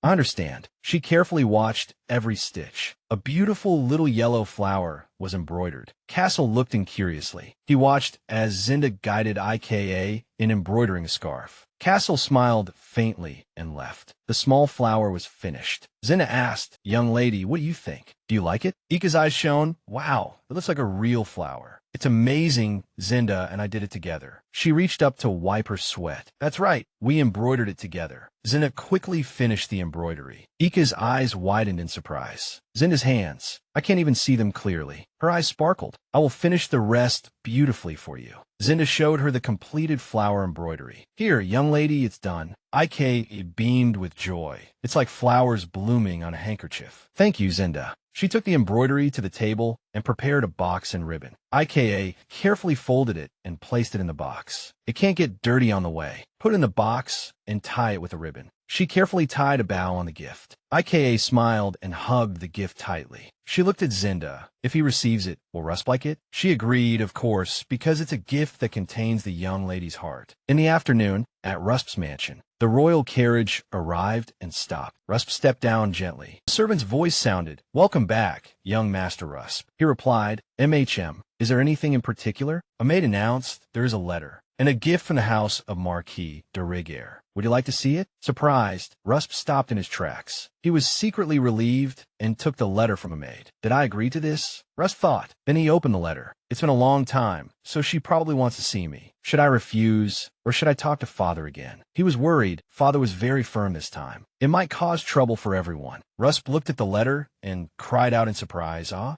His eyes widened in shock. Ika, Rusp. He was worried when he read the contents of the letter. Was she sick at Ika's mansion that night? She was running happily in the hallway. Ika thought to herself, Rusp has probably received a letter by now. It's a shame we can't meet for a while, but there's no other way. A maid called out loudly to the young lady, saying that young Master Rusp had arrived. Gerard and Rusp were standing in front of the mansion. He was out of breath because he had rushed over. Ika turned around in surprise. In her bedroom, Ika was covered with a blanket, while Rusp sat quietly in a chair. He softly called her name. Rusp said shyly, Ika, I'm sorry for coming without notice. I was so surprised when I got the letter that I ran right over. There were tears in his eyes. Does it hurt a lot? What does it hurt? Ika thought awkwardly, oh, this is a big mess. She couldn't face Rusp. I told you not to come, but he came anyway. He said excitedly, shall I read you a fairy tale? Ika quickly refused. I'm fine. I just want to rest. Rusp's gaze fell. So I can't help you? She thought silently. What should I do? I don't like making Rusp worry like that. Serpent suggested. Why doesn't Ika tell the truth? Ika felt shy, but it whispered that the two of them were friends, and he would understand. She decisively got up. Rusp. He looked up. Ika pulled down the blanket. I'm sorry. She stammered in admission. I lied to Rusp. The atmosphere in the room suddenly fell silent. Ika's voice was filled with sincerity. I'm sorry for lying to you, Rusp. Rusp said in surprise, what do you mean? She demanded, you listen, and don't you dare laugh. He agreed. Ika said angrily, what are you looking at? Rusp said in confusion, She shyly opened her mouth, revealing the missing tooth and pointing to it. Actually, I lost another tooth. This is the second one. I felt so embarrassed because of it. Ika explained awkwardly, I was planning to see you after the tooth grew back, because this one is growing in very slowly. Rusp's eyes widened as he asked, so it doesn't hurt? She smiled and replied, It just feels weird. He said with relief, so that's what it was. Rusp slightly opened his mouth and spoke softly. Really? He placed a hand on his chest and smiled brightly. That's great. Rusp started chatting happily. I'm glad you're not in pain. Besides, I've lost teeth too. Ika's eyes widened. Rusp had lost teeth too? He added that it was around his birthday last year and also in the fall. Rusp reached out and took her hand. He said gently, I'm the same as Ika. Everyone goes through losing teeth, so you don't have to feel embarrassed. Rusp paused again. Are you really not sick? Ika said awkwardly, yeah, not sick at all. I'm sorry. She silently lowered her head. Ika jumped off the bed, walked over, and took his hand. Rusp, since you're already here, stay and play with me, okay? Why don't you stay the night? Rusp stammered, that. He thought to himself, I snuck out, so I have to go back soon. What should I do? Castle walked in and interrupted them. Are you two little ones done chatting? Ika and Rusp were startled and said in unison, Uncle. Marquis. He quickly stood up. The Marquis said softly, White little one. Castle suddenly said sternly, see me in private. Rusp was confused. In Castle's office, the two walked in silently. He began, White little one, I heard you ran out without a word. Rusp was startled. That is I. He lowered his head, his voice trembling. I'm sorry. I'll go back right away. Castle sighed and said nothing. He suggested, it's late now, just stay the night. Rusp said in surprise. Yes. Castle turned around. I've already spoken with your father, so don't worry. He walked towards Rusp. You ran all this way because you were worried about Ika, didn't you? I have to repay you. Castle proposed cheerfully. Just have fun with the little one today. As for the scolding, we can leave that for tomorrow. I'll give you time to think of an excuse. Rusp was too surprised to speak. He nodded and smiled. Thank you. Thank you so much, Marquis. He replied, all right, work is over. Go and play. That night, laughter and joy echoed. Hey, Ika. Zinda gently reminded them, young lady, young Master Rusp, it's time for bed. Ika said in surprise, She and Rusp stopped their game. Ika said regretfully, it's already time. I want to play a little longer. Zena asked, are the pajamas comfortable? He nodded, yes, very comfortable. IK added, me too. She smiled slightly, phew, that's good. I'm gonna turn off the lights now. Zinda smiled and brought over a small nightlight. I'll leave the nightlight on, but you two can't stay up too late. IK said excitedly. Okay, we'll go to sleep right away. Rusp agreed. Yes, we'll go to sleep right away. Her voice was gentle. Good night then, young lady, young Master Rusp. IK also said happily, good night, Zinda. The bedroom door closed. On the bed, she turned to face Rusp, whose cheeks were red as he looked at IKA. She excitedly took Rusp's hand. Today was so much fun. I wish we could play like this every day. He smiled and agreed, me too. IK softly called to Rusp and asked curiously, what did you do after you went to the territory? Was it fun? Russ thought for a moment. He recounted, I greeted the people managing the mansion and also went to inspect the territory. IK asked in confusion, inspect the territory? Rusp explained, yeah, it's about riding in a carriage around the area to see if there's anything unusual or dangerous in the territory. She said excitedly, that's so cool. Rusp is like a grown-up, just like Uncle. He narrated carefully, actually, that was my first time inspecting it too. At first, I didn't like going so far, but then I found it more interesting than I thought. Rusp smiled brightly. I want to go with IK next time too. He suddenly sat up from under the blanket. Ah, she said in surprise, Rusp, what's wrong? Rusp hurriedly got out of bed. I almost forgot. Wait a second. He rummaged through his bag. Rusp held the bag open, found it. He called to her IKA. IKA looked over him. Rusp handed out a small purple gift box. This is a gift for IKA. He shyly scratched his head. I was going to send it with a letter, but I thought it would be nicer to give it to you in person. Looking at the gift box, her eyes sparkled. Thank you. Can I open it now? Russ said, go ahead. This is Ika's gift. IKA opened the gift box. Inside was a red ribbon, inlaid with a sparkling yellow gem, just like the color of her eyes. IKA held the gift excitedly. Wow, it's so pretty and sparkly. Russ climbed back on a bed. It was made by a famous artisan from my family. Do you like it? She replied happily. I love it. IKA, try tying the ribbon like this, right here. He explained, people say to tie it on the collar or chest. It can also be used as a hairband. She did as told, placing it near her neck like this. Russ reached out, saying, let me help you. He carefully tied the ribbon. There, IK confidently put her hands on her hips. How is it? How is it? It suits me, right? Russ clapped his hands. It suits you perfectly, IKA. He said cheerfully, there's another gift in the box. Take a look. She said excitedly, really? IKA held the gift box. What could it be? Underneath, a purple gem bracelet appeared. This is... Her eyes widened in surprise. This is... IKA curiously touched the stone on the bracelet. The color of the bracelet was exactly the same as Rusp's eyes. Rusp explained casually, it's a traditional bracelet from the Tanan tribe in northern Wapodia. People say it brings good luck to the wearer. He carefully put the bracelet on for her. I made this bracelet hoping it would bring IKA good luck. After putting it on, Rusp asked gently, how is it? Do you like it? IKA looked at the bracelet. Good luck. She smiled and clasped her hands together. Thank you, Rusp. I love it. I'll wear it often. Also, thank you for the handkerchief. I'll use it every day. IK has suddenly remembered. I still want to play a little more, but it's time to sleep, right? Zena will be angry. He agreed. All right. The two fell asleep. IK opened her eyes and whispered, Rusp, after you went to the territory, did you practice magic? Rusp couldn't help but answer, I didn't have time. I couldn't practice. She recounted, Rusp, a while ago some magicians came to my house. Will Rusp become like that when he grows up? Rusp was silent for a moment, then answered vaguely, I don't know. A question arose in Ika's mind.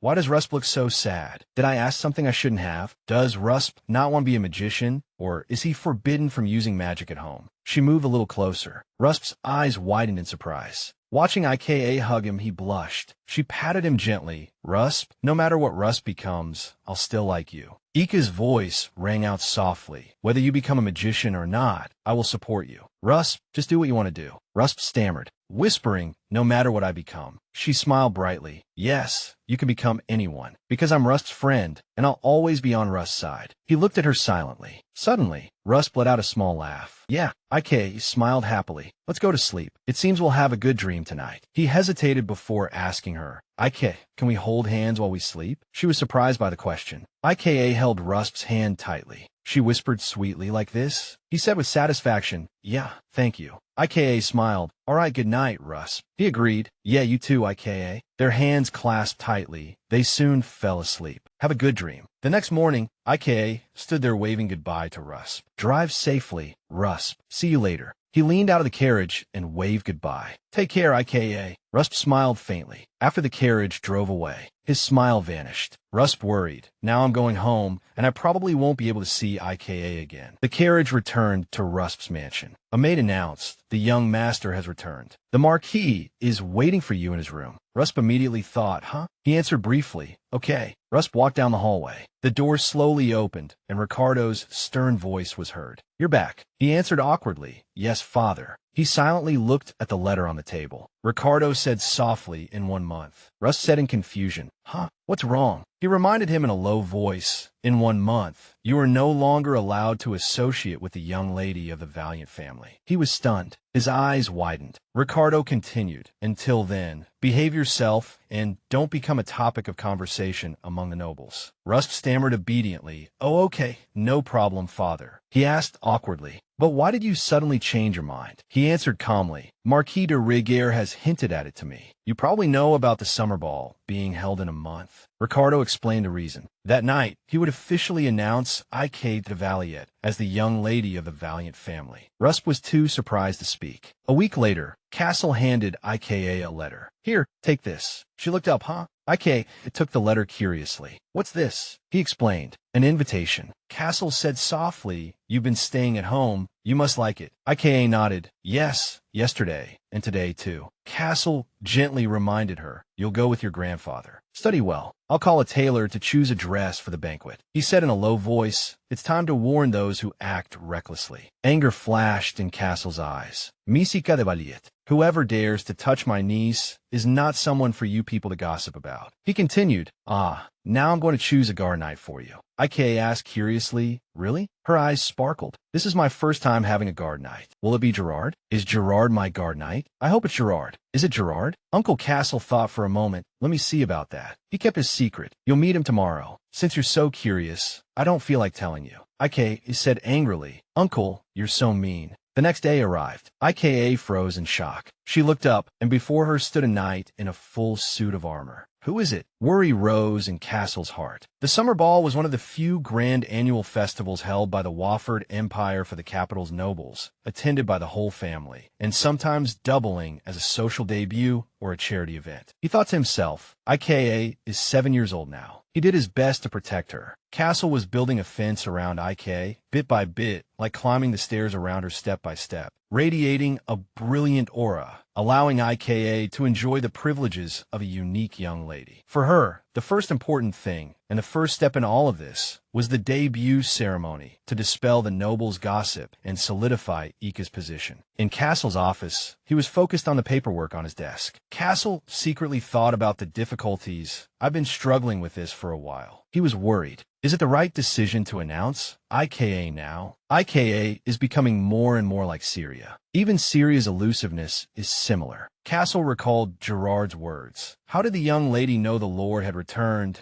and immediately run to his room? Before that, after being injured in the attack, Gerard said he didn't talk to Ike about your affairs. He gently stroked his chin. Gerard wouldn't lie about matters concerning the little one. Even a keen intuition must have its limits, and it's happened more than once. Castle recalled Ika's words. I heard there have been a lot of thieves lately. They break into empty houses at will, steal things, and hurt people. Around 12:56 p.m. on the 12th, a gentleman threatened a 30-year-old woman with a weapon and then fled. And another time near Orphaned, 3 strangers attacked a brown-haired man with crude weapons at midnight, injuring him. When Leto was attacked, the child acted as if she had foreseen the future. He gently opened his eyes. Syria used to be like that too. Memories of her surfaced, suddenly going out and then returning disheveled, sometimes living for work, other times as if being chased by something. The image of the newborn Ike emerged, suddenly disappearing, giving birth to a child and bringing her back, then dying. Castle placed his hands on the table. I don't care who Ika's biological father is. If I find out, I'm not sure I'd let that guy go. As long as the two of them are safe. A thought arose in his mind. But the deeper I investigate Syria's death, the more I feel that not only will I find the mastermind, but I must also investigate all her previous actions. Just then, Ika screamed as the iron armor suddenly moved. The person looked down at her, and a deep voice sounded, "What do you think of me, young lady? Pretty cool, right?"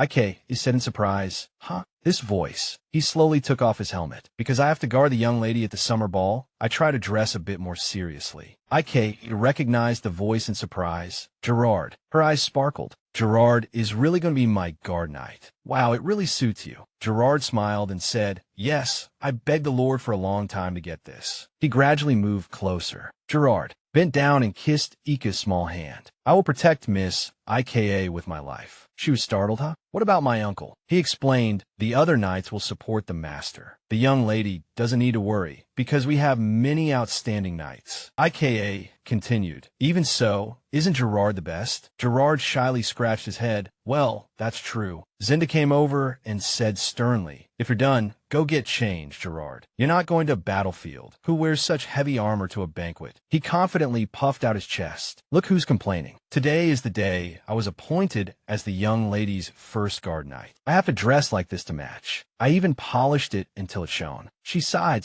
Ika raised an eyebrow. "To that extent?" Gerard said loudly, "Young lady, even so, I'm still very cool, right?" She agreed, "Yes, very cool. Gerard is the best." Zinda said awkwardly, "Young lady, you just go along with him like that." She smiled shyly, just as the young lady said, "It's a good thing that Gerard became a guard knight. Although he looks like that, he's also someone who would sacrifice his life to protect the young lady. I hope he can help the young lady." Ika continued, "Yes, but don't." She smiled brightly. "Please don't sacrifice your life. Please take care of me from now on, Gerard." Zinda came over and touched her shoulder. "All right, let's go study. They will teach you the necessary etiquette for the summer ball." Ika said happily, "Okay, I'll study hard." Gerard cheered from behind. "Go for it, young lady. I, the guard knight, will be cheering for you." Gerard was given the guard duty, and the day of the banquet was approaching. Ika found the lessons difficult to understand. We were all busy preparing for the banquet. Fortunately, Logis didn't make any suspicious moves. She said happily, "More importantly, my tooth grew back." Zinna brought a mirror. "Your new tooth has grown in." Ika said excitedly, "Yeah,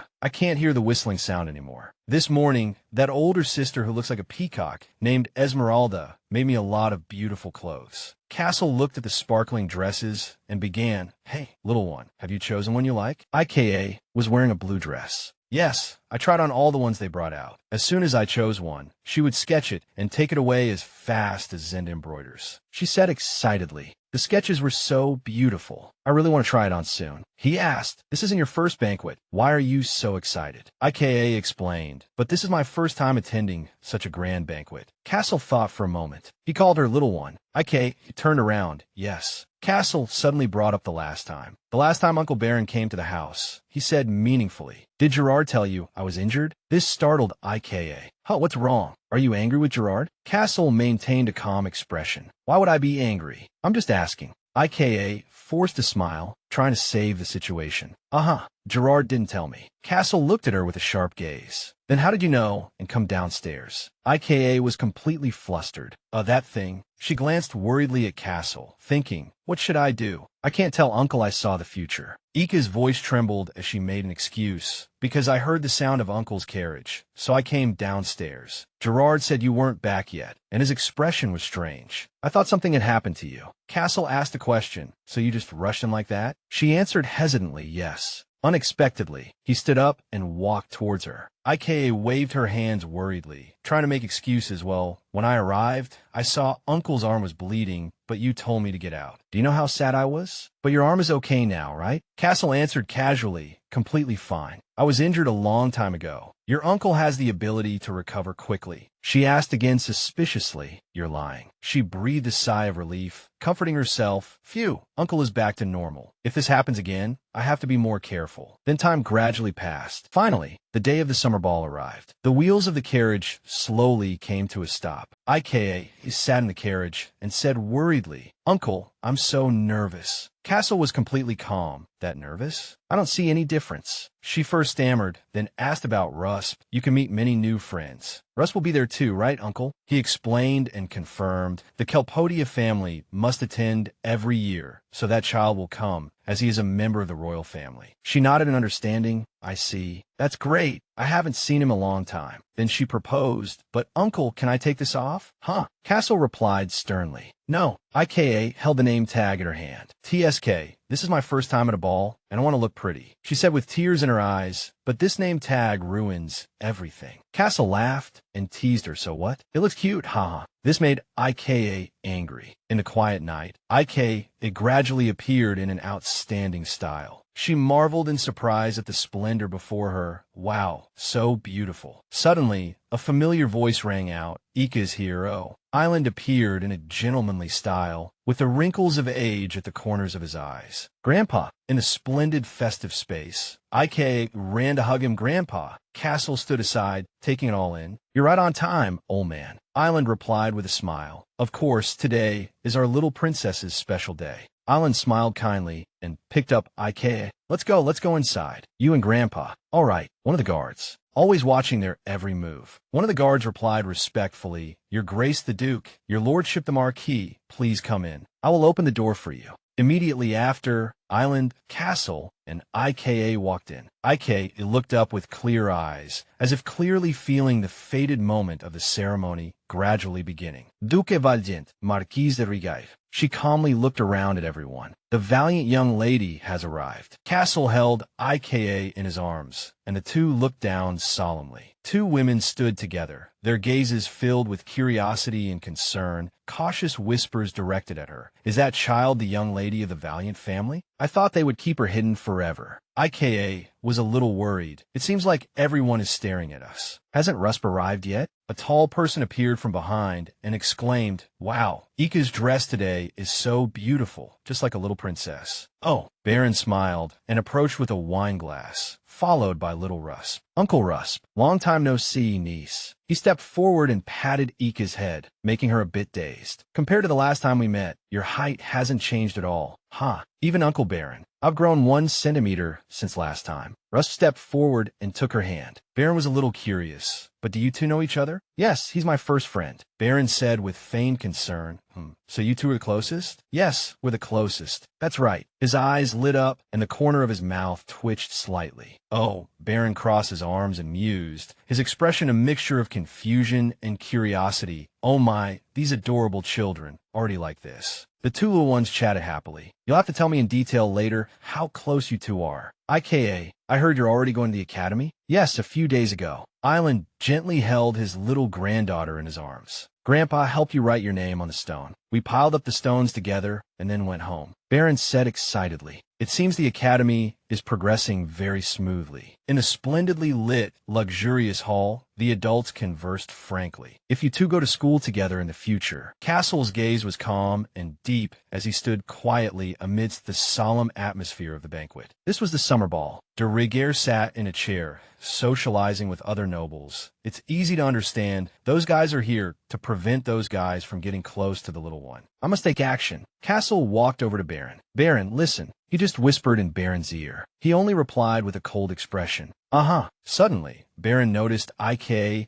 and said insinuatingly, Well now, my niece, do you want to make new friends? There are many children your age over there. Go say hello. You two should go say hello as well. Yes, Castle replied slowly. I will always protect you. Don't worry. Okay. IKA was sad, her heart filled with worry. I've never talked to any friends other than Rusp. I feel too nervous. I have to go alone without Uncle by my side. Suddenly, a hand took hers. Rusp stepped forward with a smile, holding Ika's hand and raising it. IK, let's go together. Let's go together. IKA thought for a moment, wondering if we go together, will it be less stressful? She smiled brightly and replied, Okay, thank you. Rusp. The grand hall had arched vaults, and soft golden light streamed through the windows, exuding the elegance and splendor of a noble space. The two little ones walked hand in hand on the red carpet. Suddenly IK spoke. Rusp? She asked nervously. Everyone seems friendly, but what if no one wants to be friends with me? What if I get made fun of for this bumpkin name tag? Rusp comforted her. I'm here, okay? Rusp's eyes smiled gently, radiating friendliness in the brightly lit banquet space. I'm glad you said we're friends. IKA frowned, making Rusp nervous, but at first, Rusp didn't even want to be friends with me. I'll forget about that. The two little friends chatted happily. It was like that at first, but IKA didn't give up and came to me first. If the other kids knew about that, they would immediately like IKA.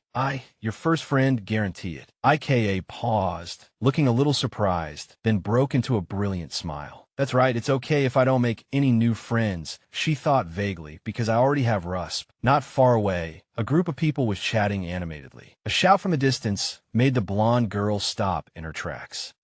Hello, Ika greeted confidently. Hello, I'm IKA, and this is Rusp next to me. Can we play together? The space suddenly fell silent. The five companions just looked at each other. Although she was smiling brightly, IKA was actually very scared inside. What's wrong? Did I fail right at the start? A girl spoke up. You're that heroic young lady, aren't you? The girl introduced herself. I'm Ri-Fi, and my father is Count Dean. Ri-Fi of the House of Count Dean. Because she was so happy, IK couldn't help but talk non-stop. You know my name? I'm so happy to meet you, Ri-Fi. Please feel free to talk to me casually. But you're the young lady of a ducal house. How can I? How old are you? Rusp and I are both 7. Ri-Fi was a bit shy. I'm 7 too. Then we're friends. Friends don't use honorifics, right, Rusp? Rusp, standing to the side, replied with a gentle smile. If IKA is fine with it, then I have no objections. It's a pleasure to meet you, Ri-Fi. The three children stood together, chatting enthusiastically. Then I'll speak casually too. I can't, Rusp. Just then, another person saw this scene and said softly, humph. Then, that person walked up to IK and asked, so you're that heroic young lady, huh? A red-haired girl stood with her arms crossed, followed by a blonde boy who was watching silently. Corbin stood proudly in front with her arms crossed, while Lewis stood behind her, his gaze gentle and silent. IK looked at them innocently. She greeted them happily, but was met with a cold shoulder. What's your name? That dress is cute. Corbin unhappily held out a hand to stop IK. Wait, has this young lady not learned her etiquette properly? Basically, we must use honorifics when we talk. It's rude to mention clothing upon first meeting. She raised a hand in objection, her face a mask of anger and arrogance, showing a stern attitude. In aristocratic circles, despite their young age, as high-ranking individuals who would one day lead Orphaned, this young lady must set an example with perfect etiquette. IKA was a little surprised and tried to ask a question, but was cut off by Corbin. But my uncle and Uncle Baron speak so casually. That's a special case. The Marquis is an exception. It's not normally allowed. A hand rested on Corbin's shoulder, and a warm voice said, "Hold on." It was Lewis. He stepped forward to stop Corbin and introduced himself. Corbin is just a stickler for rules. Don't mind her. Hello, I'm Louis Baroques of the House of Count Baroques. A stickler? That rude person. Louis of the House of Count Baroques. Although still a bit displeased. Corbin introduced herself anyway. A late introduction. I am Corbin L'Oreal of the L'Oreal family. Corbin of the House of Count L'Oreal. Louis asked with a smile. I heard you live at the Marquis' residence. Are those rumors true? Rumors? What rumors? Louis continued. The scary rumors about the Marquis' residence. That he doesn't keep a dog, but a man-eating tiger. 2 ghosts floated in the air. And every night, the souls of wrongfully deceased servants wander around. A maid behind them clutched a knife tightly, and all the maids are. Louis looked at IKA with a dangerous glint in his eyes, continuing to confuse her. Assassins. Ika's anger flared up. It's not like that at all. There are no tigers and no ghosts. Zinda is an assassin? No way. You tell me the truth. She thought of the people she loved and worried for them. My grandpa and uncle aren't bad people, so why are there rumors like that? Grandpa's little princess Peanut, give uncle a little. IKA insisted, but Louis pressed on. Is it really not true? What is it you want me to say? Is the story about the zoo in the garden also fake? The Prince of the Empire. All eyes turned to the source of the voice. Hello, Prince of the Empire. A hand rested on a handrail. Winchester appeared in a luxurious, custom-made, elegant suit. It's His Majesty. He smiled kindly. Thank you all for attending this meaningful banquet today. I hope you all enjoy yourselves tonight. Upon seeing him, everyone bowed respectfully. Winchester said gently, I hope you children have a good time. While everyone was surprised by the Emperor's appearance, IK replied happily, Yes, Your Majesty. He slowly walked towards the stairs, and the people around him bowed. The companions around them cheered excitedly. Wow, His Majesty just greeted us. That greeting was so perfect, right? My heart is pounding. Everyone liked him so much. Suddenly, Ri-Fi called out to her, "Ika, Lewis has something interesting to show us. Let's go together, okay?" Although Ika was a little scared, she agreed. "I'm okay." The scene changes to a luxurious living room. Lewis pointed to a ring on his hand and gestured, "Look closely if you press here." Suddenly, music started playing. It's the sound of a music box. Ika's eyes widened, her expression a mix of curiosity and excitement as she examined the object before her. "Is that a real butterfly?" "It's not real, but it looks cool, right? It's a gift from my dad." "Ika, let me see your magical tool too." Ika said blankly, "Huh? I don't have any magical tools." "Then what gifts did you receive?" A doll and an academy." "An academy?" Hearing this, Ri-Fi said excitedly, "Isn't an academy a building? That's where my older brothers and sisters go, wearing cool clothes. How can that be given as a gift?" "Huh?" Lewis was a bit awkward but tried to agree with Ika. "I heard your grandfather is building an academy. I went to see it not long ago and even helped move some bricks. It was fun. For this young lady to be gifted an academy, the scale is just on another level. More importantly, Lewis, can you show me that thing again? It looked like a living butterfly. I thought it was so amazing I want to see it again." He asked doubtfully, You really want to see it again?" Ika replied with a friendly smile, "MHM, it's super pretty and very cool." He offered again, "Then I'll show it to you one more time, okay?" MHM, someone gently reminded Ika, "You have a magical tool too." "Me? I've never received anything like that." The small hand was raised in the air as if preparing to do something. Russ suggested, "Let me touch you." He reached out and touched the topaz on Ika. The gem slowly lit up and a cute little squirrel appeared in the shimmering light, looking both surprised and lively. Ika's eyes widened in astonishment. A cute little squirrel unexpectedly appeared on her head in a flash of shimmering light. Lewis and Ri-Fi stood side by side, their expressions dumbfounded and utterly amazed at the sudden spectacle. Before them, two pairs of eyes were wide and sparkling, simultaneously stunned by the unexpected event. Ri-Fi cupped her face and laughed happily. "Wow, this squirrel is so cute. Rusp, is this a magical tool?" Rusp nodded with a smile. "MHM, I forgot to tell you when I gave you the gift." Ri-Fi covered her mouth. "Wow, you can even pet it like this. I have to tell my dad to buy one for me as a birthday present." "Is this magical tool a gift from Rusp?" "I had the royal goldsmith custom make it with a magic stone. You can't buy it." Lewis was a bit disappointed, but tried to act calm, while Corbin's jaw dropped in surprise. "So, I can have this limited edition item?" "No way, I want one too." While everyone was happily playing with the squirrel, Ika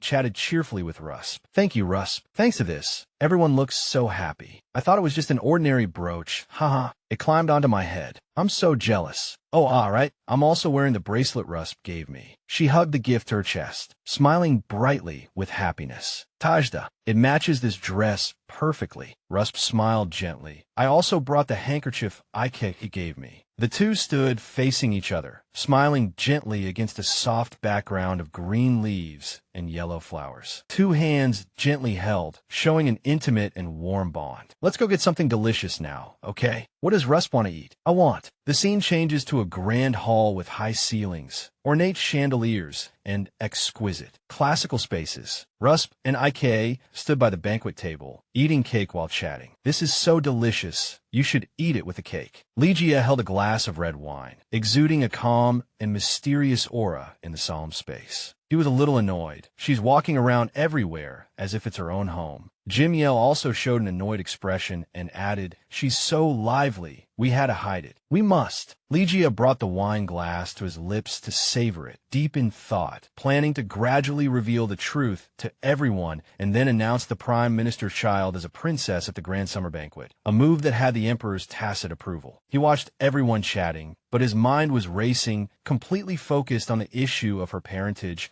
and whether this child was a tool to grant someone power. He appeared friendly and submissive on the outside, but the Emperor was indeed cunning. The three remained silent. For now, he kept his interactions to a minimum, but he occasionally observed the princess. This child was definitely connected to the Emperor. Ligia was lost in thought when he heard the Emperor's call. "I haven't obtained the evidence yet, Your Excellency." A servant approached and whispered something in his ear. Ligia smiled knowingly. his eyes and expression conveying calculation. Indeed, things were moving in an unpredictable direction. Truly unpredictable. He looked directly at Ika. How interesting. This cake is quite soft. You eat so slowly, haha. The hall was magnificent, with a long red carpet, and people in splendid attire talked and moved about at the lavish party. Two little girls huddled close together. Ika leaned in to whisper excitedly, while Ri-Fi listened with wide, surprised eyes. Are you having fun, dear? Grandpa Island, with a kind and friendly smile, conversed with those around him. Greetings, Your Grace. Greetings, Duke. Yes, it seems they're having a wonderful time. Ri-Fi smiled brightly, standing innocently before Island and chatting happily. Ika's squirrel is so cute. A squirrel? What's that?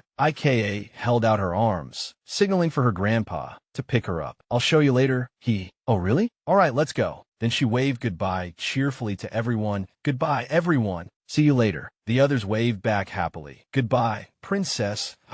Goodbye, Princess. Island picked her up and asked softly, did you make a lot of friends, dear? Yes, I made lots of good friends. He pretended not to believe her and turned to ask Rusp. Is that so, Russ? Well, everyone. Lewis looked on in surprise at Ike, who was smiling brightly with an innocent and happy expression. Russ said in a low voice, everyone was very kind. Ika overheard and looked a little surprised. She called out softly, Rusp.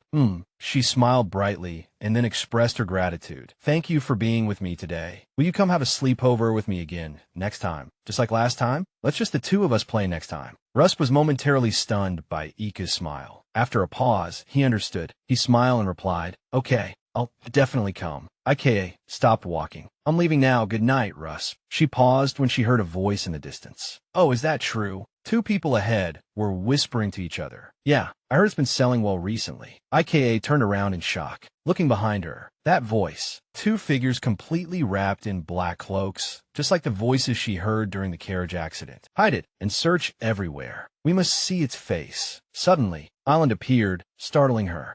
He held out his hand, calling Ika closer. Do you still want to play, dear? It's late. We should go home, shouldn't we? It's not that. Suddenly, a hand reached out and grabbed Ika. It was Castle who grabbed her dress, lifting Ika high into the air, causing her to struggle in panic. Peanut, watch where you're going. You'll get hurt. Ugh, how are we supposed to know when you're blocking the middle of the road like that? Only the voices of her two cousins echoed in the clear night sky. Sit tight, cousin. We're going home, cousin. Wait for me. Ika lay listlessly in a large bathtub. She soaked in the water, thinking about everything she had just seen. In the end, I still couldn't see their faces. Zinda quickly reminded her, young lady, you'll catch a fever if you soak for too long. You're done washing. Let's get out. I know. Zinda slowly dried Ika's hair. She smiled brightly, her eyes cheerful, exuding innocence and comfort. How is it today, young lady? You look very happy. I was only in a corner of the banquet, so I couldn't see you in the hall. Ika excitedly recounted her fun experiences, her face beaming with excitement. It was so much fun. I thought I wouldn't make any friends, but everyone greeted me and played with me. And I ate cake, and there's so much more to tell you. Zinda smiled gently and hugged Ika from behind. Perhaps you'll be receiving invitation from now on. I'm so glad you had fun. Invitations? What invitations? Neatly arranged letters and invitations were displayed. You've made new friends, so you might receive invitations to tea parties. Everyone will enjoy delicious snacks together and get to know each other. Ika smiled brightly, very excited. I want my friends to eat the cake Sophie makes. Oh, that would certainly be fun. When the time comes, you can take me with you too. Young lady, is there anything else fun you want to tell me? She looked in the mirror and inadvertently noticed something unusual. The gem in the middle of her bracelet was sparkling. Now that I think about it, when you were in the carriage earlier, a voice came from outside. That thing is a magical tool, though it doesn't look like one. What do you mean? Castle was questioning Ika. But just now, poof, a squirrel appeared. Why can't I see it now? That's why I said it doesn't look like one. Even you didn't know. Castle's loud voice made Ika angry. Peanut is a liar. You're the liar. I'm not. Ika crouched on the floor, fiddling with the bracelet. Why can't I use it now? Rusp clearly pressed here. Her gaze shifted to the side, perhaps realizing something. IKA remembered when she received the bracelet, thinking that if it were a magical tool, Russ would have told her, so when he gave it to her, wear it here. I heard you can wear it on your chest or neck, and you can also change the ribbon. Rusp smiled like a flower. Rusp, I forgot to tell you when I gave you the gift. So he used magic. IKA fell in a deep thought, which made Zinda a little curious. He didn't want to be found out for using magic. Silly Rusp, he was helping me make friends. She hugged the bracelet happily. I don't really get it, but it's not easy to be allowed to use magic, and it's even difficult to use it in the Imperial Palace. IK thought about the magic, while Rusp held her comfortingly, telling her to keep it a secret, creating a gentle and caring atmosphere. Next time I have to tell him not to use it where there are people. It'll be a bit embarrassing, so you have to keep a secret that I used magic, okay? Embarrassing? How so? Because he said it would be embarrassing. A few days later, Zinda reminded IKA while tying a ribbon in her hair. Young lady, the invitation you received is from the county of Merludum. They are allies of the Emperor, just like the Valiants. She felt both happy and excited. The Count is a good person too, so don't be nervous and have fun, okay? MHM, thank you. I'm leaving now. See you later. Zinda was worried and sighed. Don't forget the gift, and be careful. And your name tag. I don't like name tags. The carriage slowly passed through the forest. Zinda smiled. It's natural for the young lady to receive invitations from other families after the grand banquet. This is just the beginning. The carriage slowly came to a stop. I have carefully selected them, so nothing should pose a threat to the young lady. And today is the first day. The carriage stopped outside the city gate. IKA slowly took her first step. Here, she looked ahead. This would be an important step in a young lady's social interactions. I'm going to take off my name tag.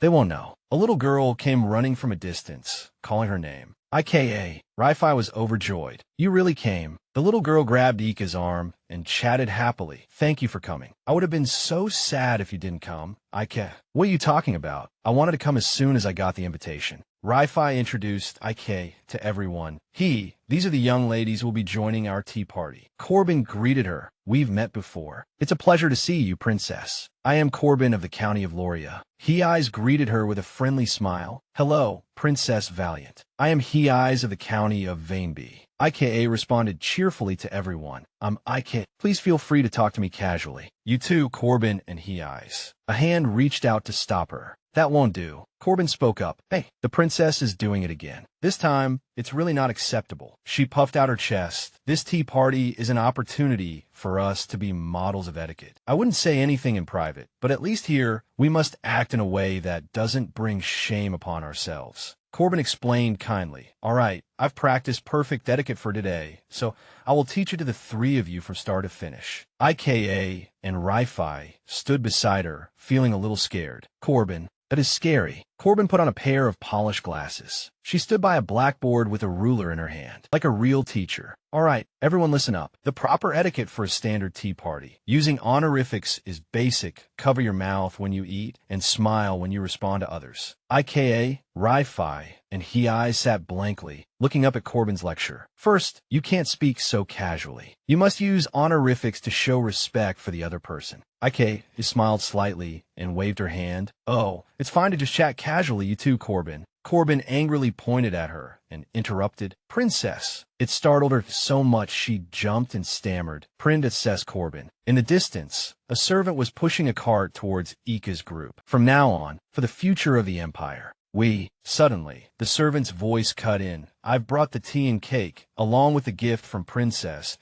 She turned her head to look. A gift. Corbin also started paying attention. Beautiful cupcakes were arranged neatly on a tray. Cupcakes. The servant carefully poured each cup of tea. Ri-Fi smiled brightly, her face filled with genuine joy. Thank you all for coming. I prepared my favorite tea. I hope you all like it. There's also milk and other kinds of tea. She suddenly looked at Corbin worriedly and stammered. Princess Corbin, is this all right? She was satisfied. MHM, it's acceptable. IKA laughed excitedly. Now let's eat the cake I brought. This cake was made by Sophie's grandmother. Corbin froze beside her again. So casual again. She ignored her and excitedly shared the way to eat it. I'm about to reveal the delicious way to eat it. She innocently picked up a cupcake with her hand. Hold the cake like this. This completely shocked her. With your bare hands? IKA opened her mouth wide and took a big bite. Chomp, she said while demonstrating. Put it in your mouth like this. It's much tastier to nibble on it bit by bit. Everyone try it. Ri-Fi was completely amazed. That looks so good. Meanwhile, Corbin was so shocked she was speechless. With bare hands. With bare hands. With bare hands. Finally, she couldn't take it anymore and reminded her, "What are you doing, princess? You can't hold cake with your bare hands." IKA, still smiling brightly, invited her, Ri-Fi, and He Eyes to join in. Don't be like that, Corbin. Try taking a bite too. Ri-Fi, He Eyes, you guys try chomping on it too. Ri-Fi started to pick up a cupcake and took a big bite. Chomp chomp. Seeing this, Corbin looked as if she'd been struck by lightning. Princess Ri-Fi. He Eyes also joined IKA and Ri-Fi.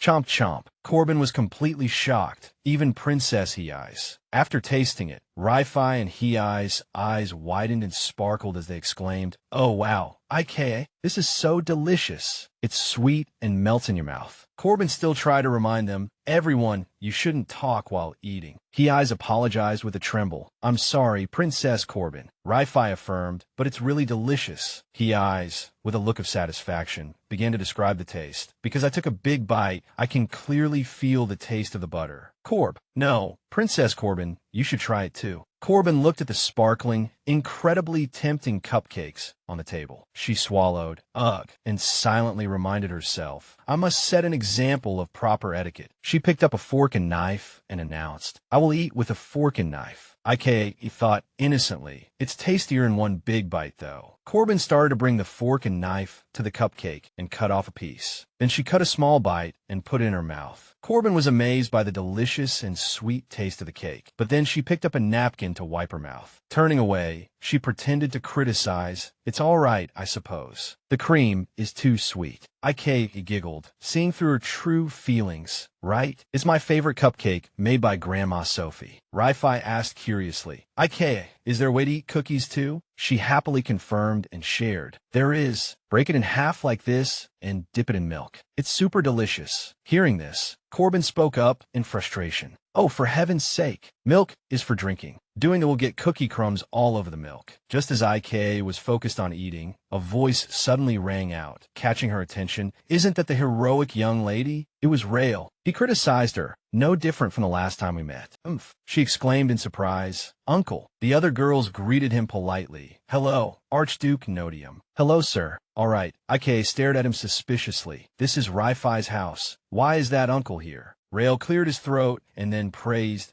Good. Everyone is behaving very properly." However, his eyes narrowed as he looked at IKA reproachfully. "Little Valiant, what are you doing here too? It seems the Marquis is letting you run wild now." IKA slammed the table in protest. "I'm not a little kid. I came because I was invited by a friend. And you, why are you here?" The two started arguing, while He Eyes watched them worriedly. Rael mocked her. "Always uncle. Uncle, what kind of address is that? You should call me Archduke Nodium. Didn't your grandfather teach you?" IKA revealed, "My grandpa taught me not to do that to bad adults. He got angry. You have a comeback for everything." Suddenly, IKA left her seat. She stood bravely in front of Rael to protect her friends. "Who are you planning to get angry at now?" Ri-Fi, Corbin, and He Eyes didn't do anything wrong. We were just having fun together. He was flustered, his voice trembling slightly. "What? Why would I be angry at you? I came to see Count Dean today." She angrily reminded him of the last time and warned him, "Last time you got angry at Rusp, even though he did nothing wrong. Don't you dare bully my friends." Rael didn't back down and retorted. Meanwhile, someone was walking towards them. A personality just like her grandfather's, only ever speaking her own side. The person spoke up, asking, "Sir, what are you doing here?" He started to notice the person behind him, and then realized it was Count Dean. "Count Dean, Bruce Dean." Rael cleared his throat to regain his composure. "Ahem, it's nothing. Please call me Archduke." Bruce smiled kindly. Yes. Archduke. Ri-Fi ran to his side cheerfully. Daddy. Bruce opened his arms, his face full of affection for the little girl. My daughter, are you having fun with your friends? IKA watched them blankly. That person is Ri-Fi's father. They look so alike. Bruce, holding Ri-Fi, let his gaze rest on her. Ah, the princess is here as well. He knelt on one knee, gently placing Ri-Fi on the ground, and greeted IKA with a smile. I hope the princess has a pleasant time with my daughter. If you need anything, please don't hesitate to let me know. She was overjoyed to hear him say that. Ah, yes, thank you for inviting me. Ika's gaze was fixed on Bruce as he suggested to Rael. Archduke, shall we move to another room? He immediately agreed. All right. She watched him and thought, if I had a father. An image of a father happily embracing her appeared in Ika's mind, and she wondered, would I feel that way too? Rael turned back, annoyed, reminding her, you're going to burn a hole in the back of my neck. Stop staring. I said I'm leaving. Ike angrily denied it. I wasn't looking at you. Both of them sighed uncomfortably. Humph. Ri-Fi asked Ika worriedly, is there something between you and the Archduke? He eyes gently reminded her. That's right. You shouldn't be so rude to an adult. Ike seemed hesitant. Well, time passed quietly. The garden was lush and peaceful. Ika finished her story, and that's what happened. The three girls understood. Ri-Fi gently defended Rael. Although he's strict, the Archduke isn't such a bad person. Ika frowned and said, Humph. I heard from my mother that the Nodium family are all good people. She remembered Rusp's bright smile when he was defending him. Haha, don't hate him too much. He's only like that because he cares too much about me. She contrasted this with what Ri-Fi had said. Russ had said so too. Ika fell silent for a moment, then admitted something that made the three girls pause for a moment, feeling a bit awkward. Even so, I was worried he might bully you, so... One of the three girls reached out and took Ika's hand. It was He-Eyes. She held her hand tightly, smiling brightly as she invited her. Ika, let's have some cookies together. Before she could finish speaking, she could feel Corbin's fiery gaze from behind her. The teacups were placed neatly on their saucers. Someone began to speak, but Corbin asked curiously, I see you're very close with Rusp. Princess Ike looked at her blankly as she inquired, You too? Corbin asked, a question that made her eyes widen in surprise. Are you two dating? Her voice echoed through the sun-drenched garden. You too. As the question was repeated, Ike stared at her. Are you two dating? As she hesitated, Ri-Fi's curious and slightly expectant gaze remained on her. Ika looked down at her teacup, pondering to herself. Dating is that a closer relationship than what we have now? She remembered the times with Rusp, how they both smiled so brightly and were so happy. When I'm with Rusp, I feel cheerful and full of energy. Ika remembered being angry when she saw Rael pestering Rusp. If Rusp got hurt, I would feel sad and angry. But finally, she spoke. Rusp and Ika asserted with certainty, are very good friends. The three girls' expressions were a mixture of surprise and confusion.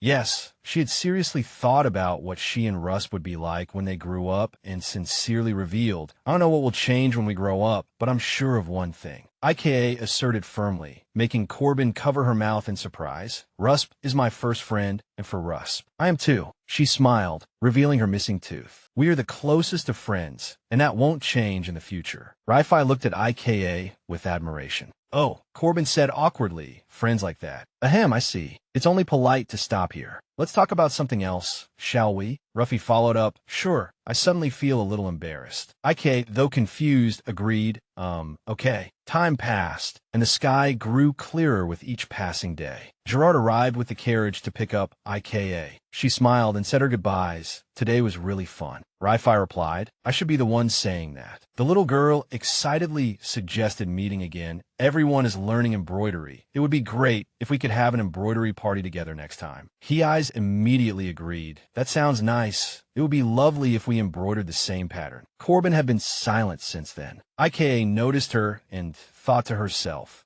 Corbin doesn't look too happy. It's no wonder, since I didn't listen to her. She smiled, thinking, so that's why she wasn't very happy today. Corbin clutched the hem of her skirt tightly. She finally called out and confessed. Had a really fun time today, too. Corbin then commented, stammering, this young lady's etiquette still has many flaws, but I'll try harder next time. Ika, He-Eyes and Ri-Fi were both surprised, staring at her blankly. She crossed her arms, turned her face away with flushed cheeks, looking a bit stubborn but cute. Just call me Corbin. IKA smiled warmly. She took Corbin's hand and beamed. Okay, let's play together next time, Corbin. Though confused, she agreed. All right. Gerard and Zinda stood behind them, smiling with relief. The sky was now a beautiful golden sunset. Ika's carriage moved smoothly along the road. IKA excitedly told Zinda her story. Zinda, I had so much fun today. I'm as happy as when I first became friends with Rusk. It would be great if Rusk could come next time too. Seeing her so happy, she was also pleased. Did you enjoy it that much? I'm so happy to see you so happy, my lady. She replied, yes. I really liked it. IKA then talked about Corbin. Zinda, among my friends today, Corbin seemed very mature. She's a bit scary, but also cool and cute. Zinda revealed, I've heard that some families teach etiquette very strictly. Gerard, sitting opposite her, agreed. I agree with the young lady. Children should act their age. Being cute is the best. IKA giggled. Hee, thank you, Gerard. IKA thought of the Dean father and daughter. That's right. Ri-Fi and her father look exactly alike. They have the same hair and eye color. He patted Ri-Fi's head, greeted me, and told me to have fun. She remembered how Bruce had welcomed her. Then she stated firmly, I think Count Dean is a good person. Zinda, though smiling, paused slightly. Is that so? She thought to herself. It seems meeting Count Dean left a deep impression on the young lady. I wonder if seeing that close father-daughter relationship made her feel a little lonely. Then IKA revealed her wish. Also, can I learn to ride a horse? She was surprised. Horseback riding? She talked about Corbin. I heard Corbin is learning too. She rides a pony named Adios. An image of her confidently riding the horse named Adios appeared. Zinna thought, formal lessons are still too dangerous for the young lady. Then she pouted and pleaded Zinda. Ika's eyes sparkled with pleading, please, please. In the end, Zinda couldn't resist and gave in. Sigh, I will speak to the master about it again. She raised her hands in excitement. Wow, thank you, Zinda. When I learn, I'll definitely show you. I thought about riding Equus. Whenever I ride Equus, I don't get jostled, so I don't think it's a problem. She praised. When I'm with Equus, we stick together like glue. Equus was a bit proud and self-satisfied. This is all thanks to my efforts. She revealed a reason, but I want to learn quickly so I can ride anytime. She smiled with satisfaction, humming a little tune as she thought. If I ride well, I'll invite Rusk to ride with me. Suddenly, a strange glint flashed from deep within the forest. A sense of danger overwhelmed her. Something rushed past Ika's carriage, causing the coachman to shout in surprise. Whoa. The carriage shook violently. Everyone was terrified. Zinda quickly held the stunned IK tightly. My lady, she suddenly felt something strange enveloping her. Ugh. Fear was written all over Ika's face. Zinda's voice kept calling out, trying to reach her repeatedly. My lady, are you all right? My lady. She remembered two people in black cloaks. One of whom turned to look at his companion. Oh, it's right here. A blurry scene, an image of two people chatting in the distance, appeared in Ika's mind. Whoa, is it true? Suddenly, a hand landed on her shoulder. It was Gerard. He asked loudly with concern, My lady, are you all right? Huck, he announced gravely and instructed Zinda. I'm going out to see what happened and I'll be right back. You take care of the young lady, all right? Zinda held IKA, who was trembling with a pale face. I remember now. Gmail then appeared in her thoughts, and she gradually realized that among the voices she heard during the accident was that old man's voice. IK still couldn't recognize the other two mysterious men. The voice she heard at the banquet, and a voice she didn't know. A memory of someone holding a gold necklace. His voice rang out. The item has been found, but that thing isn't here. It seems it was stolen beforehand. IK trembled in fear in Zinda's arms. Could they be looking for the serpent stone, the one I swallowed? This is a secret only my mother and I know. Gerard returned to the carriage and immediately asked her, My lady, you must have been frightened? Someone outside was carefully inspecting the carriage. He announced, It seems a wild animal suddenly ran onto the road. They said we can depart after they finish checking the carriage. Gerard instructed carefully and seriously. When we get back to the mansion, I will call for a doctor immediately. On the way back, if you feel any pain, even a little bit, you must tell me, all right? IKA, her face pale and purplish, answered with a tremble, yes, I understand. She remained silent, thinking of her mother and the people who were after her, feeling both fear and sadness. That night in the mansion, Gerard reported the situation to Castle. The young lady was not injured, but she seemed very frightened. He bowed his head and carefully reported everything. Even so, the young lady had calmed down by evening. The young lady had a good appetite and had a lot of fun with everyone. He had his back to him. It's a relief she recovered quickly. Gerard observed keenly. But there is one thing I'm concerned about. It's unrelated to the accident. Castle then asked, what is it? He recalled the story of the Dean father and daughter. Melanie remembered very clearly what Ri-Fi Dean and Count Dean looked like. Gerard remembered the scene of Bruce welcoming Ri-Fi with open arms. I was worried when Melanie stared at them, so I am reporting this to you in case there's a problem. Castle looked out the window. He was silent for a moment, then commanded, all right, I understand. You may leave. He accepted the order with a respectful 90-degree bow. Yes, sir. He stared at the view outside the window, thinking pensively of father and daughter, If I ever find her biological father, I will definitely kill him. That's why I deliberately didn't look. It's safer to ensure my sister's safe return than to search for who her biological father is. Castle thought of a hypothetical situation, but suppose IK wanted a father. He recalled the image of IK shyly asking, does he have children, cousin? Suddenly, the sound of someone in pink bunny slippers running hastily rang out as he was thinking. Realizing the sound, Castle turned to look. It was IKA. She looked at him with innocent eyes while he was eating peanuts.